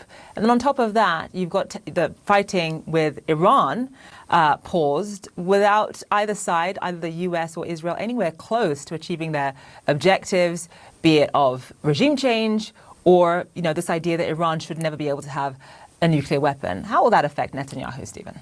Oh, yeah. In fact, there was a poll that was released by the Israel Democracy Institute just today, which indicated that about 80% of the Israeli public supported continuing the fight against Hezbollah. This is sort of the post-October 7th mindset among Israelis, where they don't want to necessarily manage their security threats on their borders. They want to resolve them. And so Netanyahu is clearly being jammed by President Trump.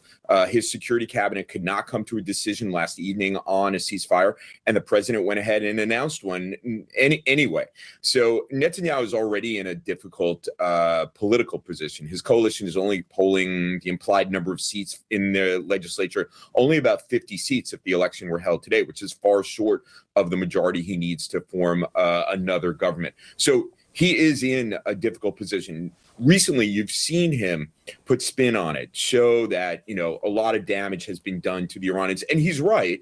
A lot of damage has been done to the Iranian war machine. There's been a lot of damage to its proxies, but they have not been able to translate those tactical accomplishments on the battlefield into Israel's strategic goals. And that, I think, is frustrating Israelis. And I think it's frustrating Israelis with Prime Minister Netanyahu. People who, quote, manipulate religion for political or military gain. Do you think that he was talking about you, sir? It's very important that the Pope understands. Very, very important. It would be nice not to say it. Iran killed 42,000 people that were totally unarmed. They were protesters. Iran cannot have a nuclear weapon. If they did, every country, including Italy, where he's stationed, every single country in the world would be in trouble. So we're doing very well with respect to that, having to do with the whole situation on Iran. The blockade is amazing. It's holding up very strong, very powerfully. And I think we're making a lot of progress in that. But the Pope has to understand Iran, very simple. Iran cannot have a nuclear weapon. The world would be in great danger. Mr. President, would you meet with the Pope to even out your differences with Catholics or torn? I don't think it's necessary. Mr. President, you spoke with Prime Minister Modi just a couple of days ago. What was the conversation like? What is it that is on the table now? I had a very good talk with him, and he's a friend of mine from India. And he's doing great. We had a very good conversation. He's a friend of mine from India. Oh, really? The Prime Minister of India is a friend of yours from India. Thank you, sir. I love when he just adds stuff like that to be like, look how knowledgeable I am, I know he's from India. Modi, he's from India. Many people are saying, I don't know which country, which leader's from, but I know. I always know. Are you considering extending the ceasefire with Iran? With who? With Iran. We're doing very well, I can tell you. Maybe it'll happen before that. I'm not sure it needs to be extended. Just so you know, Iran wants to make a deal, and we're dealing very nicely with them. We've got to have no nuclear weapons. If we do, that's a big factor. And they're willing to do things today that they weren't willing to do 2 months ago. Do you have any news about Ukraine? Do you have any news regarding peace in Ukraine? Will Hezbollah stick to the ceasefire? Are you confident about that? I think they will. I think it's going to be, actually it's very exciting because it's 48 years. We're going to be meeting with Bibi Netanyahu, as you know, and the president of Lebanon. And I had a great talk with both of them today. They're going to be having a ceasefire. And that'll include Hezbollah, and I think it could be number 10 for me. Mr. President, do you have any news regarding peace in Ukraine? Do you have any news regarding peace in Ukraine? Ukraine is moving along. I wish they could get along, frankly. A lot of people are dying in Ukraine. We'll see what happens. Things happening there. We're focused lot of people are focused so dying much in right now Ukraine. on Iran, seeing if we can get that completed. And I think we're going to. And I think if you look, the stock market is good. The oil prices are coming down, and it's looking very good that we're going to make a deal with Iran, and it's going to be a good deal. It's going to be a deal with no nuclear weapons. When is the next in-person round of negotiations on the war in Iran? When will They're that all take place? important. I mean, it's not a question of around. All of them are When will important. the next in-person Probably, meeting take maybe place? over the weekend. Will you send the vice president? Mr. President, will you send the vice Just so you president? understand, the blockade has been incredible. It's held. They're not doing any business. They're unable to do any business because of the blockade. And so the combination of having no Navy, having no Air Force, having no anti-aircraft equipment, they have nothing. Everything is gone, including their leaders. Now they have a new set of leaders, and we find them very reasonable. And Mr. President, on the 20-year minimum to stop enriching uranium, would you? Well, would we that haven't be agreed to acceptable any. you? We Would haven't that be agreed to any. acceptable to you, sir, if that's the final sticking point? What we have is we have a statement, very powerful statement, that they will not have beyond 20 years, that they will not have nuclear weapons. That's beyond. There's no 20-year limit. Anyone interested? Can you please give us more information on it? They'll go against the weaponization. I think that Todd Blanche is doing a very good job, from what I'm seeing. All I can say thus far, I think Todd Blanche is doing a very good job. There's no deal. Would you be willing to extend the ceasefire, or will the fighting resume, Mr. President? I would say the fighting. If there's no deal, fighting resume. Okay. And then on gas prices, how much longer will Americans continue to see these high gas prices? Well, they're not very high. If you look at what they were supposed to be in order to get rid of a nuclear weapon, with the danger that entails. So the gas prices have come down very much over the last 3-4 days. I know, that's what ABC says. But the fact is that if you look at the stock market's up, everything's doing really well. And the big thing we have to do is we have to make sure that Iran does not have a nuclear weapon, because if they do, you want to talk about problems, you'd have problems. So very important is that Iran does not have a nuclear weapon, and they've agreed to that. Iran's agreed to that, and they've agreed to it very powerfully. They've agreed to give us back the nuclear dust that's way underground because of the attack we made with the B-2 bombers. So we have a lot of agreement with Iran, and I think something's going to happen very positive. Very complicated subject. I don't think we're waiting. I think we're moving very fast. It could happen pretty quickly. Say it. How long you could sustain the blockade on the Strait of Hormuz?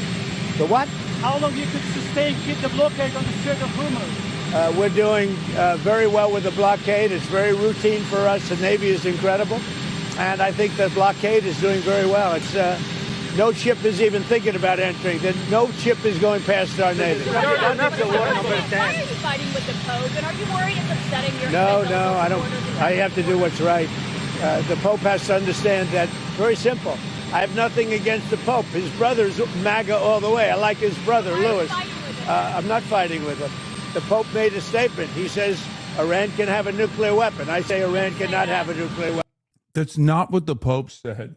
That would be really funny if the Pope said Iran can have a nuclear weapon. Nuclear Pope. The Pope is very weak from the standpoint of crime. The weakest crime Pope of all time.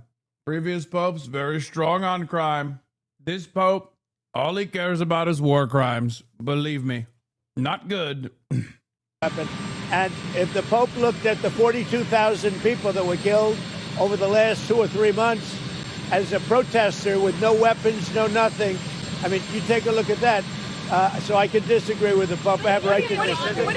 I have a right to disagree with the Pope. What do you say to people who see that, who see your criticism of the... Look, nothing. I have no disagreement with the fact the Pope can say what he wants, and I want him to say what he wants, but I can disagree. I think that Iran cannot have a nuclear weapon. If they do, the whole world would be at jeopardy. The Middle East will be blown up, and the whole world will be at jeopardy. We're very close to making a deal. That'll be a great thing. The Pope has to understand, Iran has killed more than 42,000 people over the last few months. Think of it, protesters.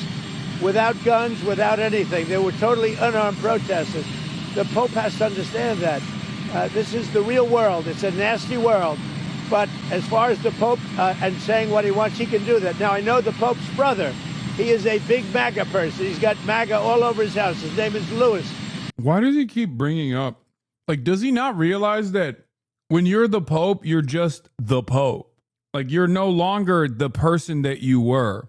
Like, you're like the things that you're communicating are no longer the things that you would communicate as a normal human being. Like, you're like, his brother is totally immaterial, totally irrelevant to this conversation. His brother is not like Pope, you know, he doesn't become like half Pope by kinship. Well, I'll have you know, the Pope's brother agrees with me is a crazy statement. He's the vice Pope. They should make him the Pope. You know, like, what about the Pope's, I don't know, fucking girlfriend when he was in high school, you know? Like, who cares? Oh my God, do you think Donald Trump thinks that the papacy is like monarchies? Like, because it's old? So and there's a lot of, you know, funny outfits that you wear and stuff. I just realized he might legitimately think that he could just like replace the Pope with his brother or something if he felt the need to do so. Listen up, Pope. Don't make me change you out with your brother. Back in the day, that's what they would have done. They would have swapped the Pope out with the brother, put the brother in. Brother's better. New Pope. He's actually a great guy. And I'm sure the Pope is a great guy. I haven't met him. But I disagree with the Pope. If the Pope would allow Iran to have a nuclear weapon, you can't do that. There are people that are saying that the Pope is bad.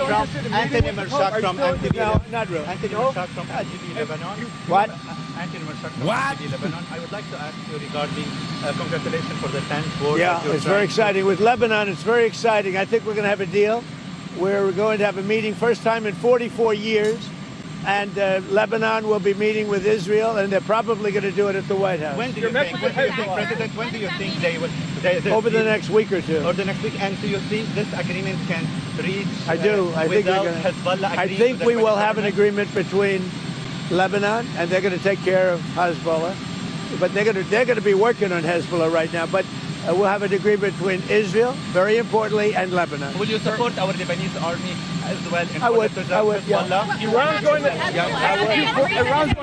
Has Hezbollah agreed to the ceasefire? I mean, how do you even? They're all agreeing. It's a very nice little package for about a week, and we're not going to have lots of bombs dropping, and we're going to see if we can make peace between Lebanon and Israel. And this is on the Pope, Little President, because there was a group of bishops that did put out a statement saying the Pope isn't merely exercising his opinion, he's preaching the gospel. I mean, what do you say to people that do this? Well, I want him to preach the gospel. I'm all about the gospel, but I also know that you cannot let a certain country, which is a very mean-spirited country, have a nuclear weapon. If they did, they would use it, and I think they'd use it quickly, and they would kill many millions of people. So, you know, the Pope could disagree with me on that, but certainly we're allowed to have that. I'm all about the gospel. I'm about it as much as anybody can be, but I can't allow, as President of the United States of America, I can't allow Iran. I'm all about the gospel. I can be about it just as much as anyone can be about the gospel. To have a nuclear weapon. And here's the story.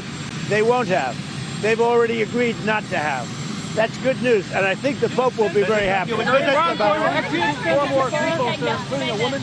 Federal Reserve should wait and see about this Iran war before lowering interest rates. Do you agree with that? No, I don't agree. I think we should have lower interest rates. Iran's going to execute 4 more protesters, reportedly, including the first woman protester. What do you tell Iran? Well, tell that to the Pope. What did you say? Tell that to the Pope. You want to patch things up with the Pope? That Iran is going to... Did you just hear that? Iran is going to execute 4 people, including a woman? Bro's beefing with the Pope, man. It's so weird. Bro is straight up beefing with the motherfucking Pope. He's like, tell that to the Pope. That's a good line. Tell him. Yeah. I don't know if we're going to have to, but if we need to, I would do that. Wait, that's important. Sorry. What are you telling the airlines and the oil companies about the way you're going to open up the Strait? So if you look at the oil and if you look at the price we're paying, it's about half what people thought it would be if you did what I had to do. We had to take this journey to the Middle East in order to get rid of a nuclear weapon. There would have been If we didn't hit them with the B-2 bombers, or if I didn't kill the Barack Hussein Obama deal, the nuclear deal, which was a disaster, we would have had nuclear weapons exploding in the Middle East and beyond. I believe I've been able to stop that. I think we have a very successful negotiation going on right now. And I think it'll be, if it happens, it'll be announced fairly soon. And that'll give us free oil, free Hormuz Strait. Everything will be nice. And I think your oil price will go down to lower than what it was before. And I think a lot of good things will happen. Just for clarity, you're willing to extend the ceasefire through? Well, we'll see. I don't know that we'll have to. Ideally, we'll, but if I needed to, I would. The Lebanese people love you so much. What do you think? The Lebanese people love you so much. What's your message for them? And you will visit Lebanon after this deal? I will do that. At the right time, I would certainly go there. Given this war in Ukraine, Putin doesn't want to stop it apparently. He keeps bombing Ukraine. Do you think this war has the potential to go on for years more? Well, it should have never started. If I were president, the war in Ukraine never would have started with Russia. But you tell that to the Pope. The war in Ukraine. Why is the Pope not talking about Ukraine? If he's so good, how about he stop that war? It's going on. Hopefully it'll get over soon. The First Lady came out last week and said she had no links with Jeffrey Epstein. Who did? The First Lady, Melania Trump. She had none. Why did she come out and say that last week? Because the fake news was saying she did, and she had none, and I think that's been proven. It bothered her that the fake news was being fake news. That's all. She just wanted to clarify. Are you surprised? Who's taking care of Hezbollah? Do you think that they are destroying the deal that we are trying to make? We're going to see how it all works out, but they'll be working and coordinating. If you know Lebanon, right? So they'll be working with Hezbollah. If they fire Jay Powell, interested in acquiring Iranian oil? What? Are you still interested in acquiring Iranian oil after the? Well, we'll see. I mean, we have a very good relationship with Iran right now, as hard as it is to believe. And I think it's a combination of about 4 weeks of bombing and a very powerful blockade. The blockade is maybe more powerful than the bombing, if you want to know the truth. Are you going to make the Arab countries pay? What do you say to that? What can you say to that? That is such an insane statement to make. First of all, there are tankers going through the blockade. That's number one. Number two, he keeps saying that the new administration is much better when that's not happening. Like the new admin, the new government is comprised entirely of hardliners. Everything he says is the exact opposite of what's going on. As I've said earlier, Donald Trump is the last person to ask about any event, really, because he doesn't know what the fuck's going on. And not only does he not know what the fuck's going on, but he doesn't even know what he's going to say next. A portion of all of the costs. I think they'll make that. I think they're going to make that contribution. I think the Arab countries, because we've done a lot, I think they'd make a contribution toward the cost.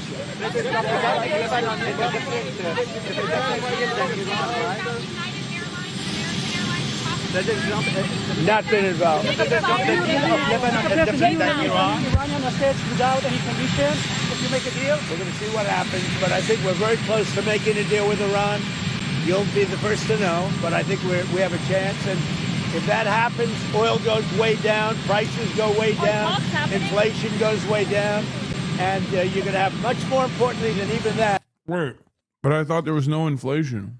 I thought that there was no issue. Now it kind of sounds like there is a real price issue here. You just said the prices aren't up. What happened? Now you're talking about inflation will go way down. Democrat Ana Lilia Mejia wins the New Jersey special election. Yes. Yeah.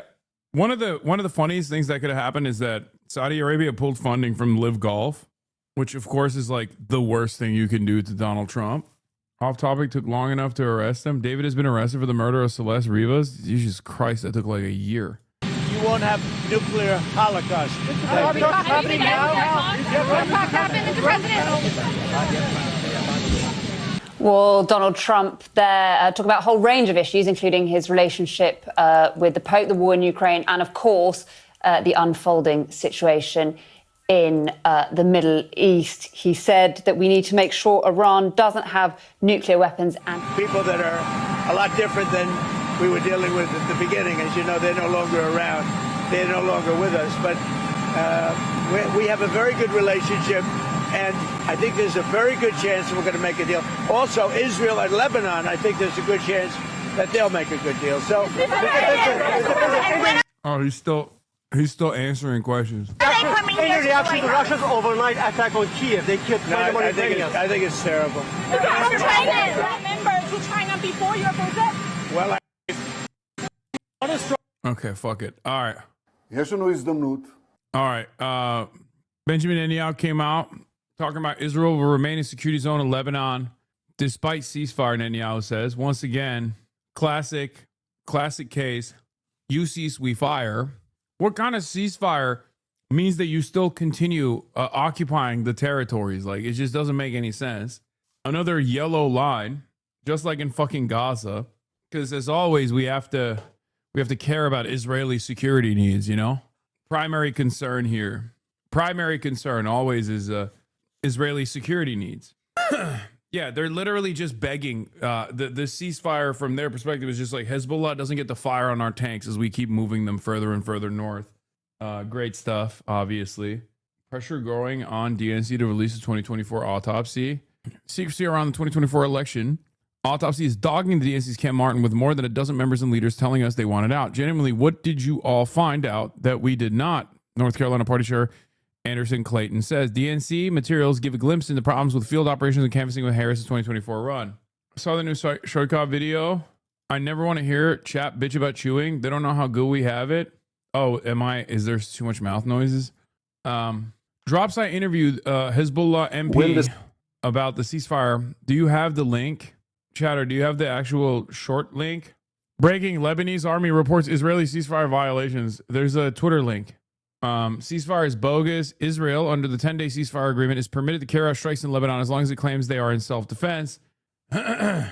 Article 3 reads, Israel shall preserve its right to take all necessary measures of self-defense at any time against planned, imminent, or ongoing attacks. Planned attacks. Oh, so they can do another a first strike. Self-defense first strike, preemptive first strike. Yeah, this seems like bullshit, but who knows? IDF setting up more outposts in southern Lebanon. We're behaving just like we did in Gaza, one army source said. There's a list of homes to be demolished, and we measure success based on a number of buildings destroyed in one day. I can't, dude. It's just a fucking Nazi country. It's a fucking Nazi country. It must be brought to heel. There has to be punishments. There has to be accountability. The world cannot continue existing in the ways that it has, with, you know, this much bandwidth given to this psychopathic Nazi state. What the fuck are we doing, man?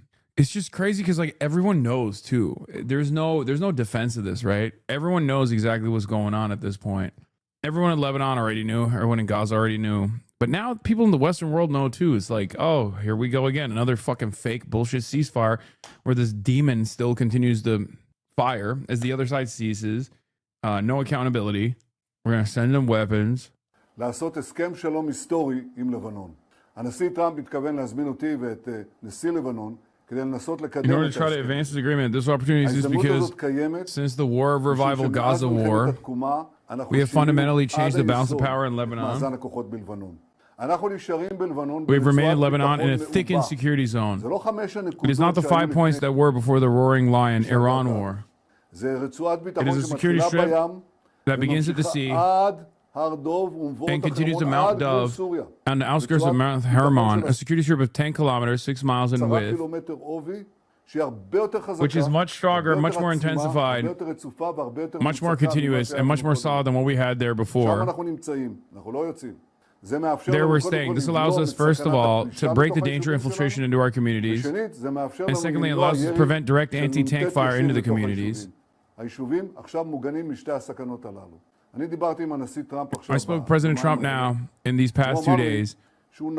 He told me that he's extremely determined to continue also the maritime blockade and to bring about the dismantling of Iran's nuclear capability, what remains of it. Yeah, he's the real president. I'm glad that we heard from the real fucking president, you know. Israel strikes 3 paramedic teams in South Lebanon, health ministry says. Every time. It's crazy because, like, he just openly says, like, oh no, we're gonna keep bombing them. Like, it's fine. Like, don't worry folks. Like, the bombing will continue. and territorial acquisitions will continue. Lebanon has already taken a step in the meeting in Washington. It will not be drawn into another step that would hand Netanyahu a moral victory he has been unable to achieve on the ground in Lebanon. David finally arrested. Yes, I saw, man. I saw. Okay. I can't believe it took this long. I don't even understand what the fuck they were thinking. Like what the police were doing. Like maybe the first month. I mean, it was suspicious from day one, right? It was unbelievably suspicious from day one. But the fact that it took like months and months, sorry, hold on. The fact that it took months and months and months is, I mean, it doesn't make any sense. No, it's not that they, it's not that they didn't want to fumble the case. It's been said that cold case files are so because the primary suspect is often a cop. I just don't understand how they just took their ass, they took their sweet ass time. Law enforcement only likes to take cases they know they'll win for sure. No, dude, what the fuck? This was a lock. What are you guys talking about? Also, no, that's not the case. Police have a dog shit clearance rate.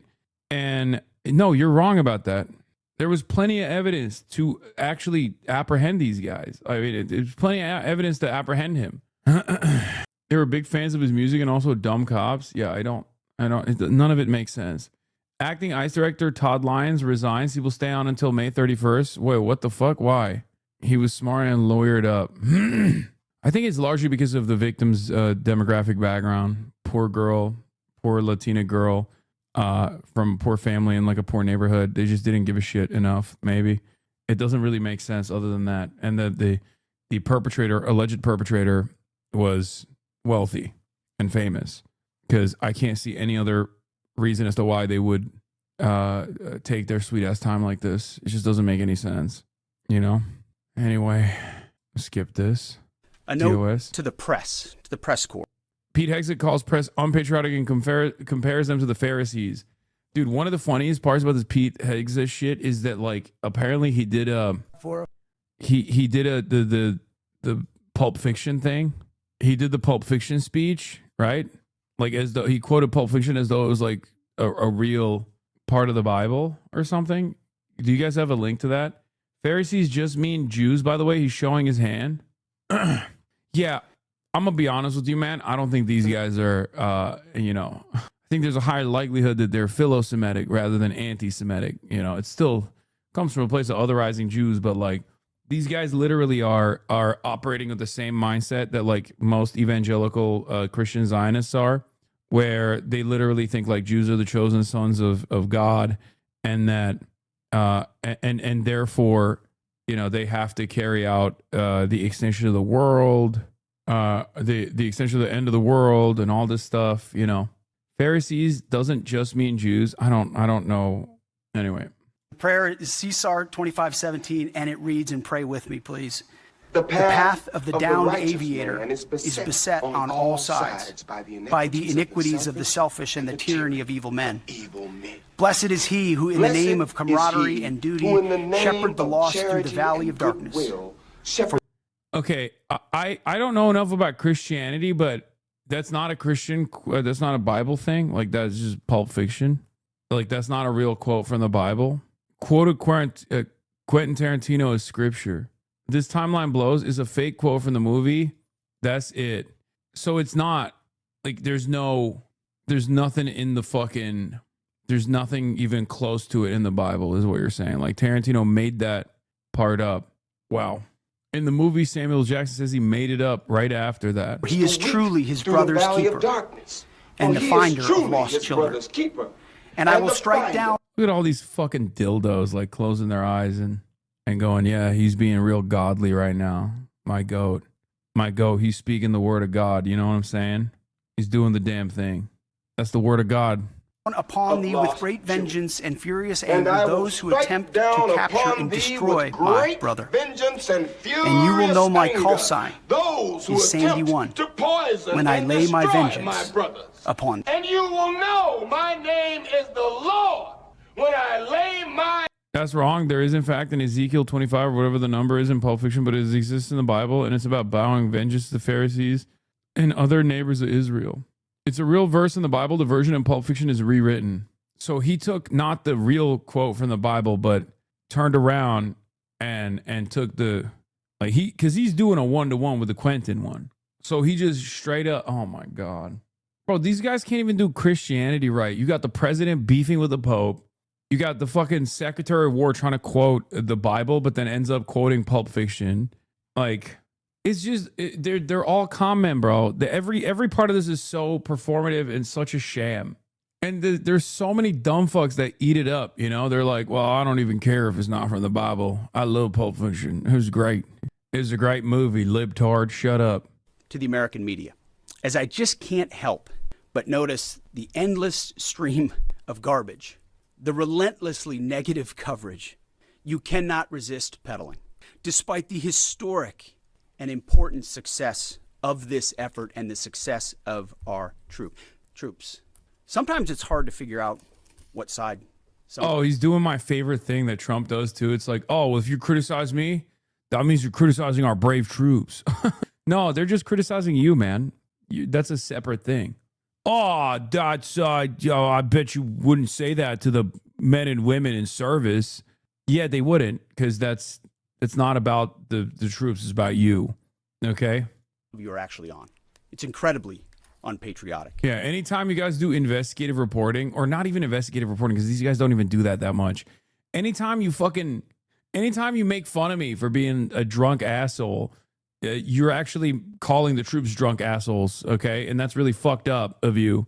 Oh, I bet you would spit on the American flag right now if you could. I sat there in church and I thought, our press are just like these Pharisees. Not all of you, but the legacy Trump-hating press. Your politically motivated animus for President Trump nearly completely blinds you from the brilliance of our American warriors. The Pharisees scrutinized every good act in order to find a violation, only looking for the negative. You see, on the battlefield, these are demonstrations of uniquely American capabilities, strength and resolve. It's all around you each and every day.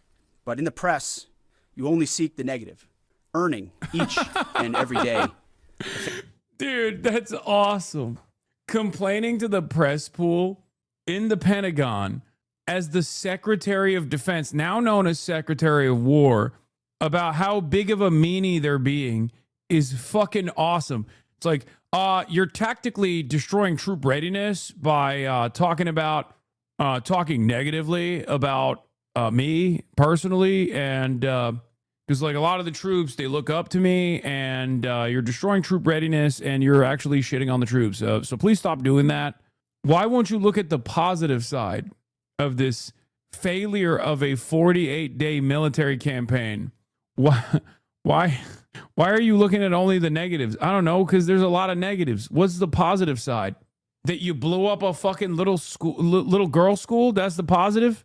What is the New York Times supposed to report on? Like, well, actually, Donald Trump destroyed the dinghies and the jet skis, which was the majority of the Iranian Navy. And also, on top of that, he killed a 87-year-old man with cancer and 160 little schoolgirls. What a brilliant military achievement this has been, sir. Thank you so much. Since then, the Strait of Hormuz has been blocked. The global energy markets are collapsing. And there's no end in sight to the pain. Again, Donald Trump has brilliantly navigated this treacherous field by consistently lying about what's going to happen next in order to engage in market manipulation. But fear not, he has done the market manipulation very successfully. And it's good that he did the market manipulation. The market was actually too stable, is what we were thinking here at the New York Times. And we've realized that it's actually a little bit of volatility is good for everybody. You know, it only makes me grind harder. Fake news label. But the American people, with goodness in their hearts, see past the Pharisees in our press. When you fire criticisms at Pete Hegseth, it's like firing missiles at our troops. So to those troops, stay focused, block out the noise, stay aggressive. You are showing the world what it means to be an American warrior. Dog, they are, but it's not as good as you think it is. Like, you're not That's not. You are making this building and the American people proud. Recognized for 1 minute. Thank you, Mr. Speaker. In February, the Trump administration, in conjunction with the Israeli government, launched an illegal and disastrous AOC goes nuclear on Trump admin. Okay, let's see. Let her cook. war in Iran. They provided no rationale to the American people. They sought no legal authority from Congress, and they have since descended our world and our global economy into chaos. And that was just the beginning. Now, President Trump has threatened to use the United States military to carry out acts of genocide against the Iranian people, innocent civilians. Up until today, he has done this on his own, a rogue actor. But today, we vote on whether or not he will do this in the name of the American people. Congress must vote to exercise our power to stop this chaos, or whether we sanction it. And we must vote to restrain it. I urge our colleagues that we vote yes, and that we end and stop all that is imperiled before us. And with that, I yield back. The gentleman from Last night, we got 40 votes in the U.S. Senate to stop providing U.S. military support to the extremist Netanyahu government, which is causing so much devastation in the Middle East right now. And that's far more than we've ever got before. And I think the answer is not complicated. The American people are hurting financially. They can't afford to fill up their gas tanks, can't afford food and housing. And you know what? They got better things to do with our money than provide it to destructive policies of Netanyahu and his military. So we're making progress. We've got a long way to go, but I was pleased with what happened last night. New York City Mayor Zohran Mamdani capped off one of the most impressive rises in modern political history when he was sworn into office in January. The Democratic Socialist became the first Asian American and the first Muslim mayor of New York City. Mamdani is also the city's youngest mayor in more than a century. New level of glaze unlocked. GOP Congressman Troy Nell says Trump is almost the second coming of Jesus Christ. Let's go. Is better than sliced bread. I think he's almost the second coming in my humble opinion. I believe that Donald Trump is better than sliced bread. I think he's almost the second coming in my humble opinion. I think he's done a fantastic job. He's got a very difficult job. Pope's got a tough job, got issues in the church. But Donald Trump has a very, very difficult job to do, the toughest job in the world. When asked about Donald Trump and the beef that he has with the Pope, this guy says he's almost the second coming of Jesus Christ. Bro, American Christians believe in anything but Christianity. Okay? It's actually unbelievable. I think I have more respect for this fucking religion than the average evangelical Christian does. Actually, I know that for a fact. It is insane. Everything that they do is blasphemy. What is going on? I swear to God, American white evangelical Protestants are anything but Christian, okay? If anything, they're closer to the Antichrist. Every single day, everything that they say, everything that they do, everything they believe is unbelievably not only just not Christian-like, but just satanic. It's insane. It is so fucking insane that people don't even look at this stuff and go, what the fuck is happening? These guys are just actual freaks. I don't understand it. I don't get it. I don't understand it. What? How do you not call into question these people's supposed beliefs? Oh, I've seen it in Central Texas. An evangelical read the Bible with their eyes closed, tracing papers with finger like it was magic. They believe whatever the grifter pastor says. It's so unchristian-like, man. I don't know what else to say. Dude, my dad is a recent convert to evangelicalism. Literally grew up with him voting for Obama and him being atheist. How does that happen? What is happening? Is it lead poisoning? To be clear, evangelicals often hate Catholicism, and many claim that they're not even Christians. Religiosity isn't just a cultural flavoring for these ghouls. It's a cancer in their minds. Call me a Reddit atheist, but is there a point where the left actually positions itself against evangelicals just in general as a cancer on the nation? I mean, I'm sure there's normal evangelicals out there. It's just their representatives are so psychotic, though. Holy shit. So how's the mayor doing in his first 100 days? We're going to ask him. But first, we asked New Yorkers for a letter grade. I guess they're just straight up fundies, right? Like they're like ISIS, but instead of, you know, Toyota Hiluxes, they have F-450 pickup trucks, and it's just ISIS in like much wealthier neighborhoods, so they don't do the ISIS shit that ISIS normally does, right? It is. It's just like they're straight up fucking insane, dude. Like the average evangelical Christian is not that different. Like you put them in Syria, they're ISIS, okay? You put them in an environment like Syria, they're gonna behave like ISIS. They're not gonna be like, oh, we shouldn't be, you know, throwing gay people off roofs or whatever. They're gonna be like, oh, hell yeah, it's time to throw some gay people off roofs, because why? I don't have jalapeno poppers to soothe my bloodlust with, you know? To satiate my appetite for bloodlust, I could normally go and get a tall marg at Applebee's alongside $5 jalapeno poppers and watch football on the TV, right? But now I don't have those things. I don't have my material conditions have deteriorated to a degree where I'm in fucking Raqqa. I'm gonna throw gay people off roofs now. I'm ISIS now. Like that's literally put them in Syria, and they're ISIS. Here's what some of them said. B+, This is what gay people I think a C+, okay, an A. I feel like he's doing an amazing job. You know, I guess it would be like an A-, B+, A-. Give him an A. He hasn't done it. B+, A-, bro. What are you taking points off of? Like that he hasn't been able to magically do the billionaire tax by himself? Anything too bad yet, and he hasn't done anything too good yet. So I think a C is perfect for him. A+. Mayor Mondani got a sense of humor, it seems, joins us now. You haven't done anything too bad yet. You haven't done anything too good yet, so we'll give you a grade.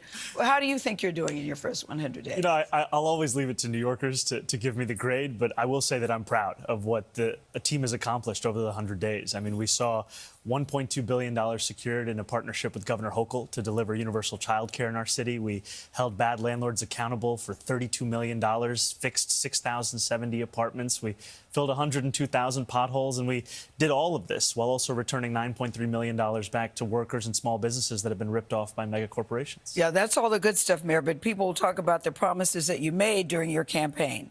3 of your signature issues: universal free child care, freezing city rents, making city buses free. Promises haven't been materialized yet because the rent isn't frozen, the buses aren't free, no universal child care. Okay, CBS, chill. Classic. ZBS. Yeah, Z doesn't stand for Zoran, though. And so New Yorkers are saying, you know, it's been 100 days. Why haven't you done it? What do you say to that? Well, because your campaign promises were big for a lot of people. As they should be, because New Yorkers are facing a big crisis of affordability. So I'll go through one by one. We said that we would deliver universal child care. On day 8, we announced that agreement with Governor Hochul. For the first time in New York City now, we are delivering universal child care for 2-year-olds. 2,000 this year, 12,000 next year, every single 2-year-old by the end of year 4. We said we believe that the rent should be frozen for New Yorkers who live in rent-stabilized housing.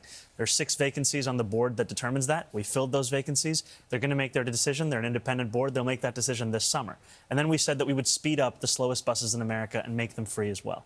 And we're proud to say that we're already speeding up buses for more than 1 million New Yorkers, putting 6 minutes back in their pockets, which, as you know... W toddlers. Bro, the toddlers didn't do nothing. They're fucking... They're getting a free ride, actually. It's L toddlers. If they were W toddlers, they'd be working hard, okay? They'd be working hard at the mines, at the factory, chimney sweeps. You know what I mean? These dumbass babies, these little-ass toddlers don't know the value of a goddamn dollar, getting a free ride. It's what I like to call a moral hazard, okay? Get to work. You know, in New York City, time is money, and we're working with all... No, I'm not pro-child labor. I'm pro-toddler labor, okay?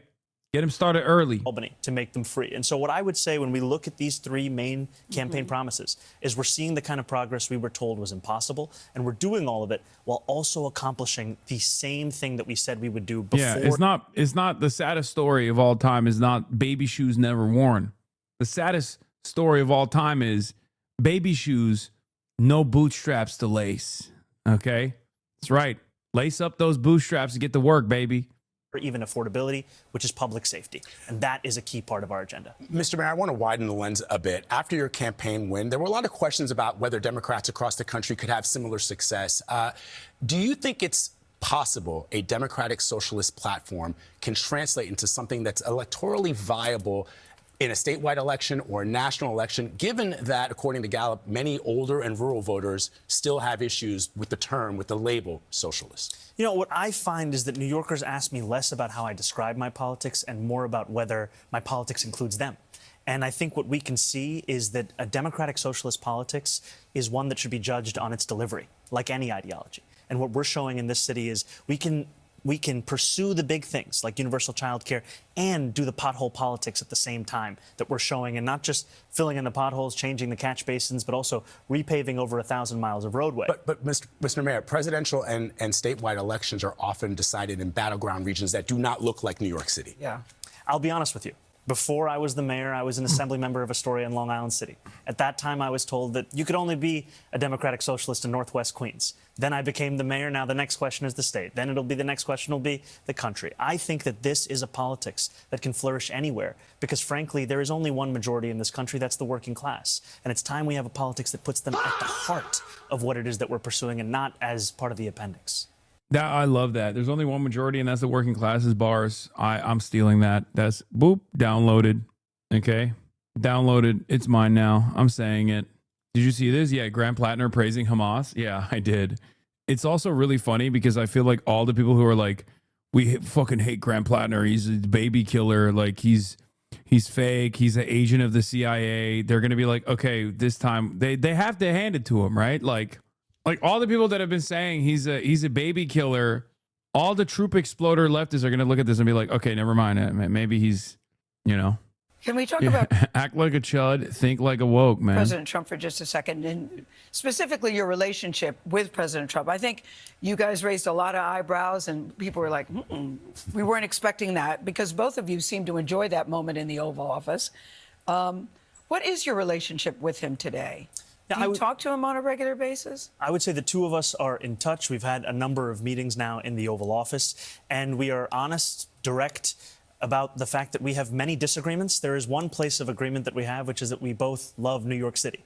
And that's, I think, something that is at the heart of every conversation we have. It's how can we make this city better? Because both of us have said publicly that the better the city does, the better we feel. Were you surprised that the two of you seemed to get along well? Because most people thought, no way these two are going to work. No way. I think in many ways it's a New York story of people who have vehemently differing views and have said many things about each other and can also still work together on the points of agreement. You have vehemently different views on the war in Iran, for instance. Absolutely. I'm deeply opposed to the war. I think it's something that should be opposed not just on a political level or an economic level, but frankly a moral level. We're talking about spending close to $30 billion to kill thousands of people an ocean away, while we're told that we don't have even an ounce of that money to help working class Americans across this country. Have you spoken to him specifically about that? It's no secret of how I feel about the Iran war. The president and I are very honest about those disagreements, and I'll give you another example. But I know it's no secret that how you feel. Oh my God, they're fucking... Okay, let's be real. That's actually a very direct question, and it's actually a good question. These people remember that they're journalists whenever they want to cook someone. It's so fucking annoying. It kind of pisses me off. I kind of want to answer. I want to answer myself. Like, I personally think it's good that she's grilling him a little bit, but also I feel a little at odds because, like, the reason why she's doing this is because he's going to be dodgy. Because the answer is no. I don't think he's fucking talking to Donald Trump about the Iran war and how he fucking hates the Iran war. That's insane. Okay? Let's be real. He's not doing that. That's Trump. He's the president. Okay? But they want, it's a win-win. If they get an answer, they can either, if it's a yes, then they can drive a wedge between Zoran and Trump. That's beneficial for Barry Weiss. If he says no, he looks weak to his base. So that's what's going on. Stop shocking your dog, weirdo. No. Because you've told us, but have you two had a conversation about that specific issue? Let me drop that and hit the unfollow. A number of issues, and that includes our disagreements on foreign policy. And I'll keep the frequency and the nature of those conversations private because that's the premise of them. But I will tell you that in those conversations, it is one that is driven by actually being candid. And the last time that I sat with him, I was there to speak with him about the potential of the federal government to invest in what would be the largest housing development this city had seen since the early 1970s. In the same conversation, I mentioned to him, President Trump, that, just this morning, ICE had detained a Columbia student, I told him. And I said that this was part of a pattern of 5 individuals who'd been detained in or around Columbia. Remember that story? And I put the list over to him. And then 30 minutes after that meeting, he called me and said, I've made the decision to release her.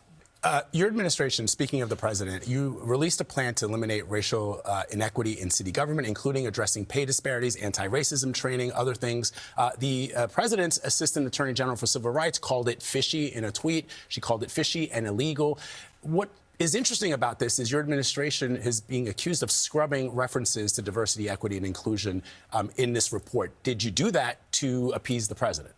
What we did is we inherited a report that had been diluted by the prior administration, one that hadn't even been released, had been stonewalled for hundreds of days. And we strengthened that report because, frankly, the truth is, and that many New Yorkers know, that we can't speak about the affordability crisis if we're not also speaking about the way it's been intertwined with the history of racism in this city. The very same neighborhoods that are being hit hardest by rises in rent and affordability are also the ones that have been overlooked by city government time and time again. So we laid out this plan that's both a racial equity plan for how government can do better and also a true cost of living plan.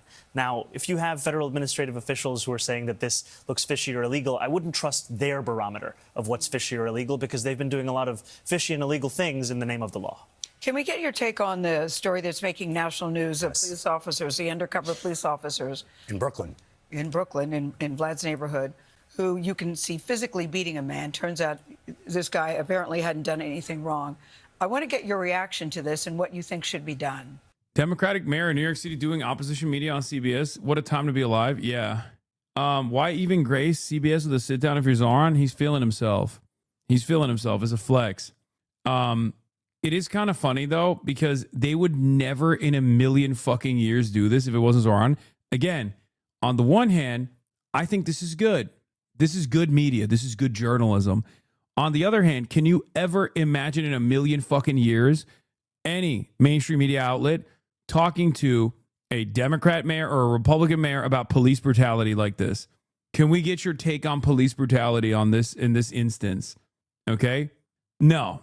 They 1,000,000% would never do that. As a matter of fact, if people were bringing up, if there was a mayor that was actually complaining about police brutality, they would be like, well, don't you think some people deserve to be brutalized? Like, here's a case of, I don't know. Here's a case where this guy was a really violent, dangerous criminal, and the cops had to apprehend him violently. Don't you think that that's appropriate use of force? It's kind of crazy. Again, they turn into like real reporters whenever there's a character that they want to attack. It's very tough to watch. We give everybody, we say it's disturbing, heads up, very bad, but as mayor of the city, who's in charge of the police department, what do you say about this? It is you and the commissioner, yeah. It is incredibly disturbing, and it is unacceptable. What we are seeing on this video is the kind of behavior that should never be condoned. And I not only have made that clear, the police commissioner has made that clear. It's being investigated as we speak, because as New Yorkers see this, this is not what it looks like to deliver safety or justice in this city. I know, but you know, whenever we see video like that, that's always the line. It's disturbing, it's upsetting. I think people want to hear, what are you? Oh my God. They're literally holding his feet to the fire. They're like, what kind of reforms are you going to commit to the NYPD? Like, this is, again, I feel like they have turned into journalists. Like, this is Gale. This is a different kind of Gale. Can you imagine? Can you fucking imagine CBS, Mainline, turning around and talking to any fucking mayor or any politician like, what kind of hard line commitments are you offering to reforming these unaccountable thugs of the state? No, it's not the Overton window that changed, chatter. No, they're doing that because he's anti-cop. That's why they're doing it. They're doing that because they're holding his feet to the fire. It's like when, like, the question's like, oh, don't you feel like the things you're wearing are too expensive? Would not be a question you would ask any political commentator except for me. Why? Because from their perspective, that is my worldview. That is like an inherent hypocrisy, right? Even though this is not a perfect analog, because there's nothing hypocritical about the, you know, wearing nice clothes or whatever the fuck, as opposed to like, well, being a socialist. But there is genuinely a hypocrisy here, at least, with Zoran not delivering a stronger stance against police brutality, like what the investigations are, what kind of reforms are going to be committed, right? Anything to make you stutter can be clipped. What do you mean? They don't genuinely believe that police need to be fucking reformed. What are you, crazy? I've heard how they talk about police for years and years. The only reason why they're doing that is because of Zoran. What are you going to do about it? These officers have already been shifted in their duty. They've already been put on desk duty. And the point of this investigation is to ensure that we get to the entire set of facts here so that they're actually held accountable. Because no one in government should be above accountability, and that includes myself as well. Mr. Mayor, before you go, Governor Kathy Hochul has been adamant about not raising income taxes on the wealthy, which is key to getting much of your agenda accomplished. How do you... Oh, desk duty. Gail's about to push, be like, we've heard that before. Gail's about to be like, we've heard that before. Desk duty, huh? Don't you feel like your predecessors would also do the same thing? Isn't desk duty simply a way to sidestep accountability? She's about to cook them. It's crazy. Zoran made CBS woke. Okay? She's out here being like, yeah, this is, Black Lives Matter. she's about to be like, listen, I've been a big fan of defunding the police. Very disappointed that you won't do what's necessary. Everyone knows everyone knows pigs are class traitors, Zoran. It's time to bring this these unaccountable agents of the state to heel. Get her on board for what you're trying to accomplish. Well, I'm actually really excited. Yeah, she's about to be like, what's next? You're going to cut the library budget again? Huh, Zoran? Some more homeless sweeps, Zoran? You asked that question just a few days ago. The governor announced that we are going to be pursuing the city's first ever pied-à-terre tax. This is a tax on secondary homes owned by non-New Yorkers that are worth more than $5 million. We're talking about... Gail coming out and being like, why won't you commit to supporting armed resistance against the armed resistance against the occupying state? It's international human rights law, after all. Do you not care about that? It seemed like you cared about that when we were talking about holding Benjamin Netanyahu to account and arresting him. CBS coming out pro-Hamas, the cook Zoran, would be very funny. Oligarchs from across the world. And these are homes that when they're built, developers even tell local elected officials, don't worry, it's not going to be an increase in city services because no one's going to live here. She's like, Gail be like, I'm a prison abolitionist. And as a prison abolitionist, I want you to stay true to your word and abolish Rikers, if not all prisons. Why haven't you released Maduro from prison? We're going to be raising $500 million for the city directly from this new pied-à-terre tax. And it is a clear example of not only a system of taxation that has been hurting working people, but now one that will be fairer by taxing the wealthiest just a little bit more. You still enjoying this job? I am. You are? It's truly... Would you tell us if it weren't? Everything you expected? I would blink twice. All right. Right. Blink twice. He's not blinking. Thank you for your time. We're going to tell Rowan. Bro, she even cooked him on the blinking, dude. That's crazy. What is this? Anyone else black in the chat not finding something you can laugh at? Like, I get the hypocrisy, but still. They do Brandon Johnson the same way. He should say something. Actually, it's a good take. Yeah, they cook Brandon Johnson on a similar vein as well. All of a sudden, the media is like the woker. All of a sudden, the media is the woker when they're talking to a left mayor. I just watched a very interesting interview with Amy Goodman of Democracy Now! Very cool to see Democratic compatriots having a spirited conversation. I do feel your soundboard could have enhanced the experience. Perhaps a tasteful fa here and there could have really enhanced the experience for me. Is there a particular reason you chose not to use it? Yes, because it was Amy Goodman, okay? I would use the soundboard with Obama, but I wouldn't use it with Amy Goodman. So you admit the board is a disgrace? Got him? Yes, sure. Yeah. All right, I'm fucking tired, dude. I traveled this morning, everybody. I apologize for only doing 7 hours and 30 minutes, okay? It's messed up. It's messed up, I know. But that is all I got for today. I am going to be live tomorrow as always. Same time, same place. You already know what's up. Peace, everybody. Love you. Bye-bye. Stunning Ro-Fi introduction, starting off the day. All the chatter's trickling in, hustle people hate. Sunny in Los Angeles, California, says Hassan. Stun luck to the stun luck to the topic's just begun. 'Cause there is again, Hassan is streaming, Hassan is streaming.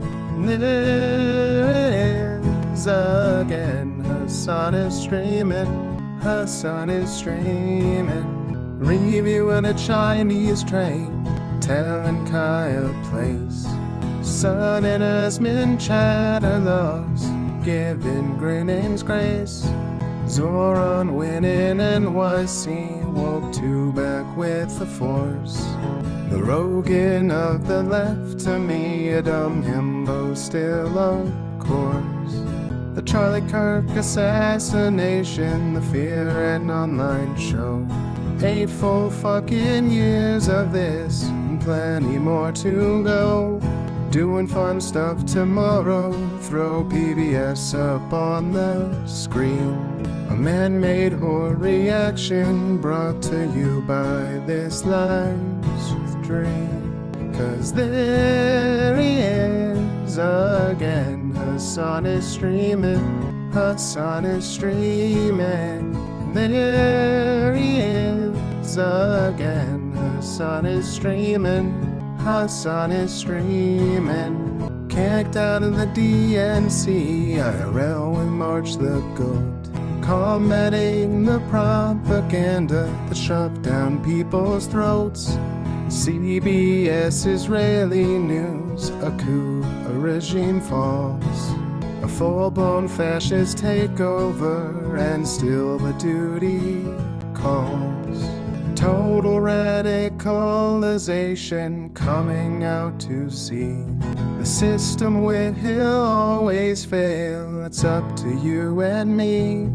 On these daily streets, whether short or whether long, have helped millions of people keep it moving right along. 'Cause there he is again, Hassan is streaming, Hassan is streaming.